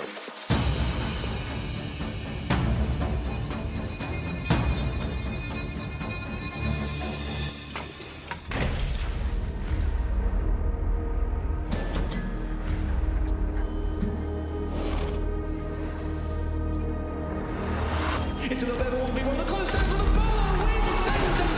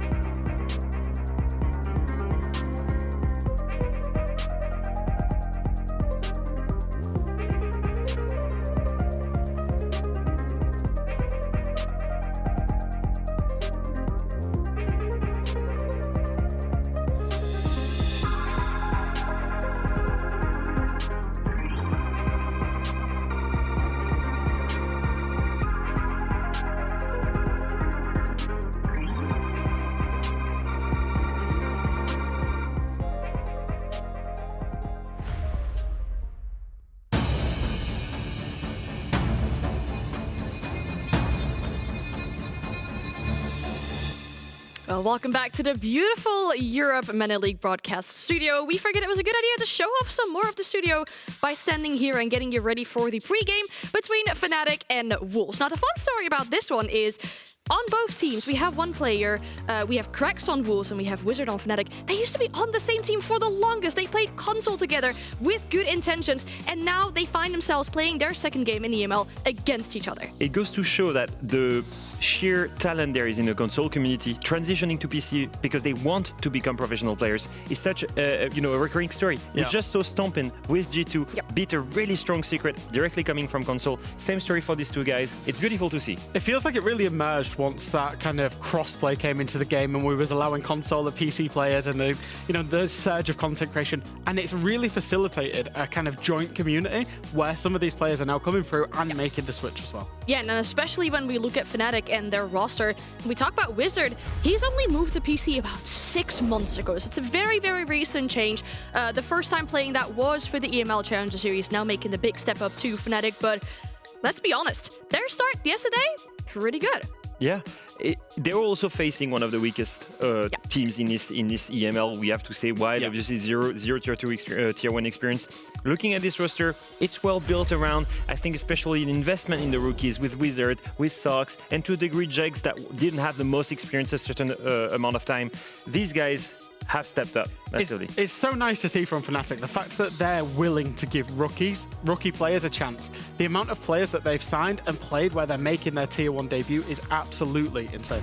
And this is why I'm so glad we got to speak to them yesterday, because they had to say that in the interview as well. I mean, we're looking at where Fnatic went into which pawns and where they picked up all these rookies, and this is where these rookies were coming from. Yeah, absolutely. So we saw Wizard make his debut yesterday. This was as at yesterday. We saw Wizard make his debut inside of Tier 1. Jack2 made his debut inside of Tier 1 with Fnatic at Reload as well. And of course, Sark's last stage. But even the people that they've signed that have played inside of Europe or Tier 1 before, it's not many. It's not like they're signing 4- or 5-year-old veterans of the game. Both Noah, Azza hadn't played a lot, only the ITB stints really, in terms of what they'd played. And Grubby, again, some short stints on Team Secret, but that was about it. Relatively fresh players that are still moldable, which is what Deepak spoke about. And these guys have stepped up massively. You look at Noah, for me, he's the standout player on Secret. You look at Azure, for me, he's the standout player on Wolves. Yeah. So they formed these young players that have developed, and they're really good at scouting, especially props to Scythus for this, because he's the head coach of Fnatic. Yeah, and it was really nice to speak to Deepak yesterday as well, for him to share some of the insights as to why they're doing this with all these rookies. We wanted these players that we can mold and make fit the team very well. I mean, it's a lot of work, but we are willing to do that. We also did with Jack2 before, but it was not really like skill-wise. It was more on a personal level. It didn't fit in the team. But like, we always want to give young people a chance that are like performing good in other leagues or like. Yeah, and funny is how we mentioned Starks before in that specific interview as well, and he's the player we really want to talk about. I think it's the proof that investing in rookies can be tremendously impactful for your team. You look at this guy, he's been dropping crazy numbers ever since the start of the last stage, and even here in the very first game against Wild, he was the main stakeholder there with double digits again. I think he went up to 17 kills if I remember well. I mean, crazy match from him. We're gonna see Zickle picking and his quick pick here, but like overall, this guy is the standout player for Fnatic for me. And do you remember the first game that he had for Fnatic in the entirety? In the stage 2 last year? He sucked. He really struggled. Yeah. He had quite a bad day. He really had to He actually woke up on a lair game. Yeah, and he woke up on a lair game actually in stage 2, yeah. And he's really blossomed into a very, very important player for Fnatic. And it's just proof again. They're willing to give the rookies a go. They're willing to let them blossom. Mad Sarks for you guys. It's Mad Sarks all over the game today, and I'm hoping we're gonna see him develop and become one of these European stars, because clearly he's crazy at this game. Yeah, and with what I'm seeing on my screen right now, I mean, like, I'm about to watch a movie is what it feels like. The movie being Fnatic versus Wolves in this best of 1 matchup here at the EML, and talk about their opponents, talking about Wolves in specific as well. They opened yesterday with a 4-7 against G2. Now, I want to know you guys' opinion about this. Should they be happy with that, or do you feel like they could have gotten more out of that game? Oh, that's a hard one, because G2 are clearly showing themselves as a good team. I will say for Wolves, I actually thought they were in their own heads a little bit. We got to listen to the timeouts. Great addition to the broadcast. We're listening to team timeouts now. Kendra's talking about, hey, don't give them an opening pick in the first minute. Don't give them an opening pick in the first minute. What did they do? Consistently gave G2 an opening pick in the first minute after that timeout. What that says to me, actually, Leo, and I don't know if you agree, is Wolves were nervous. Wolves were getting that game day jitters, they were struggling, and they weren't actually taking that advice on board. They were hearing it, but they weren't listening to it. Yeah, I'm wondering if that's a case that's going to be recurring in the future. You know, we've seen some of these players completely shut down at SI. I saw Nuddle completely shut down, for example, our leader. At many examples of that, in my opinion. And Kendra wasn't known to be the most stable mentally when he was a player. Now, I think as a head coach, he can maybe help them go through this because he has loads of experience about how to come back in a game. And the reason I say that result against G2 yesterday, teams will lose against G2 in terms of this fixture list, in terms of the league. However, the nature of how Wolves lost, they'll be disappointed in themselves that they didn't give an accurate representation of themselves. So I think that loss will have hurt them. But can we blame them for being nervous when this is their first match or first official match together as this roster? I think it's kind of something you always expect from a team like that, but they're going into their second best of one right now, their second official best of one right now. Let's look at the map veto to see where I'll be heading to for this specific matchup. It seems like I'll be going to a cafe. Yeah, this is actually a surprise. We've never seen Fnatic under the Fnatic organization play this map inside of Tier 1. In fact, the core of this roster has hated Cafe for the longest time. They've only ever really shown it in Tier 3 games. So maybe Wolves have been a little bit caught off by this because it was Consulate or Cafe at the end, and clearly Fnatic will ban Cafe, right? It is their permaban. They've banned it like 15 times over the last year. Nope, they've chose to go there. They've brought out their permaban for this best of one. I'm assuming these two teams know each other very well, and it was complained on Twitter that the playday schedule was actually given quite late. So I'm assuming these two have screamed to each other during the offseason, and that it might not be as much of a surprise that we expect.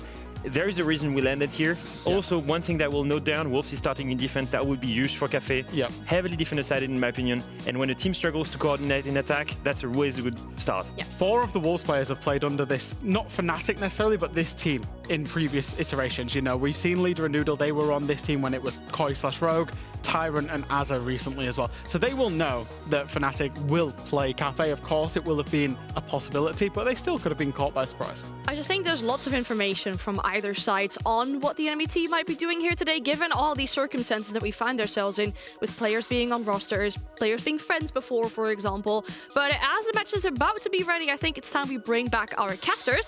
Once again, we have Fluke and Demo. How are you two feeling about this matchup we got coming up? You go first, Demo. I don't know what to do. I usually don't go first. I know, that's why I wanted to see what happened. We're trying new things. Ollie tried this one time and I had a bit of a mental breakdown, so it's good. I just need to. It's great content. Oh my! You're doing great, Demo. I think this will be a good game of Siege. Do we have to talk about? I want to talk about how cool Alfama's t-shirt is. It's just so goth. Oh, thank you very much. It also looks like you've got little butterfly wings right now. I love the studio. Oh yeah, sorry, you're perfectly the logo. I'm flying right now. I'm just flying. I'm an angel. You're an angel. And so are these two teams. Yeah. Nice. Esports. I love the boots to Emmy, but we're going to be flying into this matchup as well because the match is ready. Please take us away for Fnatic and Wolves. I will do. Thank you, Anne. Wow, I won't be a host anytime soon.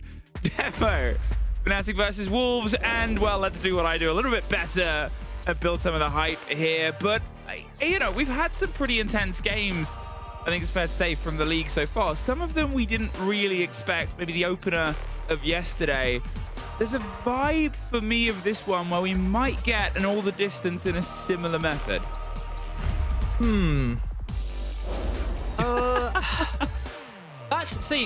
I think that's a difficult one, I think, just based on the map. Because I feel as though a lot of the time I watch Cafe, kind of stomps. A lot of the time. Yeah. That's just from experience, from watching this map, it's not very often I see too many 8-7s in Cafe. That's kind of the vibe I'm going with. I think okay. Cafe itself, in terms of a map, requires structure and approach. It requires a lot of those decent understandings. You have to be a certain team. Yeah, right. Play Cafe, because it's its own kind of thing. Because this is a map where hard breaching isn't the win con. windows all of a sudden become the win con, and how well you can play with like some of the meta operators like your Yings, your Grims, even Callies, for example, you'd see be brought in this one, your shields over towards, you know, the kitchen site. It's a different vibe compared to, you know, what we see already from like, you know, your clubhouses or your labs or your layers, for example. You know, it's a different behemoth in its own. 100%. And I remember, I know this is throwing it back to the days of Yonder. I remember the sort of early days when the map started to really find its new teeth, and it was driven by some creativity, yet again, hyping on towards Brazil, where they would get really, really sharp attacks. And they increased the pace of a map that historically was one of the slowest. You would have, you know, long drawn out minute and a half fights for pixel positions before you're even sort of boots on the ground entering the map itself. And then it really had a turn when the right teams would find the sort of secret sauce with it. I don't know. I want to feel the heat, you know?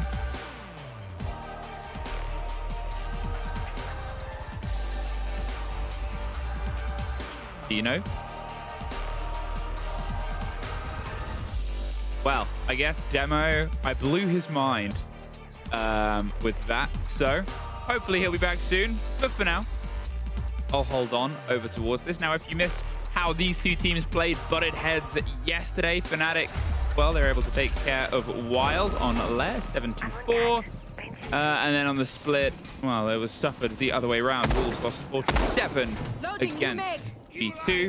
Both on Lair. This has some similarities towards it. You've got a couple of boxy takes, a couple of boxy rooms, and a couple of these trickier positions. But outside of that, there's other drives on towards it. I'll just keep going until maybe Demo will make their presence known. But who knows where that boy gets off to. Who knows where he goes. We start on towards the side of Library. We start with a bit of a mid-floor hold. I talked about how the history of this map shaped itself up. Starting from the very top was, well, how about 80% of takes were done, and it made the top site itself become a bit weaker and weaker as time ticked on. Yes, you do get some abilities to pull back, but when everyone is so finely tuned on being able to tune out any of the holds there, it's nothing that you really want to stick on as things go, and sticking on is immediately breaking their way through on towards the middle of the floor itself. They've got the gridlock, and instead they're going to drive it up, try and force these players down, make a noise, make a ruckus, and make something happen. The air jab cover on the outside. You assume the run out is going to be well sort of paid attention to as well. It's the drop and the protection on towards the Pixel shield. I said it used to be a long once upon a time take, and here it is go, go, go, go, go. No, not quite. On towards the Banshee as the crossfire comes across. Fnatic, they're getting themselves wound up and wound around Piano, cutting across shield after shield after shield. As I said, regardless of where you're going, 80% of takes on towards Cafe start here on the top. But if it's a raindrop take, when will the first ones be smeared and tainted by the blood of the defenders? The Monty wants to try and find out if it's going to be correct, but they've otherwise attacked themselves all the way back down. Well played, good cover here. Wolves, they're keeping themselves just within arm's reach of each other, making sure that as soon as the first trade comes out, they can be on the decent side of it. Now, as the first body finally starts to fall, Wizard gets on towards Azur, and, well, like a magical spell, dips themselves out of there. Not going to see if they can find the other end, and I might cast a spell on my own to see if I can get one of the analysts to join in with me. Who do I have? Fresh, I don't know if you can hear me. Hello, hello, hello. I can hear you now. Fresh, give us some insight, my friend.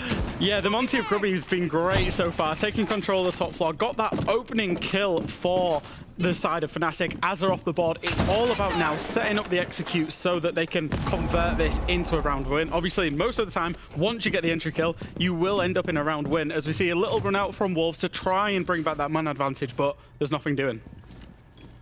Well, here now, holding on towards the swing on White Stairs and still playing this sort of reach anticipation. But look, Groovy, he's going for the plant. He thinks he's got it comfortably, and, well, it's not very comfortable, but he is going to lock it. The cover goes down, and so does Groovy, but a post-plant. And in a position where they can watch this from above. A 3 versus 3. They're going to have to go for the retake itself. They cannot just strengthen this one out. Baiting the play, perfectly put and postured here by Sark. Spraying onto Tyrant, the swing on Pillar, levels it out, but there's the cover from above. 20 seconds, none of it seen, Fresh. That was so absolutely huge, and it was the play from Deepak. As the plant was going down from Groovy, the Maestro cam, the bullets were flying out, and it was Deepak that went in, and he literally body blocked. And as soon as that plant went down, both of the people inside the site, they died. Didn't matter for them, because you play in the post-plant scenario on that reading bomb site. You're playing it from above, you're holding the vertical, and then you're pretty much guaranteed to win it out. It was a selfless act, but it was one that got Fnatic the first round. So maybe my place to currently stay, Demo's power has unfortunately gone out. So Fresh, you are new Demo. I didn't know if you guys from the studio knew that. I knew obviously you would know the Demo disconnected, but then I just kept on talking. So I ran into the studio when I obviously heard that Demo wasn't there and we couldn't see his cam, so I was like, right, okay, I guess one of us is going live. And to be fair, Emmy, that's your shortest duo yet. It lasted a whole 3 months. No, it's crazy how quickly I turn people away. I know. So Demo's dead. He's gone. He's gone. I hope you stick around a little bit longer because, well, mainly we can't leave Leo and Anne alone because they might start fighting again. That's true. Leo did actually have a nosebleed as well. Oh no, like, Anne! Genuinely. Stop being mean to poor Leo and his goth clothing. We find ourselves stretching out here. They're back on towards the middle floor. They're not going to see if they can try and elaborate on towards, well, I would say the downstairs more, but this pace that they could apply on towards the side, it would be surprising. It was very slow and steady. I think it's fair to call Fnatic's approach previously Fresh. Yeah, I think so. And once again, you've seen Grubby playing on that Monty, so it feels like, even though the site has changed, it feels like it should be more of the same. They're bringing the gridlock once again for that flank control so that they can go from one side to the other. That's usually top red stairs across. And they're bringing the ram for the verticality and, like I said, the gridlock as well. They've got the Flores to deal with anything inside the site. That'll be the Goyos mainly and the Malusi Banshees. So Fnatic's lineup makes a lot of sense. So it should be more of the same. There's the quick play on the Flores drone. They're just making sure that the space 5, 10, 15 feet in front of Groovy is steppable into. And then, well, they do exactly that. It's very structured and a destruction on any of the holes. Now, they know you are there. How long are you going to stay around for? Not very long. Immediately out of there before they are pincered and pulled apart. It's decent play, once again, from Fnatic. They get themselves on the back, get themselves on towards the eastern windows, and make sure that there is somebody ready. A real classic sort of hammer and anvil approach to clearing this top floor. Yeah, it's good timing so far from the side of Fnatic. The big things that they're worrying about now is the verticality and the breaching, as we see Grubby take control of that hatch, and also Jegs take control of the hatch inside of Piano. They need to be worried about C4s, though, because there is a noodle on the board with the Valkyrie cameras. However, they have survived that one C4 attempt. Just threw it, just blew it up, didn't catch anybody. Now as the Oogie drone cacophonies around them, they're just trying to get a little pocket of space here, but you can see Fnatic, they're not really letting anything go against them. The structure take is something that's worked, but their eyes on a couple of locked walls and they're not quite sure which is the route to go through. It's a deep send of the Monty, and they found somebody they want to play with, but it's the cover from Jegs that's able to net out the kill, and it was almost a bit touch and go, and there they go. Knocked out by the player Cotton, camped in the corner, the breach either side, 25 seconds, it's caught in the middle, but the only one burnt out so far is Jegs. They drop out. Go for the rotate, can play themselves. I was going to say underneath, but then they are locked out too. It is Azza and Leader fighting and biting their way back up the stairs. A 2 versus 2, and they're going to see if they can try and get the kit planted. They have to operate now. Fnatic is the only bit of cover, but there it is, the trade out, the 1 versus 1, down to the Wizards wire.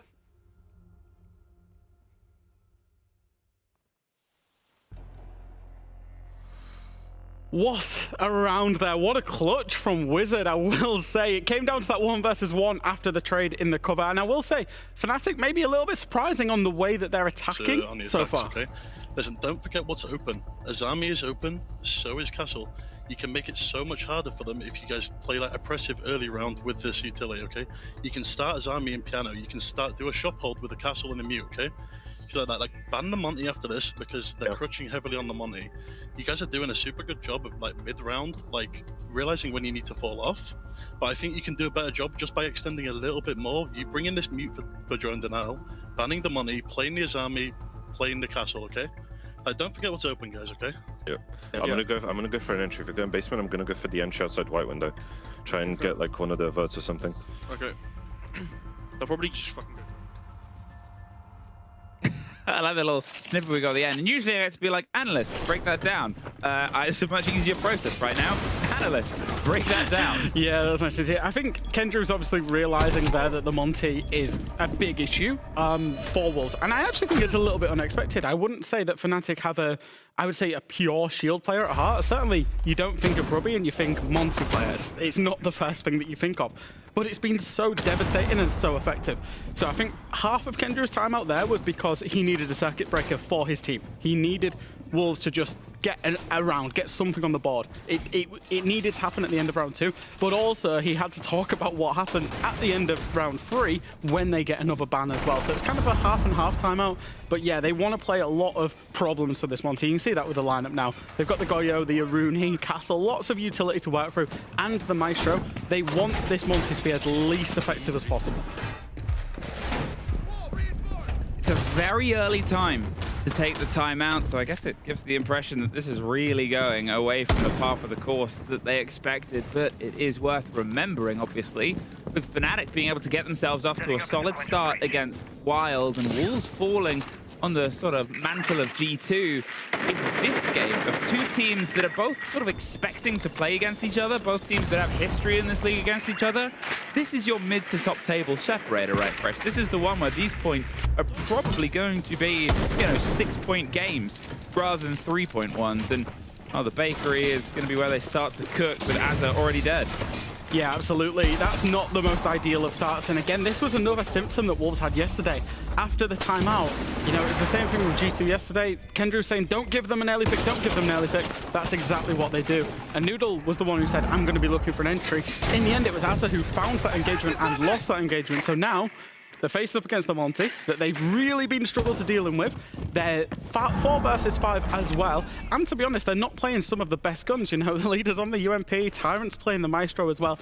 It's not looking particularly hot so far. Really nice usage as well from Fnatic using that Raora. We've seen the the wedding door get Raored off. That's closed off to the defenders now. They can't go through it. They can't flank.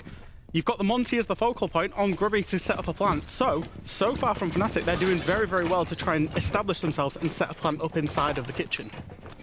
Going to be a little bit narrow, but instead they're going to go for the hop over the half wall and maybe get the shield on the back, face it away. Instead of giving them the long fight, they just want the cross, and there it is, the shield. Perfectly played. They cannot get the connection, and they've read them like a book, but the C4 doesn't need to read Fresh. It is death in every language. Krex gets the drop on them, and that is plan A entirely out the window, and the kit could not be in a worse island to have to swim to recollect it. Now, the Raura will have to move, they'll have to kill the player in coat, and then they'll have to try and drive themselves past an open firing line, Fresh. Yeah, it was a great C4 just in the nick of time. And again, Fnatic now, they've got to figure something out. I think somebody should have been pushing through the site at the same time as that plant's going down. That's my only criticism. Now, it's all in Wolves' hands. They just need to stay still, play stuck in the mud, allow Fnatic to execute into them again, and they should win this round pretty comfortably. Well, here's the play and here's the push and there's the swing. They get the coat check player and now they've been able to get themselves across the divide. But as they get the kill over the cover, Jex is gone. They're stuck in the middle. Tyrant tears a couple apart and Deepak now all that is left. The player with all the experience that he has revealed by the camera. Not much else really could be done. The plucky C4 was the sort of punctuation mark on that round. We just had to let the rest play out. Yeah, it was a huge C4. It really was. That whole round came down to that one moment. If the plant goes down before the C4 goes off, Fnatic win it. If the plant goes down, or the plant doesn't go down because the C4 kills the Monty, then Wolves were going to win it. And of course, we see those bans coming in. Maestro from Fnatic, it's been a stalwart that Wolves have played so far inside of this round. Get rid of it. And of course, we were expecting Wolves to get rid of the Montaigne. They will do just that. Well, 2-1 now at this point, and the timeout has netted some result, but I guess you're sort of thinking at this point, Fresh, obviously, a long time ago now, which is sort of strange to say you were behind the teams themselves. If you were in the position of taking a timeout after the second round on this sort of situation, would you be locked on hoping for the 4, or is it for the hope of getting the 3? I think it's hard. I think at the point, like, Kendra's been forced into taking that timeout because I think very clearly they weren't expecting Fnatic to play how they were playing. So when you're defending Cafe, that's very much considered a defender-siding map, you're expecting a 4-2. You're expecting a 3-3 at worst. So I think when you're 0-2 down, you're just hoping you can get to at least a 3-3, to answer your question sort of bluntly. But Kendra didn't have any other choice. Fnatic were attacking it that well, he needed that circuit breaker. So it was a good timeout from him, but it was a little bit early now. He's just got to trust his troops will do the rest of the game plan and kind of think on the fly, because Fnatic are clearly bringing something different that Wolves were just not expecting. Well, Monty might have been the expectation breaker, but as you said, it is gone. Now it is no longer going to be that entire tool, and I'm curious to see what changes here from the side of the approach. Yes, Ruby is now on the Blackbeard, but it handles very differently to how they were handling the Monty, which was an actual traditional Monty fashion. Slow and steady, piece things apart, let the team do the work around you, and then get the final push yourselves. Blackbeard has to be a bit more active, a bit more sort of pro-fight, and well, that's not going to be the first start. Makes their way through, concerned about the pressure from both above and below. Look at the player inside of the train room, and oh, Krex just pushes on, tears the head off of Groovy off, and well, there's a moment where the Monty would have been better. There's a moment where Krex is just better. Behind the tree, finally shut down, but 2 huge losses here for Fnatic's approach. Yeah, absolutely. Az is going to pick up Deepek as well. And I think I said it. I said Groovy is not naturally a shield player. I think we saw it there and then. Little bit ill-advised Monty play. Krex had an awful day yesterday statistically. He was trying to get involved, trying to be part of those entries. Really struggled. But today, he's absolutely showing his worth so far. Fnatic brought it back to a 2 versus 3. It's still manageable, but it will be a clutch scenario. They've got 80 seconds to play with. They can navigate themselves. Problem is, there's a Valkyrie on the board. There's bulletproof cameras. There's 3 players alive, so they need to work systematically through it. We do see Jags on the IQ trying to spot out that utility. Well, they have the right idea of where it is. That reduction of the Melusi will give them a swing, but at this point, all Wolves need to do is ensure that they have this connection between the players itself. They don't really need to stretch themselves above. They don't really need to play for that. And if they went for it, they just rotate at the same time. Instead, sure, come find us. We've got 2 inside, and I think 1 is about to come up on the opposite stairs. They are. It's on red. So Leader has set himself up here. Now, he doesn't really want to engage until the push comes onto the site, and then he can strike best. He's waiting, anticipating for this call, and exactly then, that's when he goes, when the player pulls on towards Pillar, because now they are trapped. That space they can move in is smaller than ever. There's 1 gone. Jegs had to look back to the previous fight, and what a bait and switch there. Good lockout here from Wolves. It all came from that entry with Krex. Big double kill, gets himself that team man advantage, and then I will say Leader played it very well in the end there. You called it out there, Remy. The flank that Leader was going on, and then he pulled away from it. What did that do? It took Jegs' attention away to the flank right as Sarks was pushing into the site, and then you've got a 2 versus 1 on the guy pushing into sight, and then it becomes a 3 versus 1 in the end. Really nice entry. Really nice composure in the 3 versus 2 from Wolves there. They finally re-established a foothold inside of this match. Gets itself locked in, and, well, let's see where it sort of progresses. 2-2. And there's still the sort of hope of it on towards the split. I hope you're ready to sit in for this. I said it at the start of the cast. When we took it, was that I have a feeling this one could go a bit of a distance in a similar way to how the first game went the distance yesterday. Yeah. Not that it was like, you know, full sense competition, but just sort of traded bits of momentum back and forth. It does mean you're in for a bit of a long run here, I'm afraid, mate. Yeah, wasn't expecting it either, I will say. But no, I think And you said it earlier, I mean, the expectations of these two teams is probably mid-table. Upwards would be a good stage, I think. I think both of them will be targeting playoffs. I think every team in this league is going to be targeting to get themselves into that playoffs, into the top 6. 100%. But I think realistically, you know, Fnatic and Wolves would be looking at the 5th to 6th slots after, I would say, the big 4 that currently exist in EU. So I think this is actually a big game for both of these two teams. And we referenced it on the desk as well, like, a lot of the Wolves players have played under this or with this Fnatic core at one point or another. Obviously, most recently was Azza, obviously signed in the off season and then didn't actually end up playing a league game for them this year. But we had Tyrant, we had Leader, Noodle when they were known as Koi as well. So there's a little bit of personal rivalry, I would say, here as well, because all 4 of those players have been let go by this team at one point or another. I love a grudge match. Grudge match, give me them all of the time. And, well, the grudge isn't going to be on the fight. The Deimos is going to get the track on. The push and the pressure goes further and further away. And for the first time, Fnatic, they're not really going to play into the idea of a shield. I think they've realized that it's just not sticking with Groovy, as you said. And instead, they've entirely read that approach. And why keep trying to make it work if it isn't in any real sense of the word? Fnatic, instead, guns up, right?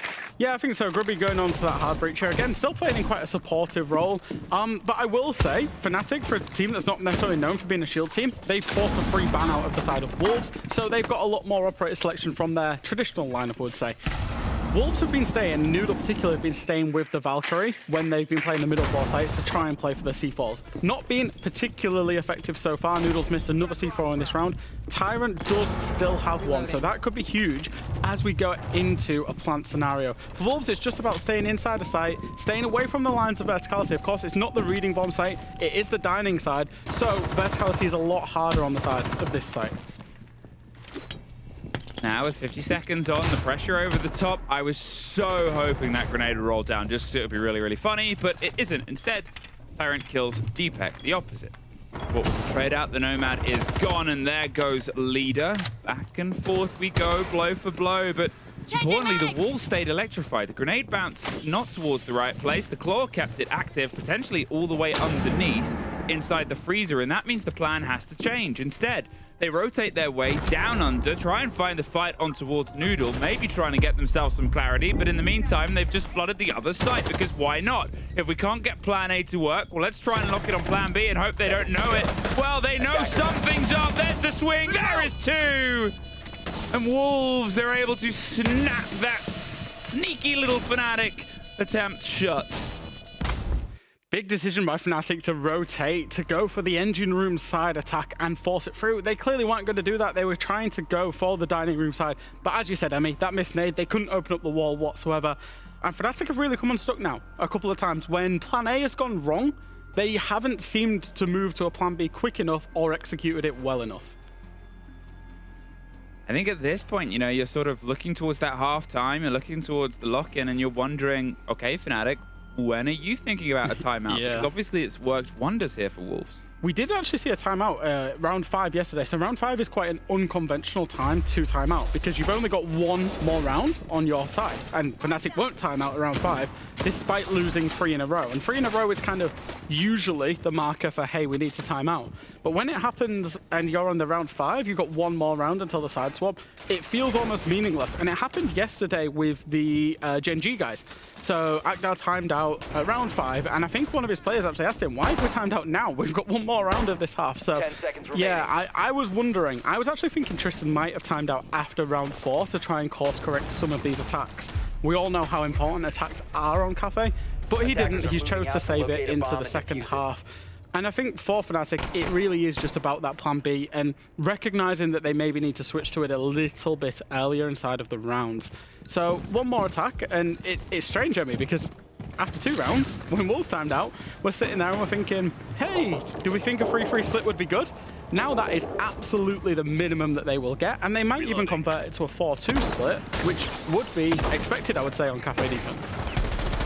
You couldn't have asked for a better timeout conversation. Yeah. It's been night and day here. The side of Wolves, whatever they were missing in those opening 2 rounds has just clicked into place. And, you know, it's not that it's been a million miles away, but they've been where they needed to be. And that's the important thing. This is always a game where a single bullet can get a kill and a single moment can define a round. And Wolves are happy to play into that rhetoric. They're happy to play into what makes Siege Siege. And Fnatic start to go for the clear above. Very different approach versus last time. Obviously, they don't have the Monty to go for it, but at the same time, they're just giving themselves more options in case things go wrong. They have, obviously, the pressure on the freezer wall. They have the work done above, and, well, they're just giving themselves, as I said, a plan B fresh. Yeah, absolutely. The pacing of this attack, certainly from Fnatic, is good to see if you're a Fnatic fan, because, like you say, they've got those options. So, they've cleared the top 2 floors. What's the problems to them now? Well, it's not going to be guys inside of sight, because every defender, when this happens, when this full clear happens, moves themselves outside of sight. They take control in prep, they go bakery, coat check, the brown bar, and most importantly, for this attack, they go VIP. Now, Wolves, of course, are playing a player inside of VIP. We're seeing Sarks try to nade him out so far. I believe it's Krex on the Warden.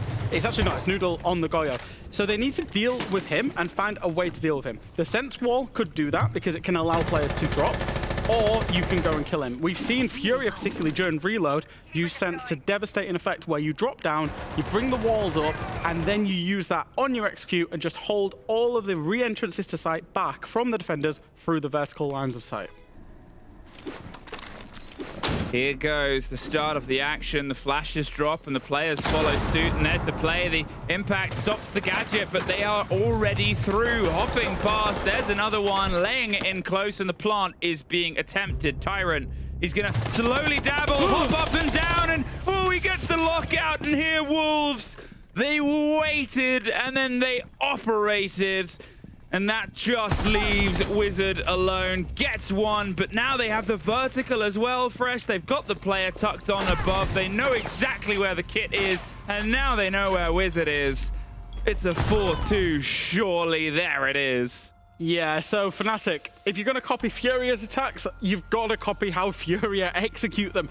You've got to hold the double door back into sight from the red hallway. You've got to hold the double door of kitchen back into the service side. You've got to hold both of them from the vertical lines of sight to avoid the defenders retaking back through the sense walls. And that's exactly what Wolves did. 2 players literally just YOLO'd through the sense walls, found the kills on the guys planting and the guys covering, and that was it. It was a good idea from Fnatic. They just didn't execute that attack whatsoever. Well, at this point, Fnatic on a bit of a back foot. And yeah, we can get some of the ideas that they'll be playing on their defense. They'll have that going into their favor. But where they were at the start of this game, how sort of precise things felt, how well monitored things were here, it just feels like they're being taken control of a bit. They've lost that idea, that identity from the early 2 rounds.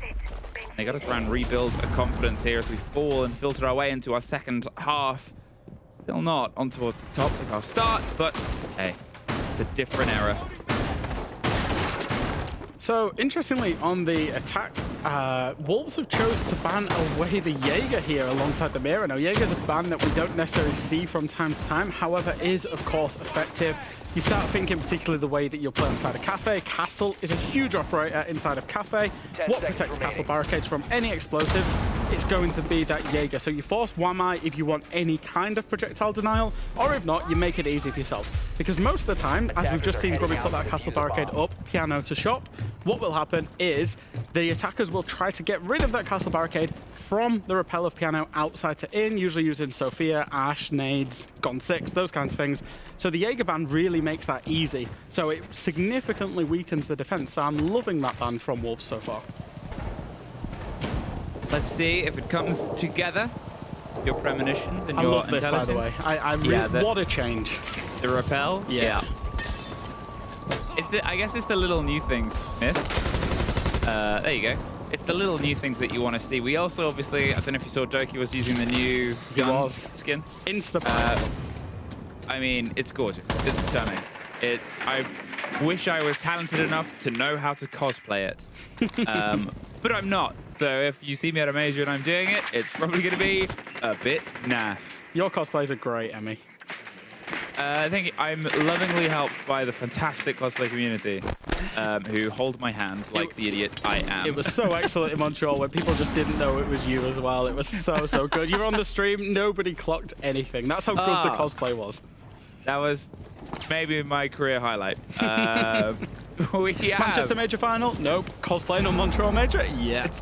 SI Comedy? Yeah. Yeah, it's what it is. Yeah. Tyrant gets Jegs, is what it isn't. But Jegs this round as they lose the keeper barricades quite early on, really, in the grand scheme of things. You want to utilize those and put the pressure back on when it's being applied, and being caught from outside the building isn't great. Now, will they get the head of Sarks? He's tucked in a pretty dangerous position as, you know, Krex is going to hold himself here, but as soon as they get this drone read on it, it's drop or die, really. Here's the drone roll on by, so ready for it. But look at the positions that's coming from Tyrant. Yeah, he knew his time was up there, and he was not going to see what happened next. Yeah, there's a couple of trains of thought now. Fnatic, you're 3 versus 5. You maybe need to bring man advantage or man disadvantage back. You need to find a kill. So you need to find some explosive aggression somewhere to get a kill back. But also, the clock is about to be your best friend. Wolves have only just got to the top floor. They've only just started doing the vertical. This plant is going to come down very, very late. So Fnatic need to hold their nerve and find the key engagement if they have any chance of winning this round.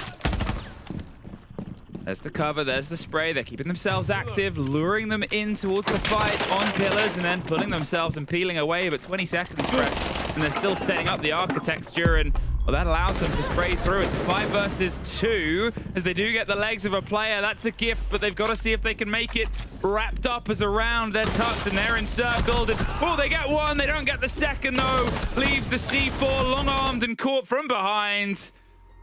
And there it was, just enough sort of covers of things potentially to go wrong there. Wolves, they keep the momentum in their favor, and will we see a timeout now? Doesn't appear so, even though that... Down a little bit, but you just need to speak earlier into the round about what they're doing and what we want to do as the counter, okay? You saw it clear as fuck there. Even 5v3, it took them ages to execute, okay? They're playing the exact same way as we are. They want it to be perfect on their execute.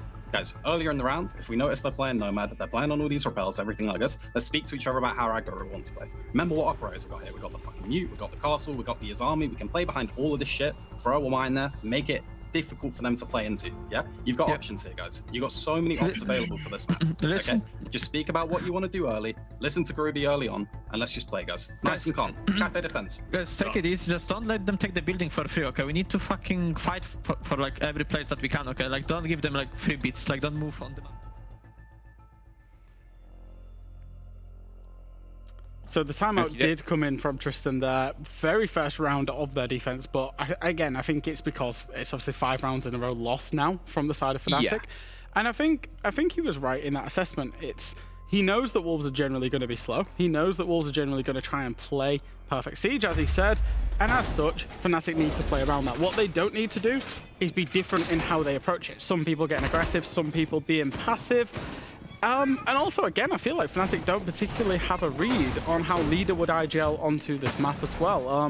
Leader and Noodle have been together for the longest time across multiple different teams now. I count at least 4, I think.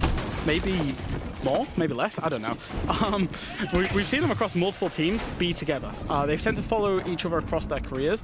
And whenever they've played this map, they actually attack the top floor by rappelling on the south of the building quite often.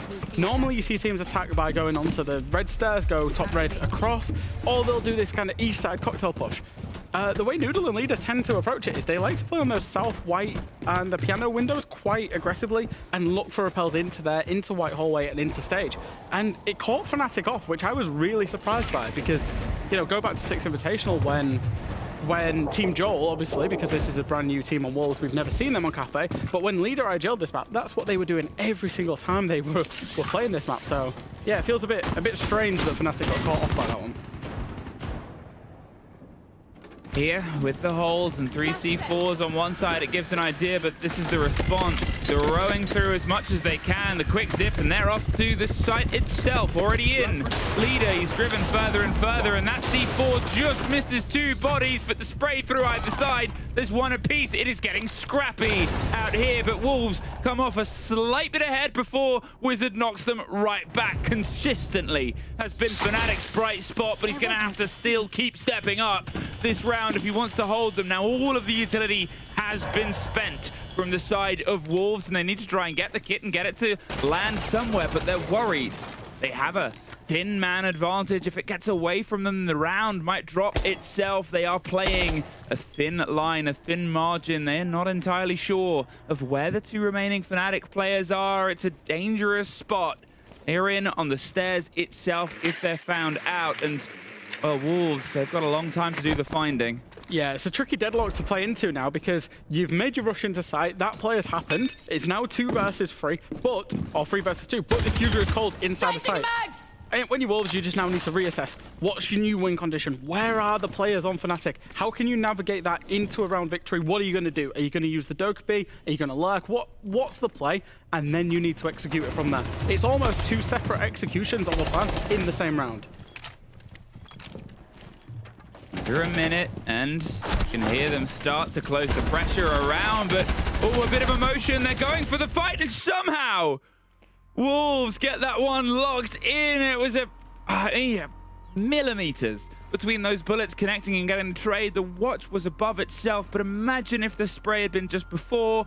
Would have saved a player in library, would have turned, would have, could have, should have, but didn't is the result. And where does that leave us? Fresh on the precipice of the end of the map. Tell you what, we spoke about Kendrew's timeout after round 2 and how effective that was. Wolves have not lost a round since that. Kendrew also had another timeout at the start of this round because obviously, even though Fnatic called it, it does mean that Wolves get a chance to speak to their coach as well. And what did they do from that? They instantly changed how they play. Tristan spoke to his charges, he spoke to his troops about, hey, they might play Nomad, let's sit behind utility, they're trying to play Perfect Siege. What do they come out and do the next round? They rush. They really change the tempo. They keep Fnatic guessing. I'm not going to say whether that was a leader call or whether that was a Kendrew call inside of that timeout, but either way, it was a great call by somebody on the Wolves team because Fnatic just did not expect that coming whatsoever. It caught them off guard, and it's got another round. And obviously, it's got Wolves, their very first point inside of this league stage. They do get 6 as an absolute minimum, which means as a minimum, we'll be going to overtime, and they will get at least 1 point. In all honesty, they'll probably get 3 with the way they're playing this game so far. 6-2 here, Wolves. And I mean, Fnatic have just disappeared. You know what's a bit of an awkward time? It was around the same time that I think Demo disappeared too. So they just need to try and find a way back in like he does. Deepek, a classic Deepek drone. The Echo will just read all of that intel. They know they're peeling themselves away. They know what the pressure's coming over the top. And you can see Wolves, they're still happy to calculate. He's called out in the Fnatic timeout. They're trying to get everything perfect, but I mean, if it's working for them, why not? Nice little play here, the Aura, the smokes to try and breach onto that wedding wall. I don't actually think that breach has gone off. I think Jegs has done a great job here. They'll try it again, round 2. Smoke goes out, and then the ace charge. But they've not accounted for the bulletproof camera and the pings that could come out from the side of Fnatic. So it looks like Jegs, once again, for the most part, has kept that wall closed. They have themselves the vertical, they have themselves the eyes on it. Well, decent amount of time. They're going to see if they can maybe try and hunt down anyone that's hovering over the top floor. Oh, the catch on the position, the sledge being the choice there means they weren't able to get the snap on it, as a Buck may have been able to, but at this point they're just forcing the players further and further away from Bakery. Seems like a very well-stated approach here. They've got the Aura, they've got similar ideas, minus the shield itself. Replay C4 on towards the roof. Wizard said he was the man of the moment, and he was almost the first one gone in what could be the final round here. At what point, Fresh, will they go for this execute? Yeah, again, I still feel like they've got to do a little bit more work with the sledge. Az has got to get a little bit more done, move some of these guys outside of sight. Once the attackers control the vertical above the kitchen site, you can't play anywhere as a defender, but currently the defenders are still playing somewhat inside of sight. The Echo Drone from Deepek's being shot out. Azza has now taken Sarks off the board. Wizard is literally 1 HP. This should be the go point for Wolves. They can now execute and hold every retake. They can hold Red Hole. They can hold the double doors back into sight. They can hold long lines of sight from Bakery as well. And Krex is on the red stairs here. Well, here goes the cover of the smokes. Here goes the rotation. Single C4 that was a connector before, and they don't have that, but they do have a couple of impacts, and they are threading the needle, but they just weren't narrow enough.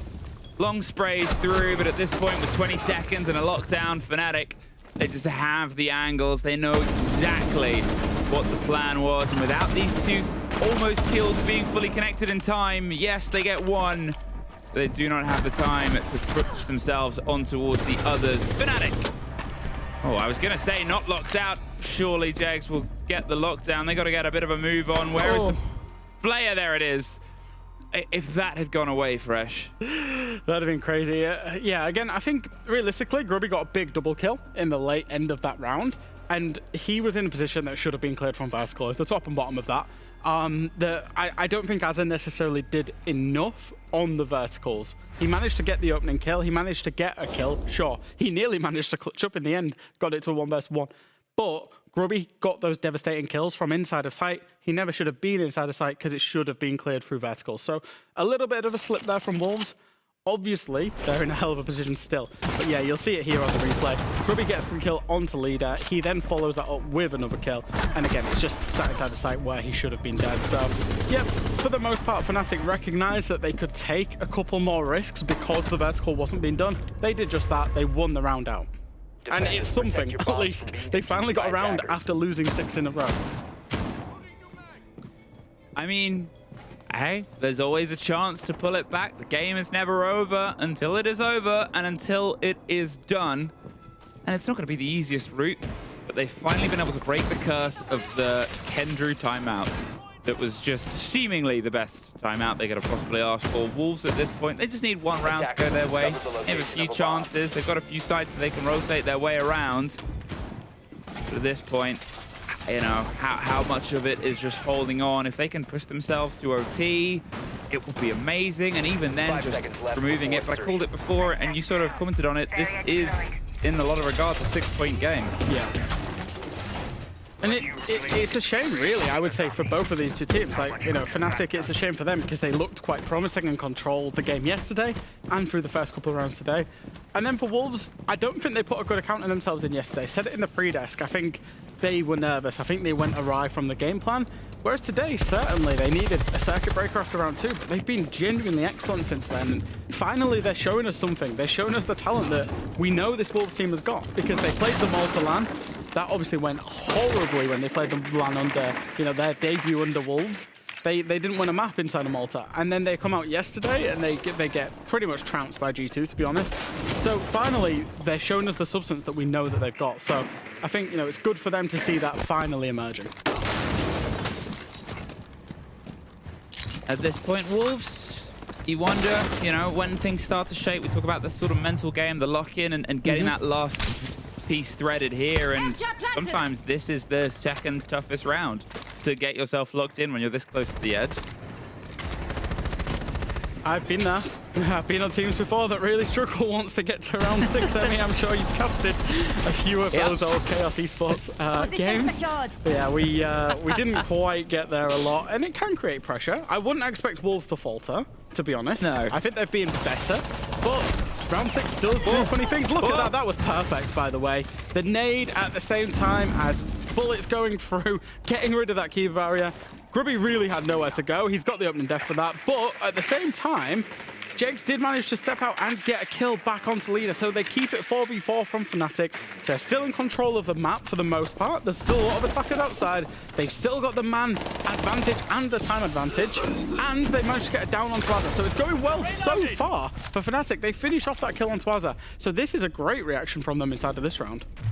Yeah, really good power movement there as well to get themselves repositioned. They sort of set the traps and played into it, and it's almost the conversation they had a bit before where, you know, Groovy was sort of saying, look, let's not just give them free real estate, right? They're trying to do this slow setup and take. If we pull back and put the pressure back in, the long-stinted conversation we've hung sort of tent poles on throughout this night.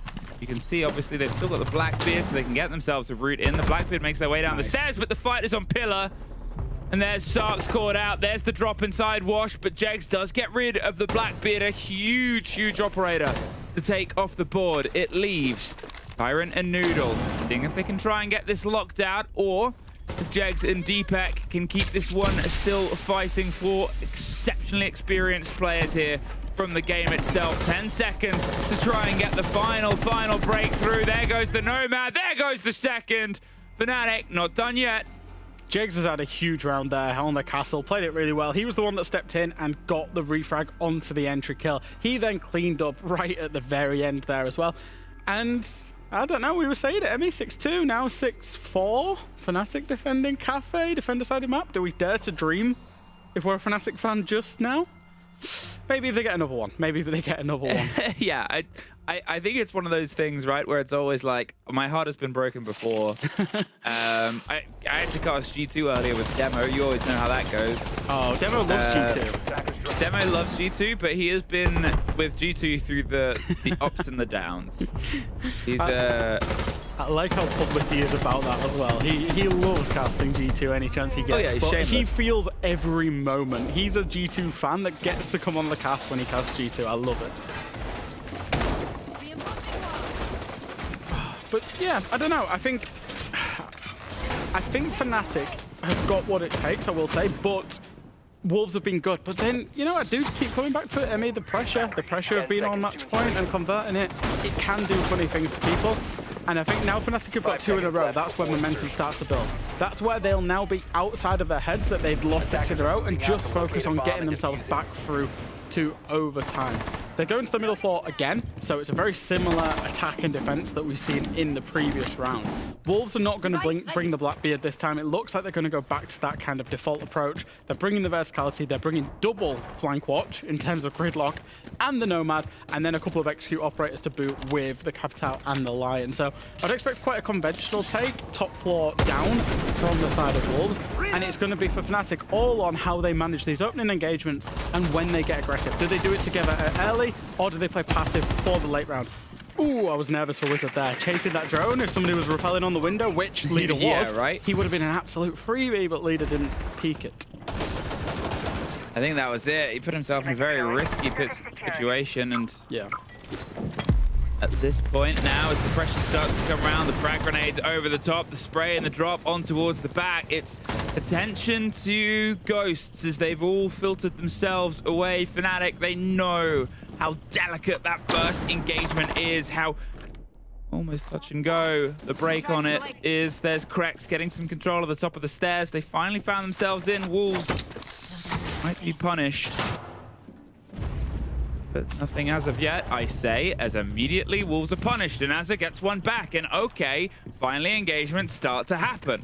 Yeah, I will say, I think Fnatic did a great job of managing that aggression early round. They baited out a lot of utility. All the nades are gone on the side of Wolves. They got the opening kill, but Azza found one back. Noodles found one back for the man advantage. We know how important that is. Crucially, Noodle still has both smokes and both flames on the side of him, and Leader still has 2 E1Ds, which means when the execute comes in, Wolves do have that utility to play with. From Fnatic's side, there's not a lot other than their guns. Defect's got an impact, but that's really about it. They're going to have to try and find these gunfights. They're going to have to try and isolate these gunfights, bring that man advantage back, and collapse when the execute goes down. But it's hard because they're losing the utility game of this round so far. 50 seconds and that narrow line, that narrow margin of a single body. We've seen Fnatic be able to pull that back earlier on in this map, and waiting and anticipating for this approach that, again, Wolves are not handing it to them, but where will they formulate? It's pretty well signposted yet again, just inside the doorway, and that will allow here Fnatic to try and restructure and go for it. They're smart enough to read on the approach and the play. In 20 seconds, they don't have much room for error, but look at this position they found. There's a great play, getting the swing onto it. It's locked down. It has to go, go, go. The motion on pillars was huge, but they're stuck in everything. It seems fresh. There's the spray. There's the drop. There is a 1 versus 1 as Azza is down. Does Wizards know? It doesn't matter at this. They pull off anyway. They didn't know that he didn't know. Kregs versus Wizard, the good intentions teammates from Challenger Series, and it was Wizard who came out on top in that 1v1. We're used to seeing the console community playing in the 1v1s, and this time it was Wizard. And I will say a little bit of indecision from the side of Wolves Esports. They wanted to chase the flanker, then they wanted to go for the plant. They went back to chasing the flanker inside the pillars, and they went for the plant way too late. In full view of a bulletproof camera, in full view of a Fenrir mine going off. It must have been absolute mayhem in the comms as that was all going down. Lovely C4 to start us off from Wizard. And again, just a quick word on him. Had a tricky-ish day yesterday, I would say, up against Wild. 2 massive kills there. He got the opening kill on the entry engagement. He then actually got a kill flanking pillars, which was the one that Wolves didn't know if they were going to chase or not. And in the end, he got himself back in sight and technically won a 1 versus 2 clutch without shooting a bullet. Again, it's great to see these rookies coming in and having big games. And Wizards, what's that, 14-8? Could have actually been 16-8 in the end, actually, had he cleaned up those 2 kills at the end. But he played it very smart. 5 seconds remaining. 6-5. Yeah. And okay, let me just roll back again. Apologize to you for saying that this is going to be one that goes all the way, that you got thrown into. Because here we are. I don't mind it. I mean, you know me, I love a cast. You love a cast. Yeah, I mean, you love a cast. You love everything about Siege, right? You live, breathe Siege. I do. And well, instead of Fnatic right now, I think one of the sort of interesting spreads, and it's never a single player, right? But if you look at the side of Wolves, generally all of them are positive, big games, whereas on the side of Fnatic, they're really kind of missing out on 3 of the players, right? Wizard and Jags are going huge, but Starks, Deepak, and Groovy are a bit behind the curve. It shows how much of an impact some of these holds have that they've concocted, where they don't have to be on the kill game. Yeah, I think particularly Grubby is obviously now playing as the IGL on the side of this team, so you would expect his stats to drop off. We've known him as a fragger in the past on Team Secret.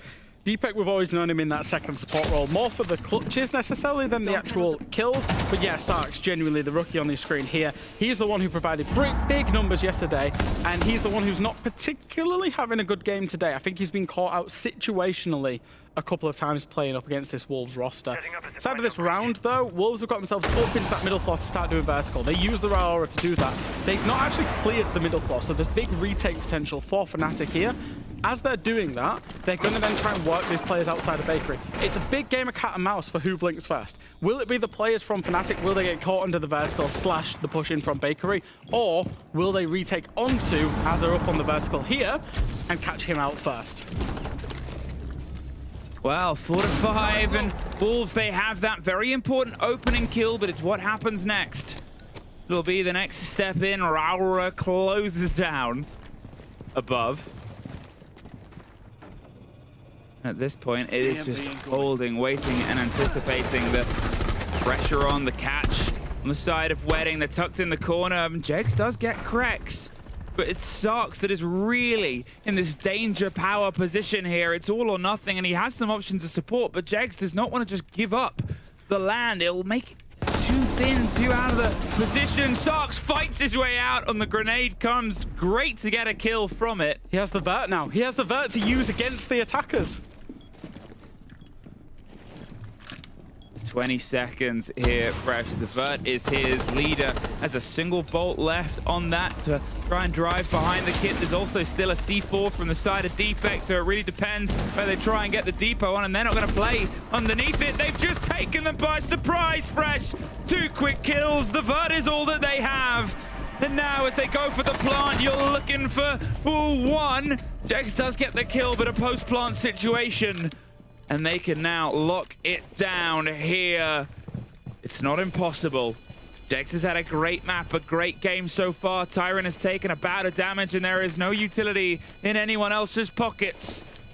But as the tiptoe round on the corners, ready for the spray, ready for the angle, instead, the pings are revealing that maybe they can get a bit lucky here, but they've got to make some noise. That's the wrong kind, Wolves. Finally finally push it over the end, but you gotta give credit to Fnatic for the effort. That was one hell of a shot call there from the Wolves side. They realized that they lost the vertical. They made a shot call to walk down that hallway, walk down the red hallway into the site, double door, walk down long, and go and plant there. Caught Fnatic off completely by surprise. If that shot call doesn't come out, we're careering straight to overtime. But as it is, that shot call got Wolves the full 3-point victory. Well, Fresh, I usually throw, but if you want to throw to yourself, let's do that.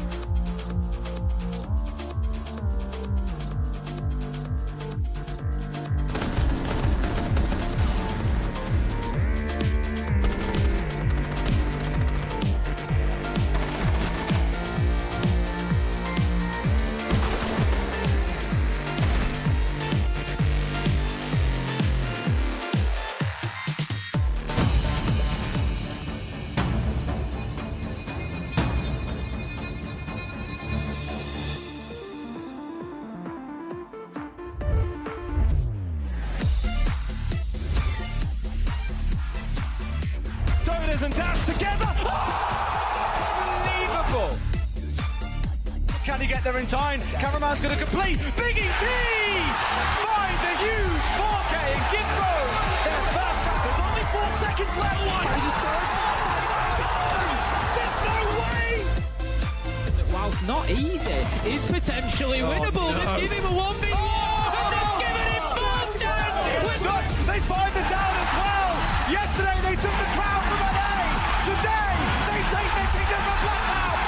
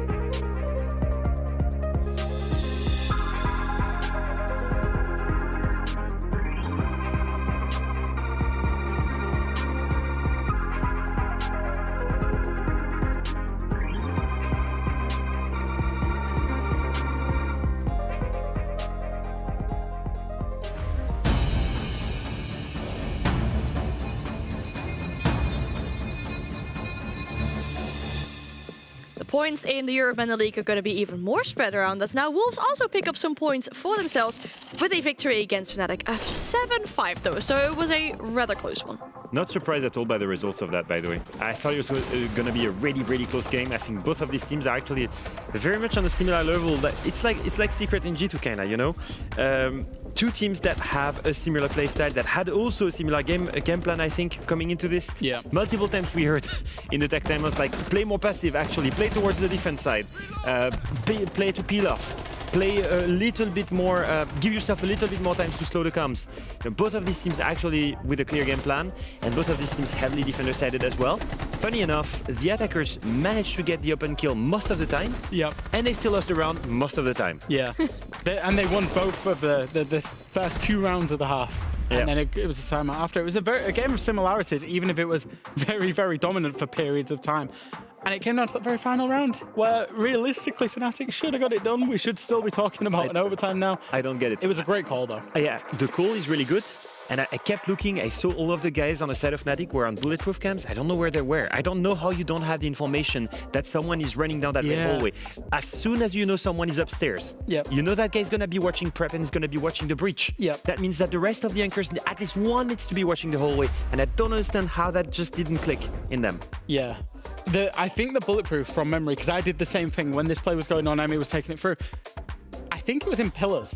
I think it was upstairs, the bulletproof. Okay. And normally you would place some kind of bulletproof inside of wedding or inside of VIP that looks all the way down that long hallway. Either way, you need something to avoid that. Barbed wire, Melusi, Fenrir, anything. There was nothing. And that cost Fnatic at least 1 point today.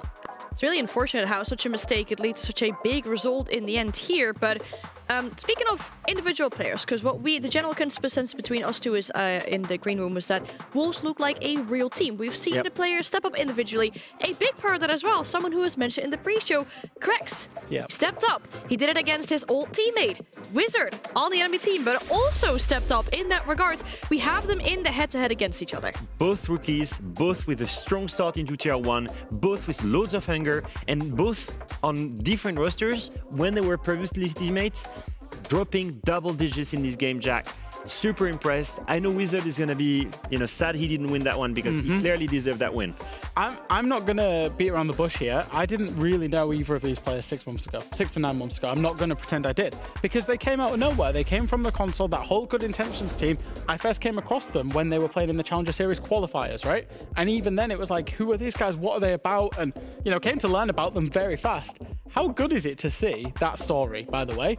Yes, the whole team didn't make it. But 2/5 of that team came in. They've played against each other today in one of the first games of EML.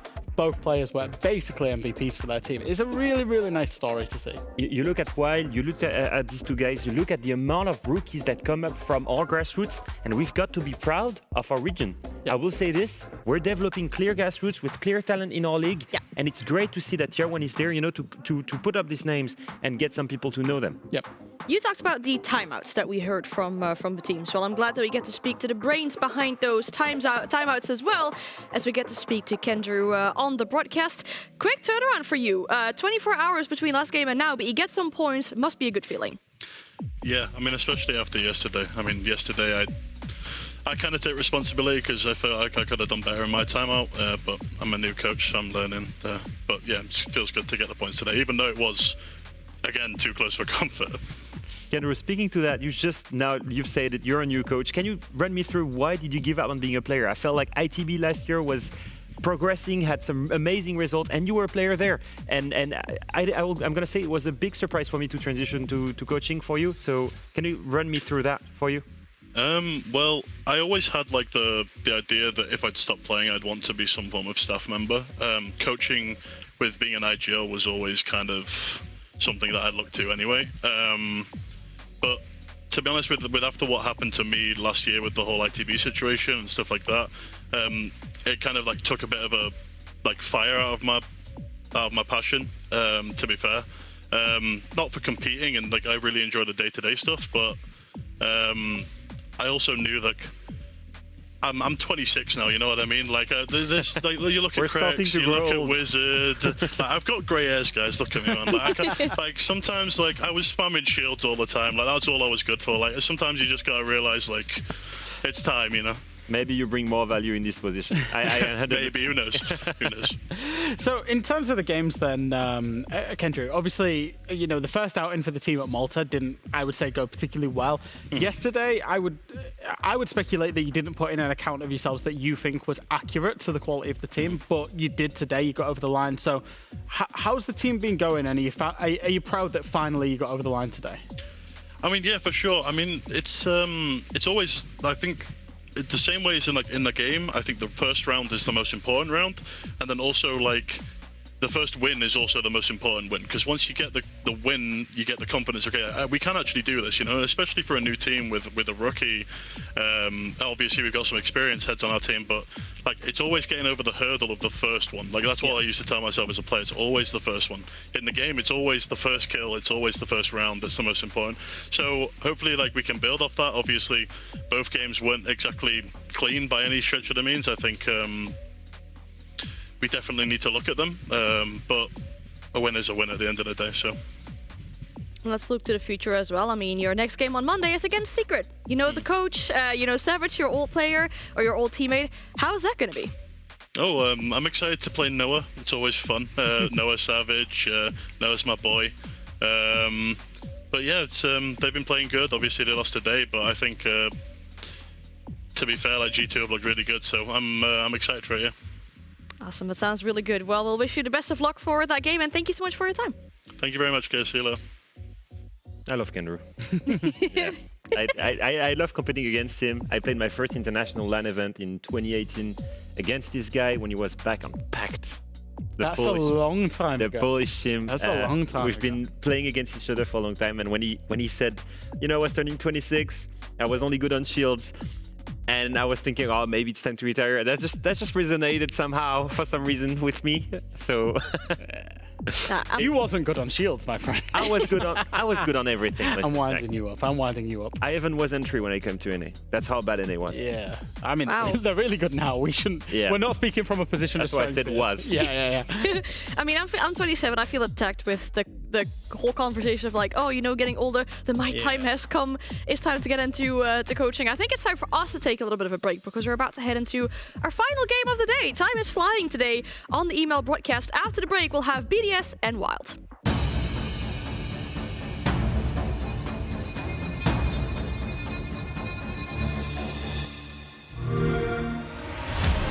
You know how they say it's not the destination, it's the journey?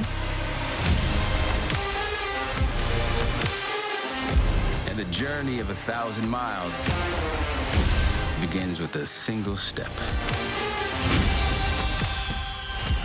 And you know what? They're right.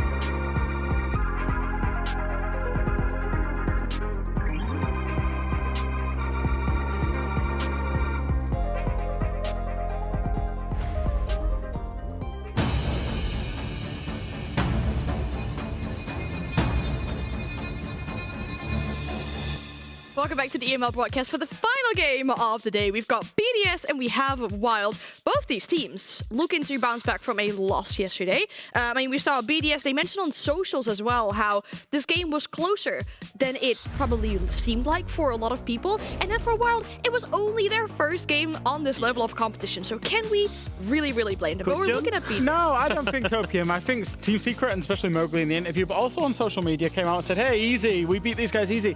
And I think they had a fast start, yes, but I thought BDS worked their way back into that fixture pretty well. But for the fast start, we're maybe talking about overtimes, whatever. I like this roster. I like what they've brought into it. I still think there's time and experience needed to fully mesh and realize their true potential.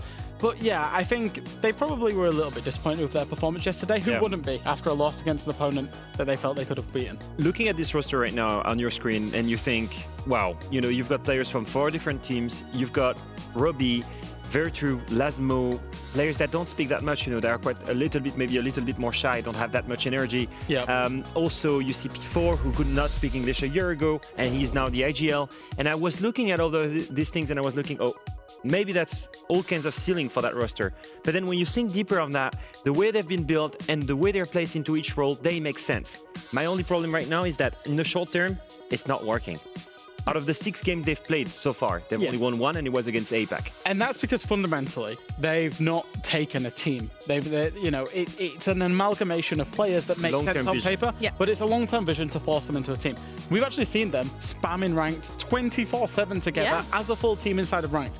That's how much they're dedicated to doing that. So judging them is quite hard right now. It's maybe over the longer term, maybe over the whole year, that we maybe need to judge this process with BDS. And I remember us complimenting the old BDS roster on that as well, getting that extra synergy by playing ranked with each other, having all these kinds of situations that you go through in situations or in games outside of the official ones. But you mentioned all the players on BDS but one, that player being Freck, playing against this old organization, because we saw Wild picking up the academy team into the main team. Freck therefore no longer being part of the Wild roster. When we look at Wild themselves as well, the first game nerves, we talked about it. They've probably shaken him off by now. What are some of the takeaways that we have from this team? I think a couple of things. Standout player Garen. Garen was playing on mostly flex support, you know, playing Ace, playing Jäger, playing a really good game with that Ying. He clutches 1v3, by the way, in the very first game. He was hyping everyone. Second takeaway for me, people that needs to step up. We've heard about Sneak's fragging power. He's supposed to be the entry fragger. He didn't drop any kills that were important there. Was a big entry death. 4-9, that's unacceptable. And Evan, 2-11 as the IGL, not a good thing. We forgave Krex yesterday because he, you know, as an entry on that team for Wolves, because he was getting into them. He was losing the entry engagements. For Sneak, only in 1 entry engagement yesterday. That's not really acceptable for a player that is your entry player. You don't want him to go missing, don't want him to go hiding. So you're looking for that improvement, and the same with Evan. The good news for Wild is they've got that game over the line now. It can't really go too much worse, and they've experienced it now. We saw some great ideas yesterday. I saw some great early round, some great middle of round, and then in late round, that's when experience kicks in. Inexperience happened multiple times. A couple of things that were missed rounds, a couple of bad mistakes, you know, just the nerves, maybe. We see the potential in that team. They just need to show us that, okay, now is the time, you've got the nerves behind you, you can step up. You sound like a real dad now telling them, like, it'll be fine. It will be fine. Maybe I should have been a coach, you know what? Maybe, just maybe. But it truly will come with time. But if we look at these two organizations and rosters, is there a way we can compare them to each other? Entirely different expectations. Let's compare them right now. You've got BDS, a prestigious organization with a team of 4 different staff, a combined tier 1 experience of more than 1,000 matches, the player prize money more than $500,000, their handpicked professional roster partner team that went to reload. In front of them, 5 kids and a dream. That's the expectation right now. And if BDS loses this, it's gonna hurt a lot, because they should never lose this. And that's the word of Eden, their analyst and coach. And they could well lose it. They could well lose it. That's the beauty of Everything's Siege. happening in a game of Siege, but they are still early on their journey, it is worth saying. But they've got a lot of resource into them. That coaching staff that BDS have. Liloon, Eden, Helby, Furious as well, Catwo as well as a general BDS. There's so many people supporting that team on their journey that you expect it to come good at some point. Yeah, it's the backbone of that organization being really strong against what you mentioned, the 5 kids and a dream. And I remember speaking to Boomsy during the EML Challenges series, and he said, like, we're kind of already exceeding our expectations right now. So the fact that they've made it so far, no pressure should be on their shoulders whatsoever. But it's time for the final map veto of the day, and I would love to see a new map because we've seen so many Lair games, seen a lot of Clubhouse games. I'm very happy to be going to a Nighthaven Labs. Well, and that's a good news. Yeah, new map for us. Interesting to see. You've been mentioning so many times the word of FaZe. You know, speaking about. I love talking about FaZe. You love talking about FaZe at Reload. Actually, BDS played against FaZe at Reload on Nighthaven Labs. They lost, but only 5-7. It was very close. I don't know if you remember. Very first game that they had of Reload, right? Yeah, and they won. They showed so much potential on that map. For Wild, they also played it. It was also 7-5, but this time they won it, and it was against Les Galériens. Les Galériens, that's Bibou's mix, French team, loads of talent on that roster. Just, I don't think it's quite the caliber of FaZe. So. No. You got Cyber, 6 Invitationals, Grand Finals, over here. Bibou.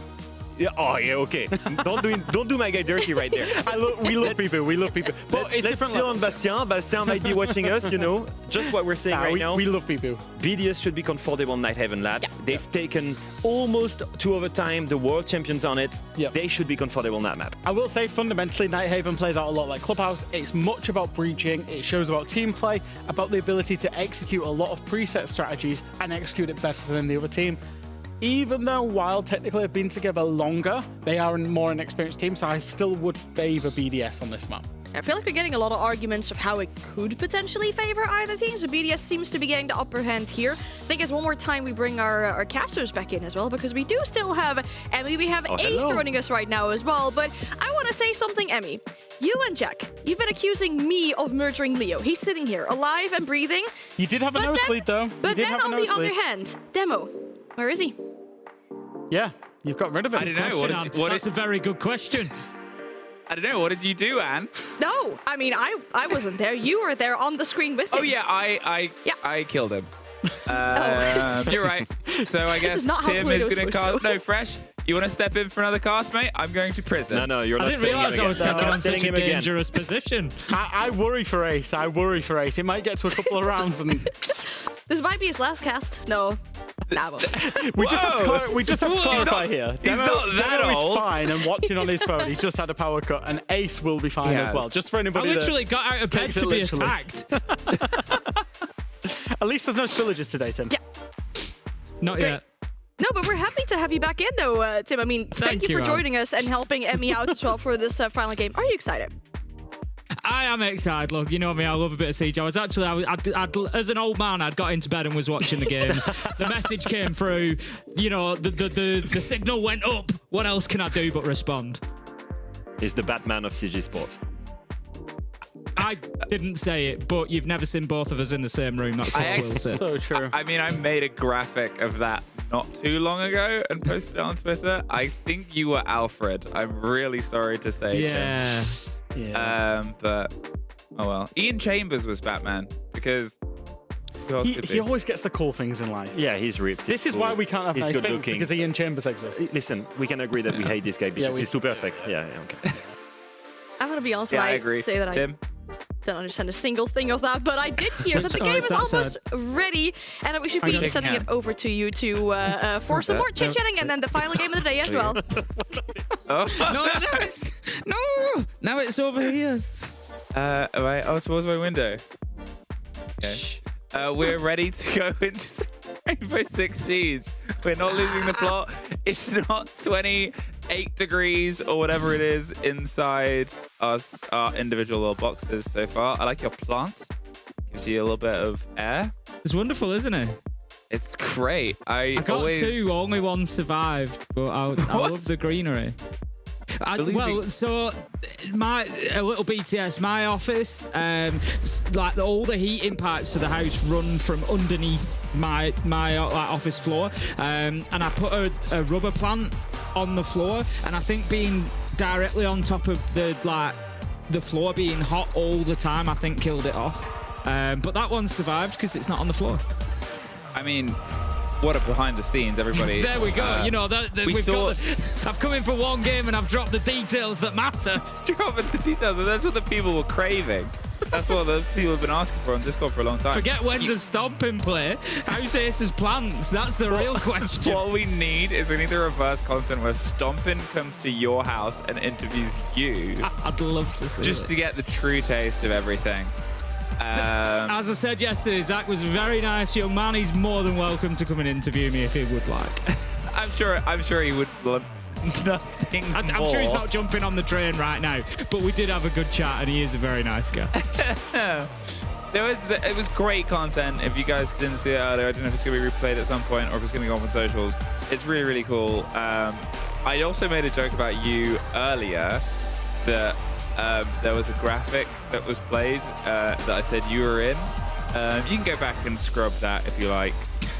I can't remember. I think it was before the G2 game, maybe. Leo could put it in the group chat. Leo, sort it out. I think it was your graphic. Anyway, Rainbow Six Siege. Have you been casting along? Always. That's all I do. My wife loves it. I just mute the games and just cast along on my own. Just having a good time, you know. Yeah. Just watch other people's... I make her be the co-caster. I say, come on, Vicky, your colour's rubbish. Vicky, let's sort it out. What do you think about the bans? I think I mentioned it on stream yesterday after 3 days in Berlin. She looked at me really pleased with herself and said, so the attackers are trying to get inside the map. And that gave me a real barometer, bless her. That's amazing. I brought my grandparents to Manchester, and they did not care about the final that I was casting, but they loved being in the green room, let me tell you. So that put how cool my job is into perspective. They just didn't care. Anyway, we're on labs. Do you like labs? Yeah, I do. I love labs. I was actually talking about it today. I said it's my favourite map to play at the minute. Chalet probably still my favourite to cast, but labs is definitely up there.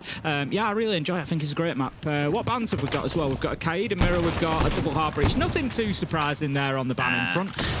That'll probably come in those third bans after round 4.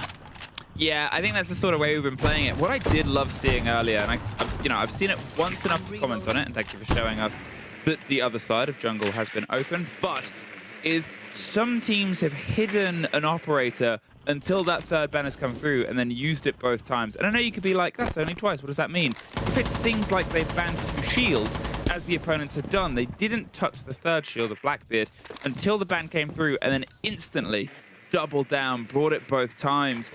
I love seeing little things like that, little sort of games of chicken almost, of like, look, we could use this. You hate shields. Are you going to third ban the shield? Da, da, da, da, da. And it's just really, really, like, it's the start of something. What is also a start of something? I've seen so much Brava stealing Maestro today, and, well, they might be able to steal a life if they try and throw themselves towards the connector and IT. Yeah, Brava's so fantastic for getting in there for any of those gadgets. Look at this, though. We've got a bit of damage. Lasmo managing to find some onto Evan, but it's going to be Boonty that opens things up for us. Takes down Robbie. That's going to be the Brava gone. We were just saying how much value they can get out of that operator. P4 will shut down Sneak as well. 4 versus 3 as BDS in a quick turnaround there after losing that opening engagement. Come back and get themselves on top.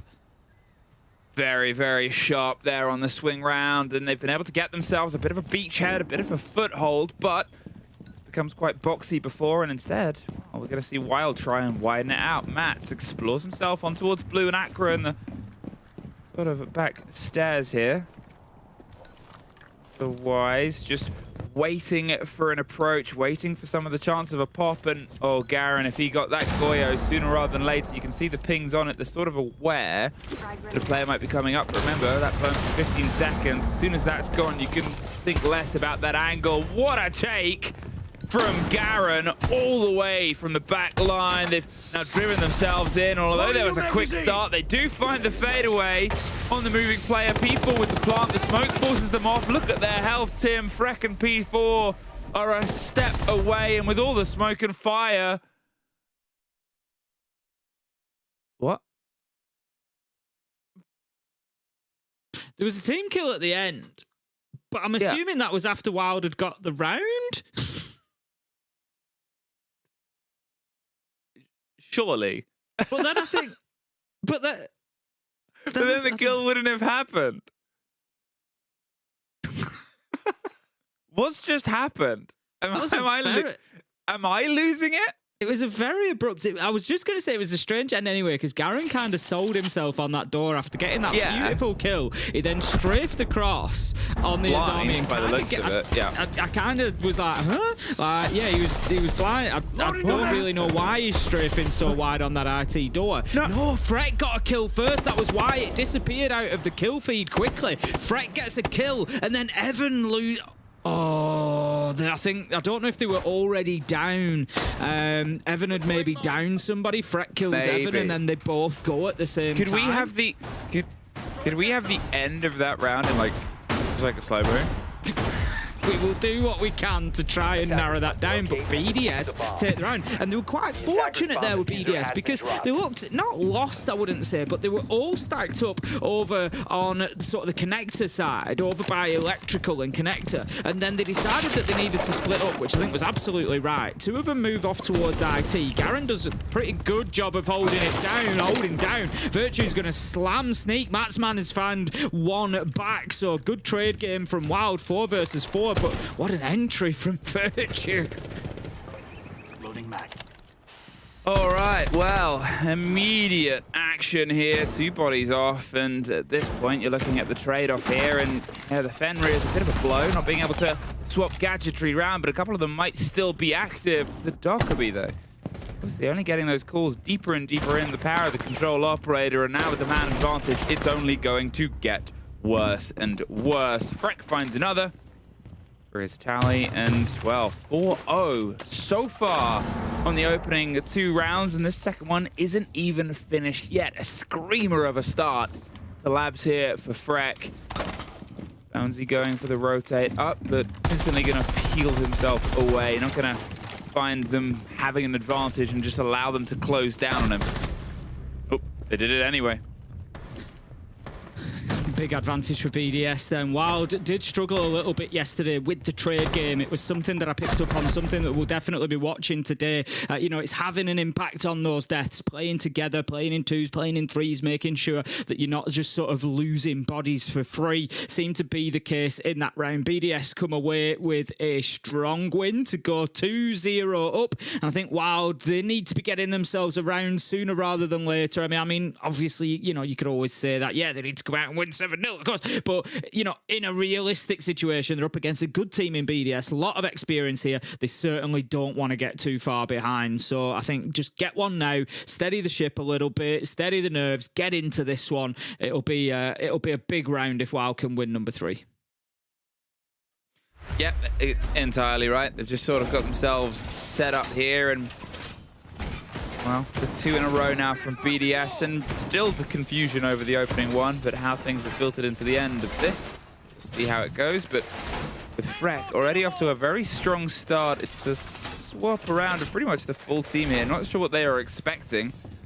Probably maybe the top floor again gives them the choice of everything. And Monty to go on the drive through. They've got the Raura as well. The combination to get some of that sort of pocket control. Maybe something a bit more direct towards the objective this time, rather than playing on the kills. Maybe just trying to lock out anyone that might be sneakily rotating around above.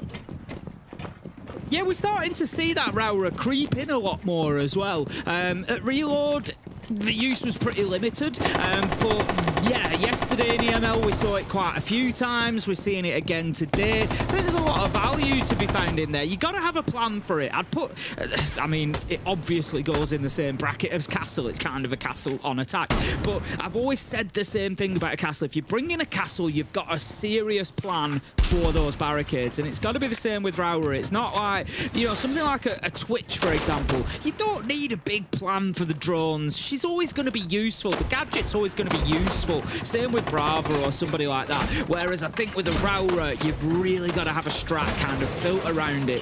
Which doors are going to get closed off? Where are you going to use it? What are you aiming to achieve with that gadget? Just trying to get the little peppered shots onto the feet, but nobody wants to give this early engagement. Evan is playing in quite a dangerous position just because of how You know, you could quickly drift into an angle from outside that you might not know that they have. Instead, tucks themselves close in towards the window. Pressure comes across the top. They're going for what is a very precise drive. As I said, maybe an objective focus, but you still need to get that verticality here on towards the site as well, especially if they're playing against the Solace. But they'll be able to get that Solace deep down underneath, play for the plant and play on the soft. It starts here on the top. You can just limit the control and the rotation. Mats is on the cards next. He gets himself in close, but look at this, Virtue just screams their way in towards the site, forces the player out, and is just going to go for the plant for a second, baits the C4, gets himself fully extended, gets himself back on the shield, gets themselves with the goo mine out, and is probably going to try the plant again. The support is here showing up, but it's Garen that gets wrecked. Garen had a big day yesterday and seems to be going down that line possibly again today. Manages to get a big kill there, levels things up. Gonna have another team kill come in, I think, there. Garen does manage to find another 3 versus 2. Virtue's going for it. The cover is in place. It's great from Lasmo, but it's not enough as Sneak moves around the corner, finds the final kill, shuts it down, and Wild get that critical round I spoke about. It gets them on the board. It gets them rolling. Could be the spark in the powder keg for them. It's an odd site to get it on. They'll be happy for it, and it's great to get it on our site in some ways, but I do wonder if it's something where it's almost like, okay, the expectations of attack here from BDS is that when things are more obvious, they'll do better with it. When things are a little bit more out to the width, when they're expecting to have much more control and they don't have it because it's a less seen site, well, that might be where Wild can strike on these off sites, these off sort of common positions. It's in the rotation, but it's usually because Kitchen never is. Well then, BDS, we'll see how they overcome a little bit of adversity. Things had gone their way for the first 2 rounds, but we have an answer from Wild. They also suffered the opening death to kick things off in that round as well, so able to come back and win it from the 4 versus 5. They did struggle a little bit yesterday, Wild, with those entry battles as well, only managing to find themselves 3 kills. So the reason that I'm mentioning these things, the trades, the entry kills, is it's those basics, it's those, you know, real core elements that Wild can improve on quickly, and I'm sure will do. If they can start getting more of those entry kills, they're going to start finding more rounds, absolutely for sure. So over the next couple, it'd be nice to see them lock in, get themselves that man advantage, and then they can push forward and take those rounds with backup onto the top floor. To be honest, I thought the game plan from Wild last time was fine for top floor. They played it really well. Going into the last 15 seconds or so, I genuinely thought they were going to win the round. BDS were kind of on a late rotate. They'd stalled out a little bit. They hadn't taken anything of sight. Wild had kept hold of everything, had full map control as far as sight was concerned. So I think, to be honest, just more of the same. Still not quite clear what happened at the end of round 1. Like I said, I think Evan had downed somebody and then Fret got the kill onto Evan, and so it closed the round out immediately. But yeah, I think it's definitely winnable for them. They have themselves still this great close down of information. Robbie on the Deimos. On this map, the Deimos is just cut above a lot of other operators. There's so much you can play with across 2 stories of destruction. Now, there's a couple of angles they're pre-aiming up to, and you can hear they heard something. They want the fight. They're basing the swing almost with the crouches and the movement, seeing what angles they can try and pull ahead up, and a bit of a standoff here. Garen, we know he's good at the engagement, sees the foot, and Robbie tries to pepper back through, but this is all time being taken away out of the Deimos' playbook, so they move off. Just going to be getting the wall open with the thermite. Job done. The mute jammers will, of course, hold it out, but not for long. Those mute jammers used to cover the whole wall, but they are now working in a sphere. So you just go up to those top corners and you find a little space without any coverage, and it will get the wall open just the same. In goes the Bravo drone as well. Going to try and grab out that bulletproof cam, but not going to be successful. Bulletproof cam, of course, remember, having those EMP blasts, so able to defend itself from the Brava charge. Now, this is an interesting one. Lasmo is underneath. See him using the up quite often, and he's just going to be trying to find those verticals. But most importantly, what he will also do, it's not necessarily about getting the kills, it's about taking away those safe spots from the defenders, forcing them to move around, forcing them out of their first choice position, maybe even their second choice, and put them on the back foot. Down in the distance, Virtue goes, and now as they swing onto the site, catches a bit of the smoke, but not the full blow. Instead, they move in, get the swing, the pre-fire on the position. He's below you! Oh, that was almost a bit of a slippy moment that might have become an esports skin by Parker, but instead... That was my kind of vision there, to be honest. Was he on the left? It was... Oh, no! That sort of thing happens regularly to me. Yeah. Oh, dear. There's a lot of people in chat thinking, what's he on about? I'm partially sighted, chat. That's why I can't see the left-hand side of my screen. They're not dedicated enough fans. But yeah, I mean, it's still growing. It's still sort of pushing itself forward here from BDS, and a tech pause rather than a timeout here. Wild, they're up against it. And I think this is sort of the disparity of a team that has a lot of history in the league, players that have a lot of history in the league, various teams, sure, against Wild, which has fought its way to be here as these players have come through, and just matching the pace is never easy. Yeah, I agree. You know, it's something that they touched on the desk to begin with, you know, that volume of experience that is on this BDS side. And, you know, yes, they are a new roster that's been put together, but especially when you factor in the staff as well, you know, that they're involved there, there's an awful lot going on. And I think BDS are fairly quickly going to become a very tough team to beat. It was a little bit up and down for them yesterday, but they've actually looked a lot more solid today. We're still getting a real feel for BDS's map preferences and thing. We saw them play Nighthaven once at Reload. It was against FaZe. They lost it. Anybody loses to FaZe, it's not a big deal. So, you know, we're starting to see, it wouldn't surprise me, you know, if as that develops, we find that Nighthaven is one of their more favoured maps, because I think they're looking pretty sharp on it so far today.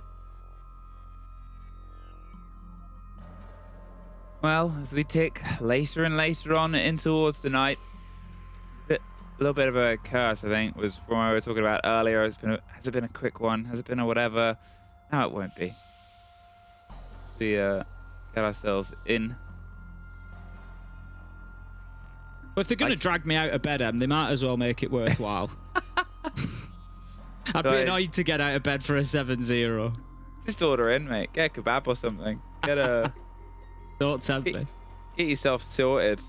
I should have just run the headset through there, shouldn't I? I should have just done it from bed. Imagine. Don't you have... I don't want to keep talking back to your setup. Which apparently that's where my conversation is going.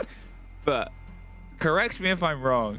In your bedroom, you have a projector. I do have a projector. It's the Imagine because I don't have to have a TV on the wall then. Yeah. You've got your projector. Imagine casting, lying in bed with the headset on with the projector wall. It's the future. 90-inch projector on.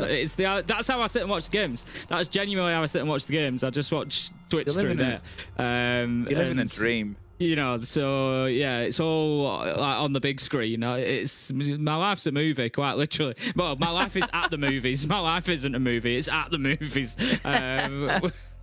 Watching Siege games in 90-inch HD glory. But yeah, I maybe should have just run the headset through and done it from there.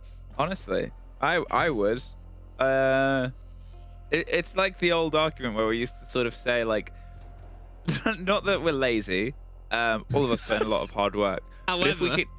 However, if the camera shot frames out the lower half of us, 90% of casters will just be in like joggers and like slippers.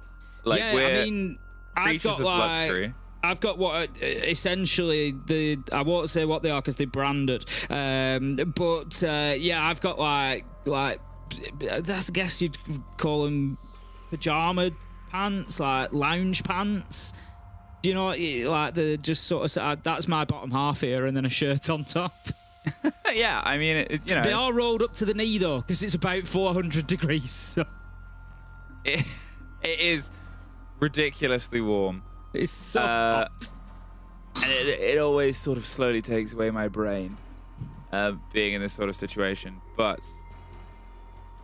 Robbie is slowly, every time we've cut back to Robbie, they're further and further in the dark. And I guess the sun is setting now. But they don't own a light.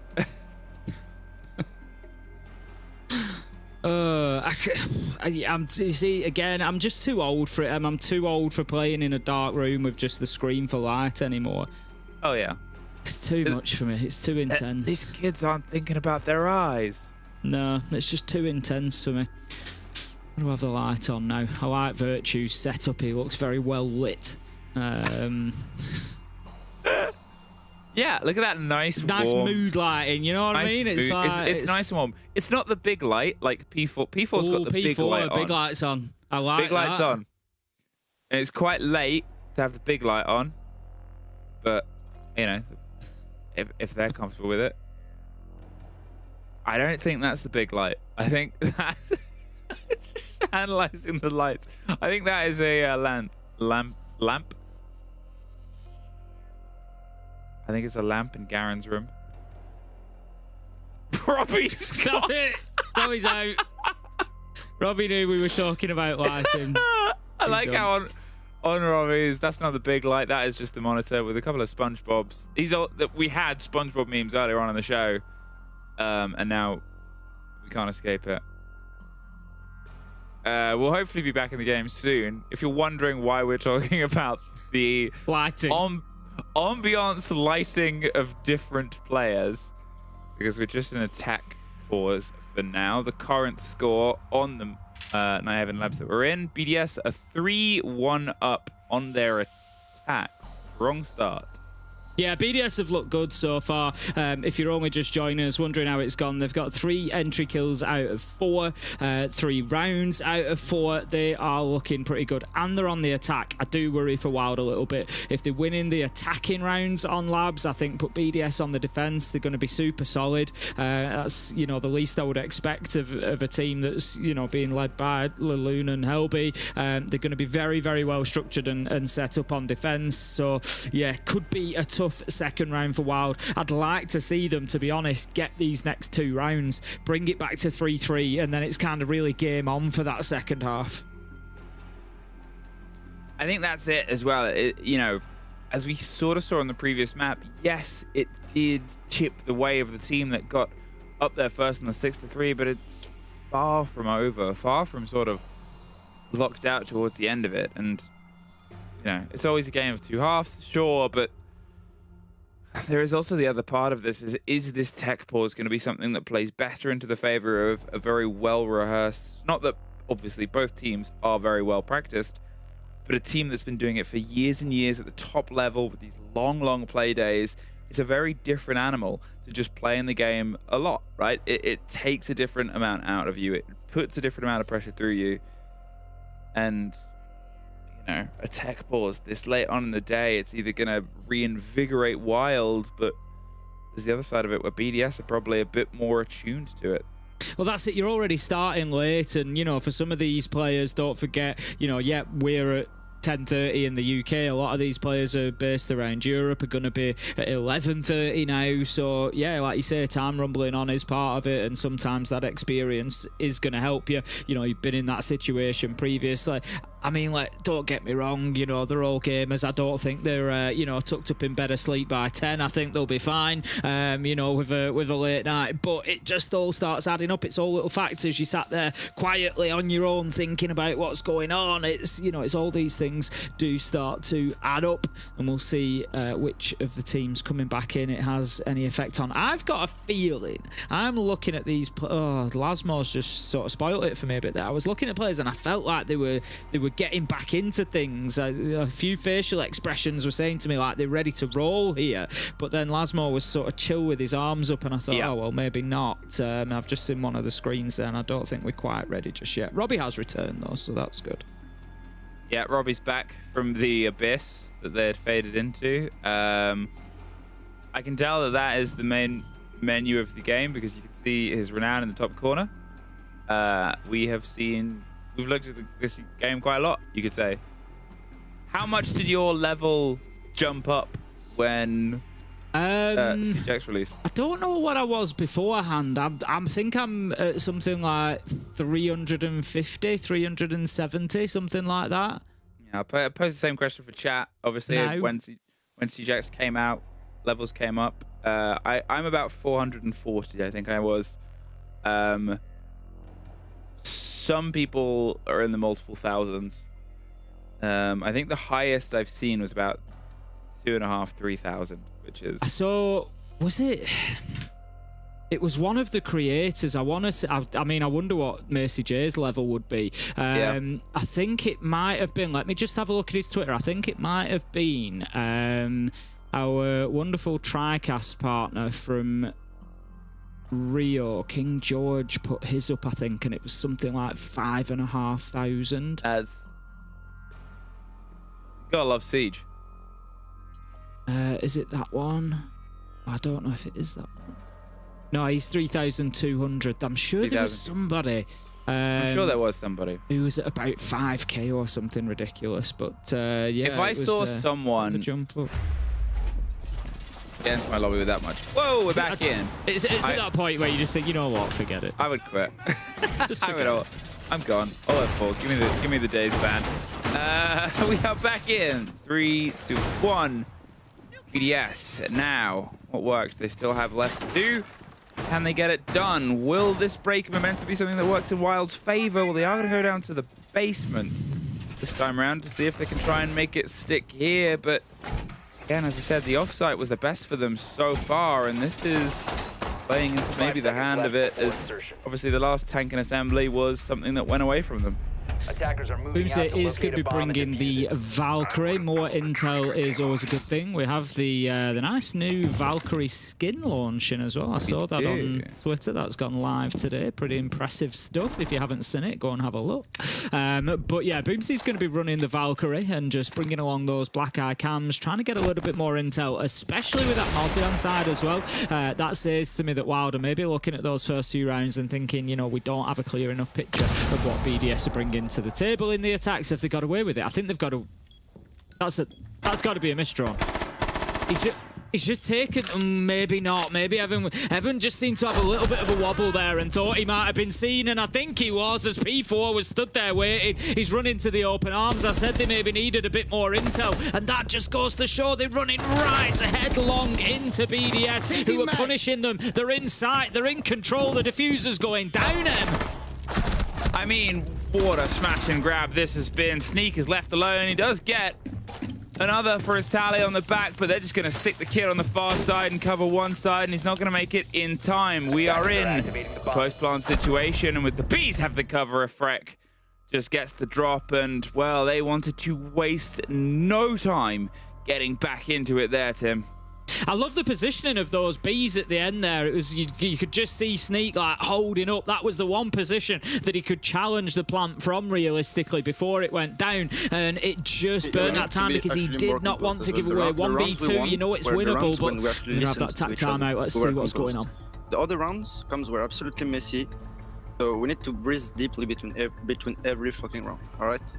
Also, they're playing exactly like we thought they were playing. Either they go fucking like clear, and then we have layers on the strat, we need to respect them, make them problem solve, or they look for gaps like this round. Either way, we need to play as a team, talk about what we're holding, play closer, be tradable. Alright guys? Yep. Alright. You got this. We top lane default. I'll go the bandit instead of the mirror since you can. You play.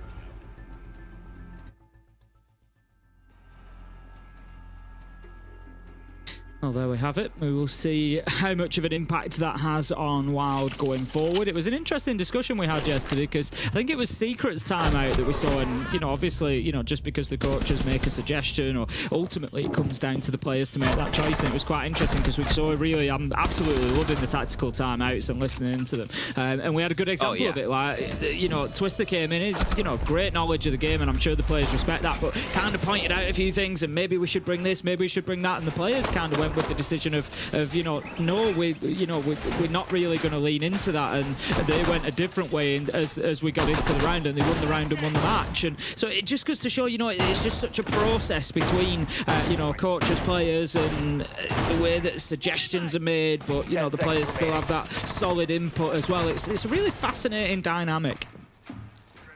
I think that's the sort of split of it too, is one of the things I talked about of how coaches, how sort of the people behind the team, they can talk about not just what needs to be done tactically, but what needs to be done emotionally, what needs to be done to sort of get the heads up, because they have more of a thread. They get the sort of cross emotions of how the players are communicating and talking, and we've seen it from the best coach in the world, is sometimes you need to have a different conversation. The quick breakthrough and the play against it will force the player further back in. It is the roll, more pressure, but Evan does find Robbie, gets that opening kill, gets that bit of damage done, and that now leaves Lasmo a little bit disconnected. They were well aware of it this time, Wild. Yeah, just really slows things down there. BDS, I think, given that last round and the way they were able to storm on into site and get a couple of kills, we're fancying a bit more of that. Just really kind of trying to put Wild to the sword, but I like the way that Wild have stood up to that. They've got the right utility in the right place. Mats is holding the blitz at bay for the time being. He's got another toxic babe canister in pocket as well, so he can delay that for even longer and just prevent this aggression coming through. And it's difficult for Lasmo from here with that kill coming in to be able to have any real impact, because he's on his own and he knows he's going to be challenged from his left-hand side if he pushes too far in from Aqua Corridor. So it's actually really nice from Wild.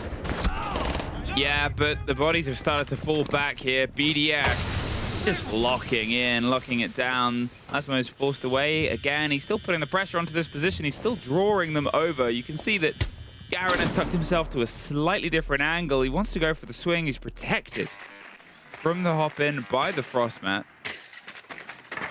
And at this point, as the push drone rolls around, causes some problems, and just narrowly gets in and gets rid of the mute jammers. That should be pressure onto the wall. Hallow says the blitz, and Hallow says two of the players. In the meantime, the site is being smashed open. They've decided here, Tim, to hyper-focus the blitz and get rid of the problem. Yeah, Lasmo's really doing his job over there, taking a lot of this focus. He really wants this kill. He sees that the man is down, keeps going for him. Who is going to win it out? The blitz is still on his feet somehow, but Matt manages to take him down with a shotgun. It's 1v1 though, this is still doable. Virtue, he's going to try to put this diffuser down. I think he might have time. Matt is not going to move quick enough, and now he finds himself with Virtue, guns up, flashbangs flying out. Virtue gets the final kill, and that's a little bit unfortunate for Wild. I like how they dealt with the blitz at top Aqua. It took them maybe a little bit too much time to do so, but they focused in, they got it done. But ultimately, Lasmo had done his job, and he acted as that magnet. He took all that attention, and BDS were able to pick up the kills when people tried to move back into position.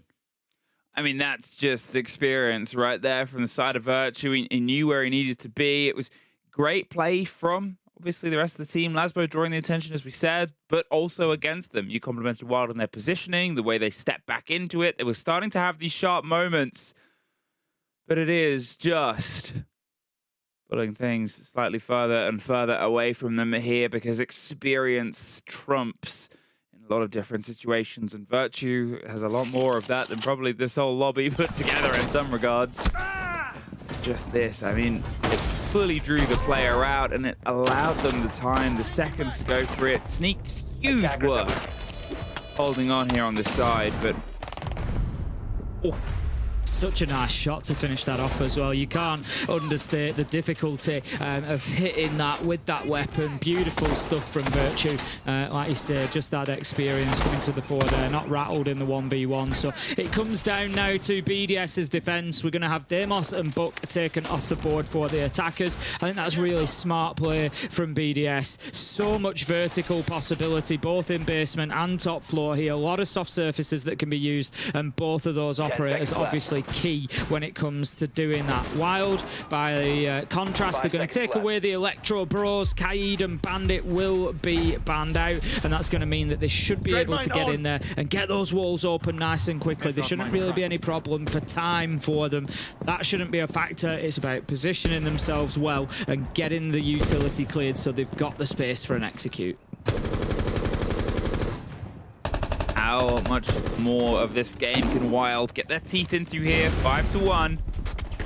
And they've been able to get a couple of moments, a couple of lockouts, but it's just this sort of objective game that's evaded them because BDS have had it on lock. And here, a bit of an early burst, but look at the return, the response from Lasmo. Freck as well, getting one of his own.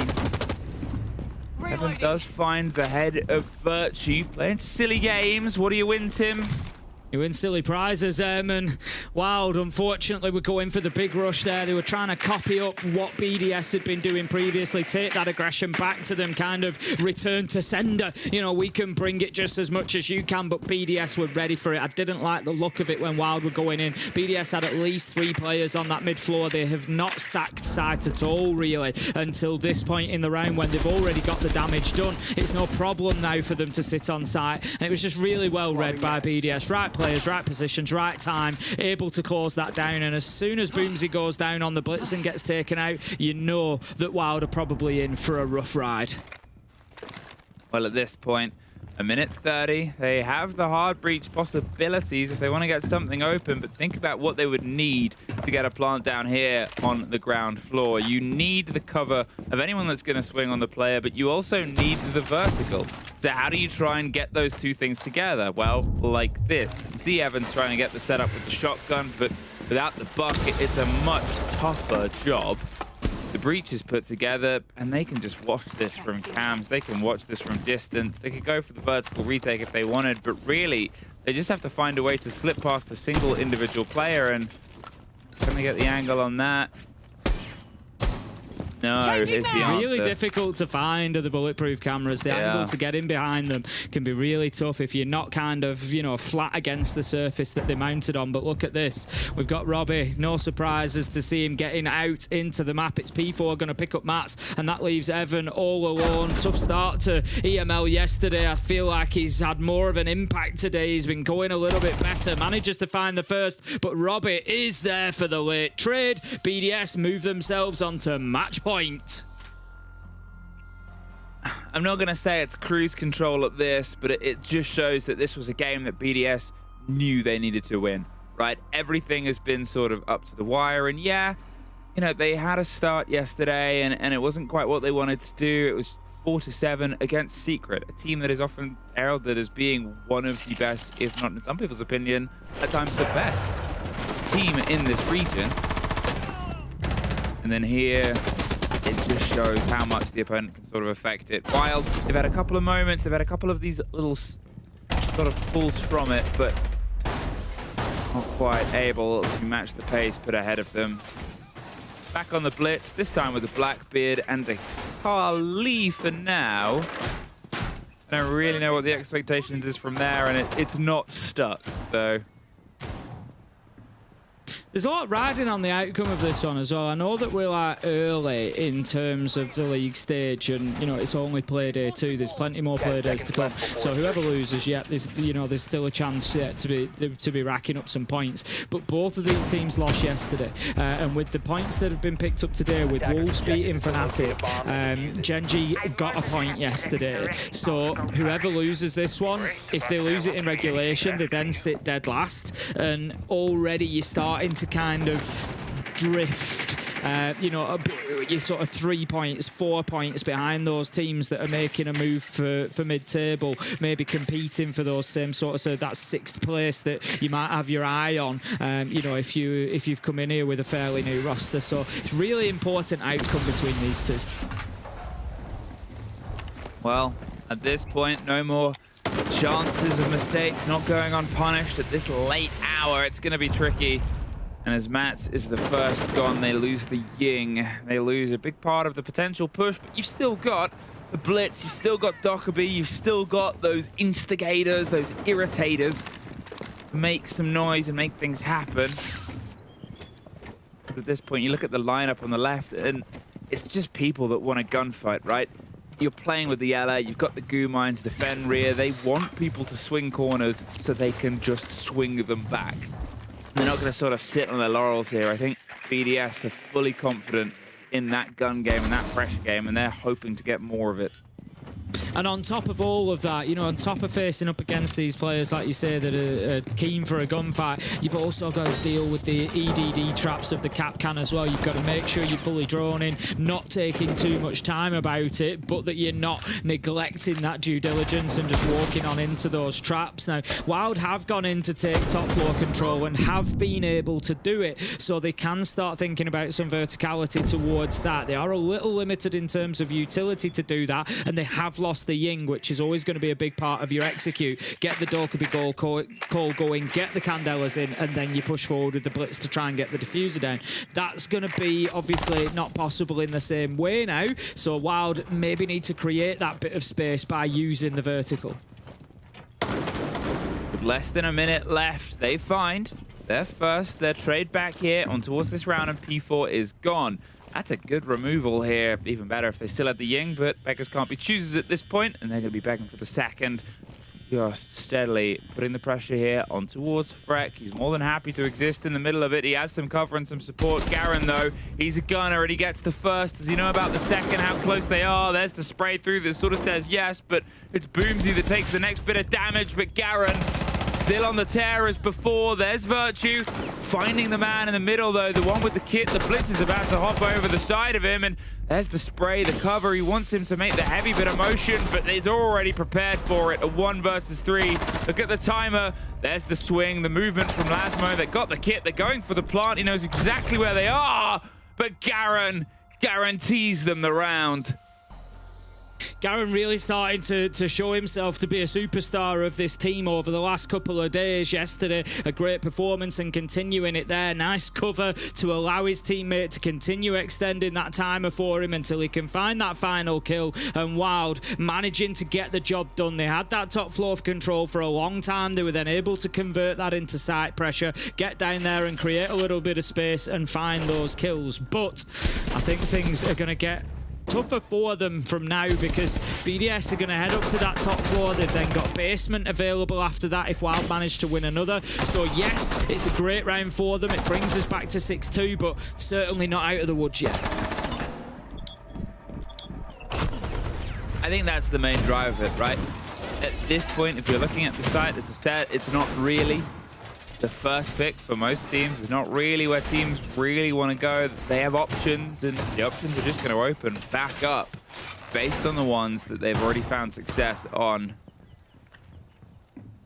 Here is a great place to lock it out for the side of BDS. Wild, everything is always going to be up to the wire. They've got the Ying swapped round. This time it's going to be met with the Blackbeard with the shield. Loading new magazine.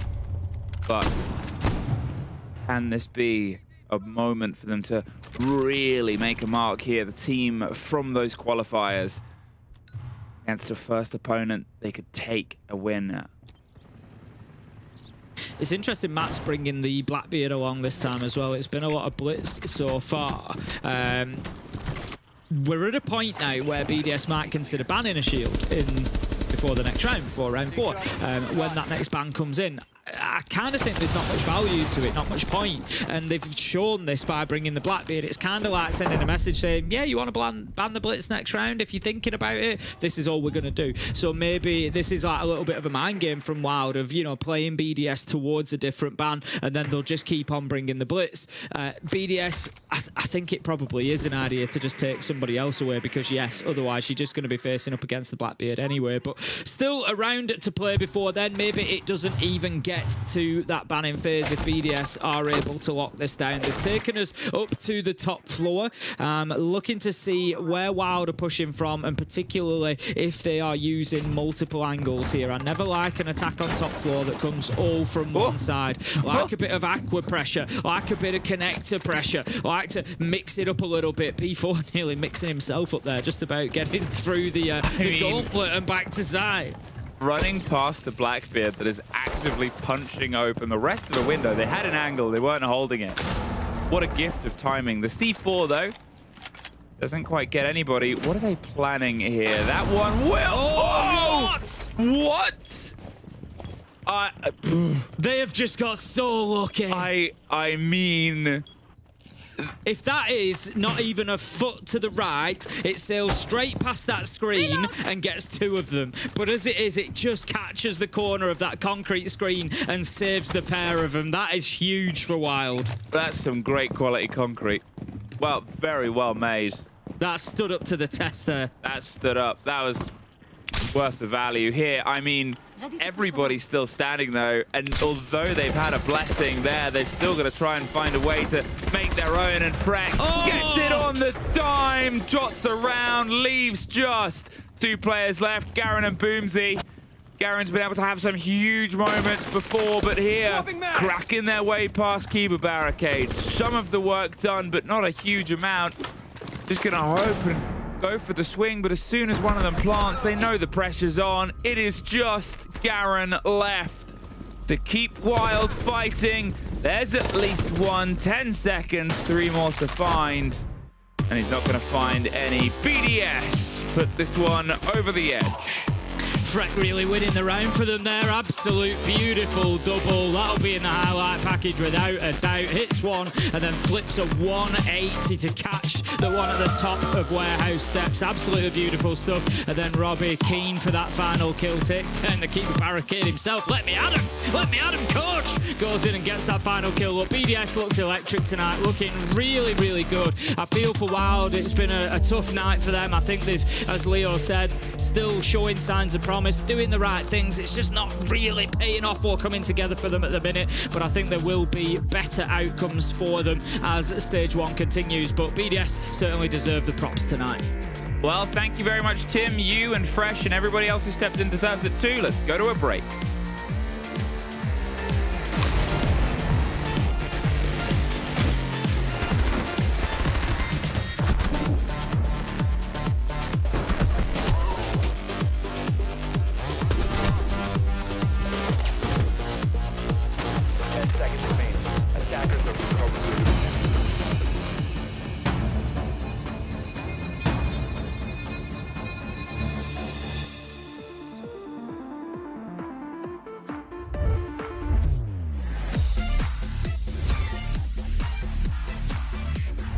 And dash together.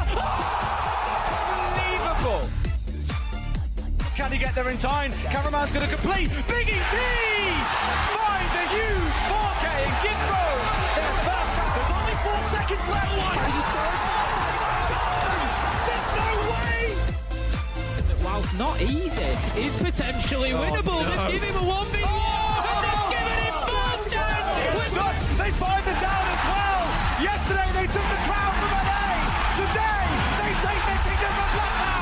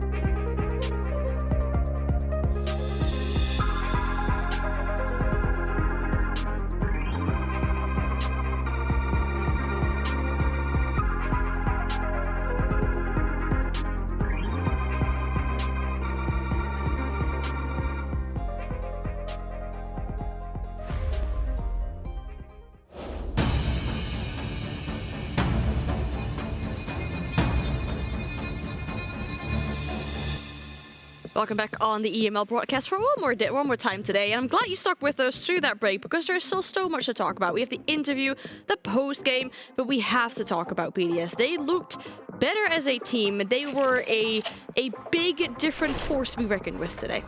Yeah, I think by far deserved that win. I think it's exactly the expectations that we had for this roster coming into this matchup. Way more experience, and also, in general, loads of talent on that roster.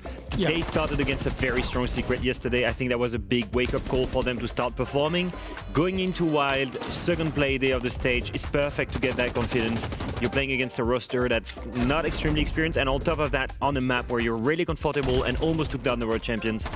No big surprise here. What's the most surprising thing, Jack? It's just how much they were dominating those rounds. Yeah, we set the scene that they was maybe going to be a little bit disappointed with how they played yesterday. Maybe it wasn't a true representation of themselves. So what we wanted today, we didn't just want the victory from BDS, we wanted them to come out and dominate the game and control the game, and that's exactly what they did. A couple of small rounds, but you know, you're never going to get a 7-0 every single time. A 7-2 victory, they would be more than thrilled with that. And again, what a game from Frek. I mean, I think he's in like 30 kills in 2 games. Yeah. That's insane. Despite their loss against Secret, by the way. Dropping double digits, consistent in the entry department, 4 entry kills in a single BO1.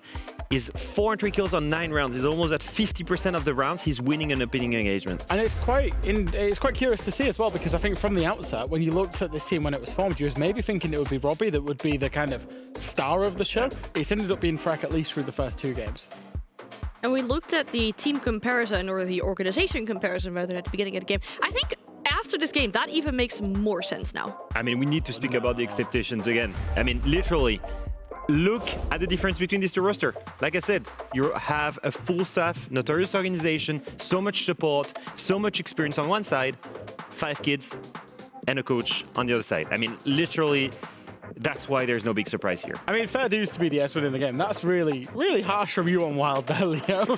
They brought their academy roster into Tier 1. They've lost their first 2 games. And then just to boot, you'll kick the boot in, throw a meme in there at them as well. I have high expectations for them later in the stage. Okay. That's just me pushing for them. I want the big story. I want the story of Zero to Hero. I want them to go and eventually qualify to an event.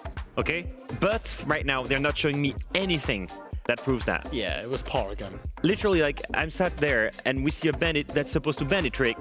He's on his cams and barely notices that a wall is being broken here on basement. Runs away as he's scared and gets killed because people are rushing the bomb site. Like, yeah, they see some stuff that's kind of crazy. Yeah. Before this gets any more crazy and you guys start losing it with whatever has been happening in that match, we're gonna get more. Losing it? No, we're not getting back into that. We're gonna get more Dutch people on the broadcast. I'm very excited to be speaking to Frek. Goedenavond. You get 3 points against your old org. That must mean a lot for you.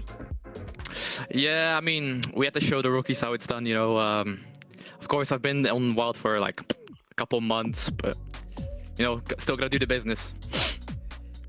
Speaking of showing the rookies how it's done, how did you feel with this team coming together, Frek? Especially, you know, we saw the team at Reload. Obviously struggle, you played against some great teams at Reload, but even yesterday I don't think you put in a true account of yourselves. You know, you had a slow start, so how are you feeling inside of this team? I mean, for this team I was like the last piece of the puzzle. They already had the 4 together, and coming in, like, I was very happy that they picked me, of course, because it was a big opportunity playing for BDS and for this team. And the way the team's coming together, like, it's very good. Like, I really believe in these boys, and I really believe we can make something really good in this team. There's a lot of potential, there's a lot of gunpowder, experience is like a very nice combination, you know, so I think there's a very high ceiling for us. Frek, I heard you speak about the rookies, and like you said, like a couple of months ago, you were one of them on Wild. And actually, you were one of our pick with Jack as a star of tomorrow. I don't know if you remember, but like you were one of the guys that was really, I think, growing up. And we saw a lot of potential in you. In that first stage, in the entry department, I think you went negative in opening engagements. And right now, you're joining BDS. You're like on 30 kills in 2 games. You're incredible in the entry department. I want to ask you what changed. How are they setting you up for your success, basically? I mean, those are just light numbers. It's gonna go higher, of course. So, but I think, like, when I play my first stage, it's all new and big. You know, it's like, oh, wow, look, I'm playing on the main stage. But the more you get into it, like, I feel like I'm getting a lot smarter at the game. Like, I used to just think, oh, kills, you know. But now, like, I realize just power positions and playing your life. You know, I just think a lot more. So I don't give the stupid entries. I don't just run in and die. Like, I think about a plan. I think about what we need to do. Of course, I'm not the one like pulling all the strings. That's Nico, of course, but it's just a lot more calculated. Well, that's awesome. I love to hear the confidence as well. I got 2 questions in one, actually. A, you guys are playing a lot of rank together as well. I think that really helps you guys with the synergy. And then B, also, or maybe not. I'm pretty sure you're losing those ranks. If it's like in my days, the rank stack with the team is actually underperforming. Oh, I mean, and then B, you talked about the serious potential in this team. What are your honest expectations for this team, maybe in this stage, but also in the next stage? First of all, Pegu, if I see you make one more tweet, bro, then oh my god. But Pengu had your life earlier today. Bro, me and Vivi were unbeaten in ranked, and then Jake joins and we lose 2 games in a row. How is that possible? But the potential, like, I think there's big potential. Like players like Vivi and Robbie, like the mechanical skill they have it's insane. I think Vivi, like his mechanics are like some of the best I've ever seen, to be honest. And Nico, he has such a big brain. Like he's the guy pulling the strings, as I said. Like he does so much for the team, even when he doesn't do in the scoreboard. And still, sometimes he still drops a lot of kills. And Jake as well, just experienced, calm player. And he looks at the game a little different, and that helps a lot as well. There's a lot of like we all see the game our own way, and we all have our own plans, and we all add on to the plan. So I feel like it just adds a lot. There's so many possibilities. Everyone's so versatile. Like everyone can play shields. Everyone can play do this, do that. Like I feel like there's just so many opportunities, so many possibilities with this roster. And then topping up with that, well, the mechanical skill, and it's of course a very nice group as well. Like I feel like it's just a very fun group to play with. So I feel like that's very good as well. It sounds amazing. Sounds like a very well-rounded team, and I feel like that's being echoed here by you guys as well. So, Frank, thank you so much for your time, and best of luck as well with your game on Monday against Mexico. Yes, thank you very much. A lot of insights we're getting there. We're getting a whole full roundup on the whole team and what everyone's doing, what they're good at. But it's really nice to hear that from the players as well, because it gives you a bit of an insight on what's going on behind the scenes. Yeah, and I think it gives us a lot more confidence that as this unit grows, as a team, they will get better and better and better.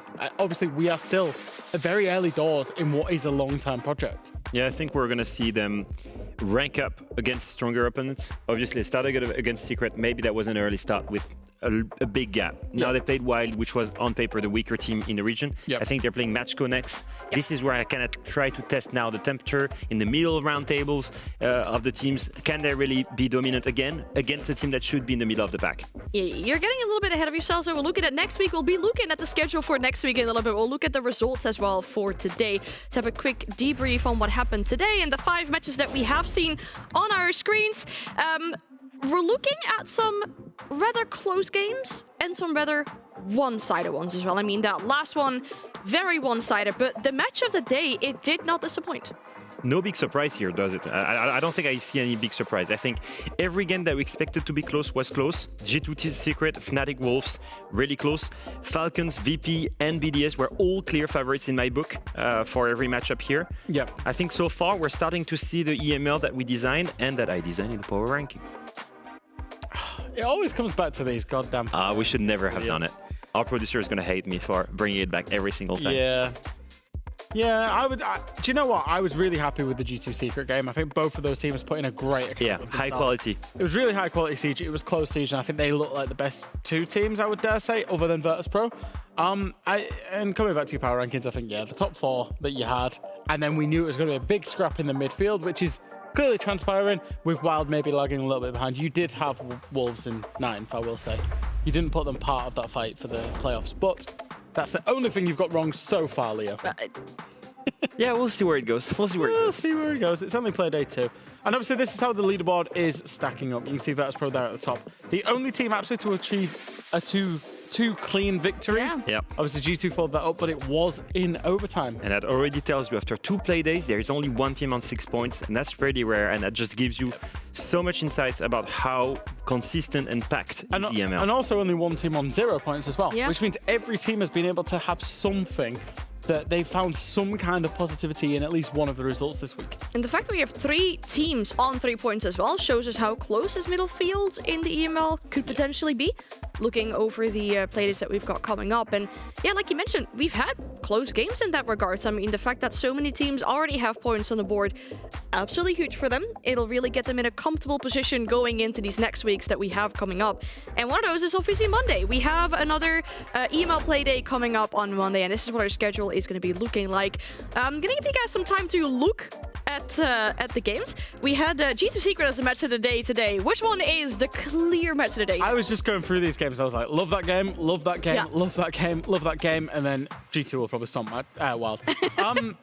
Secret Wolves is a really curious one for me. Yeah. Secret are going really, really strong. Wolves, I was very pleasantly surprised with today. I thought they played really well. If that Wolves turns up, Yeah.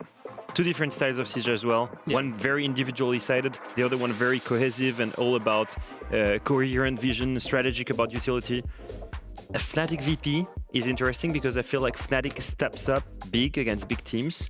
If they can step up against VP with a good plan, could be a very good matchup. See if VP actually makes it to being that dominant EU team again. feels like there's a very clear favorite in all 5 of these games. And if I just go through that very quickly, it's going to be Secret, Virtus VP, Pro, Falcons, BDS, G2.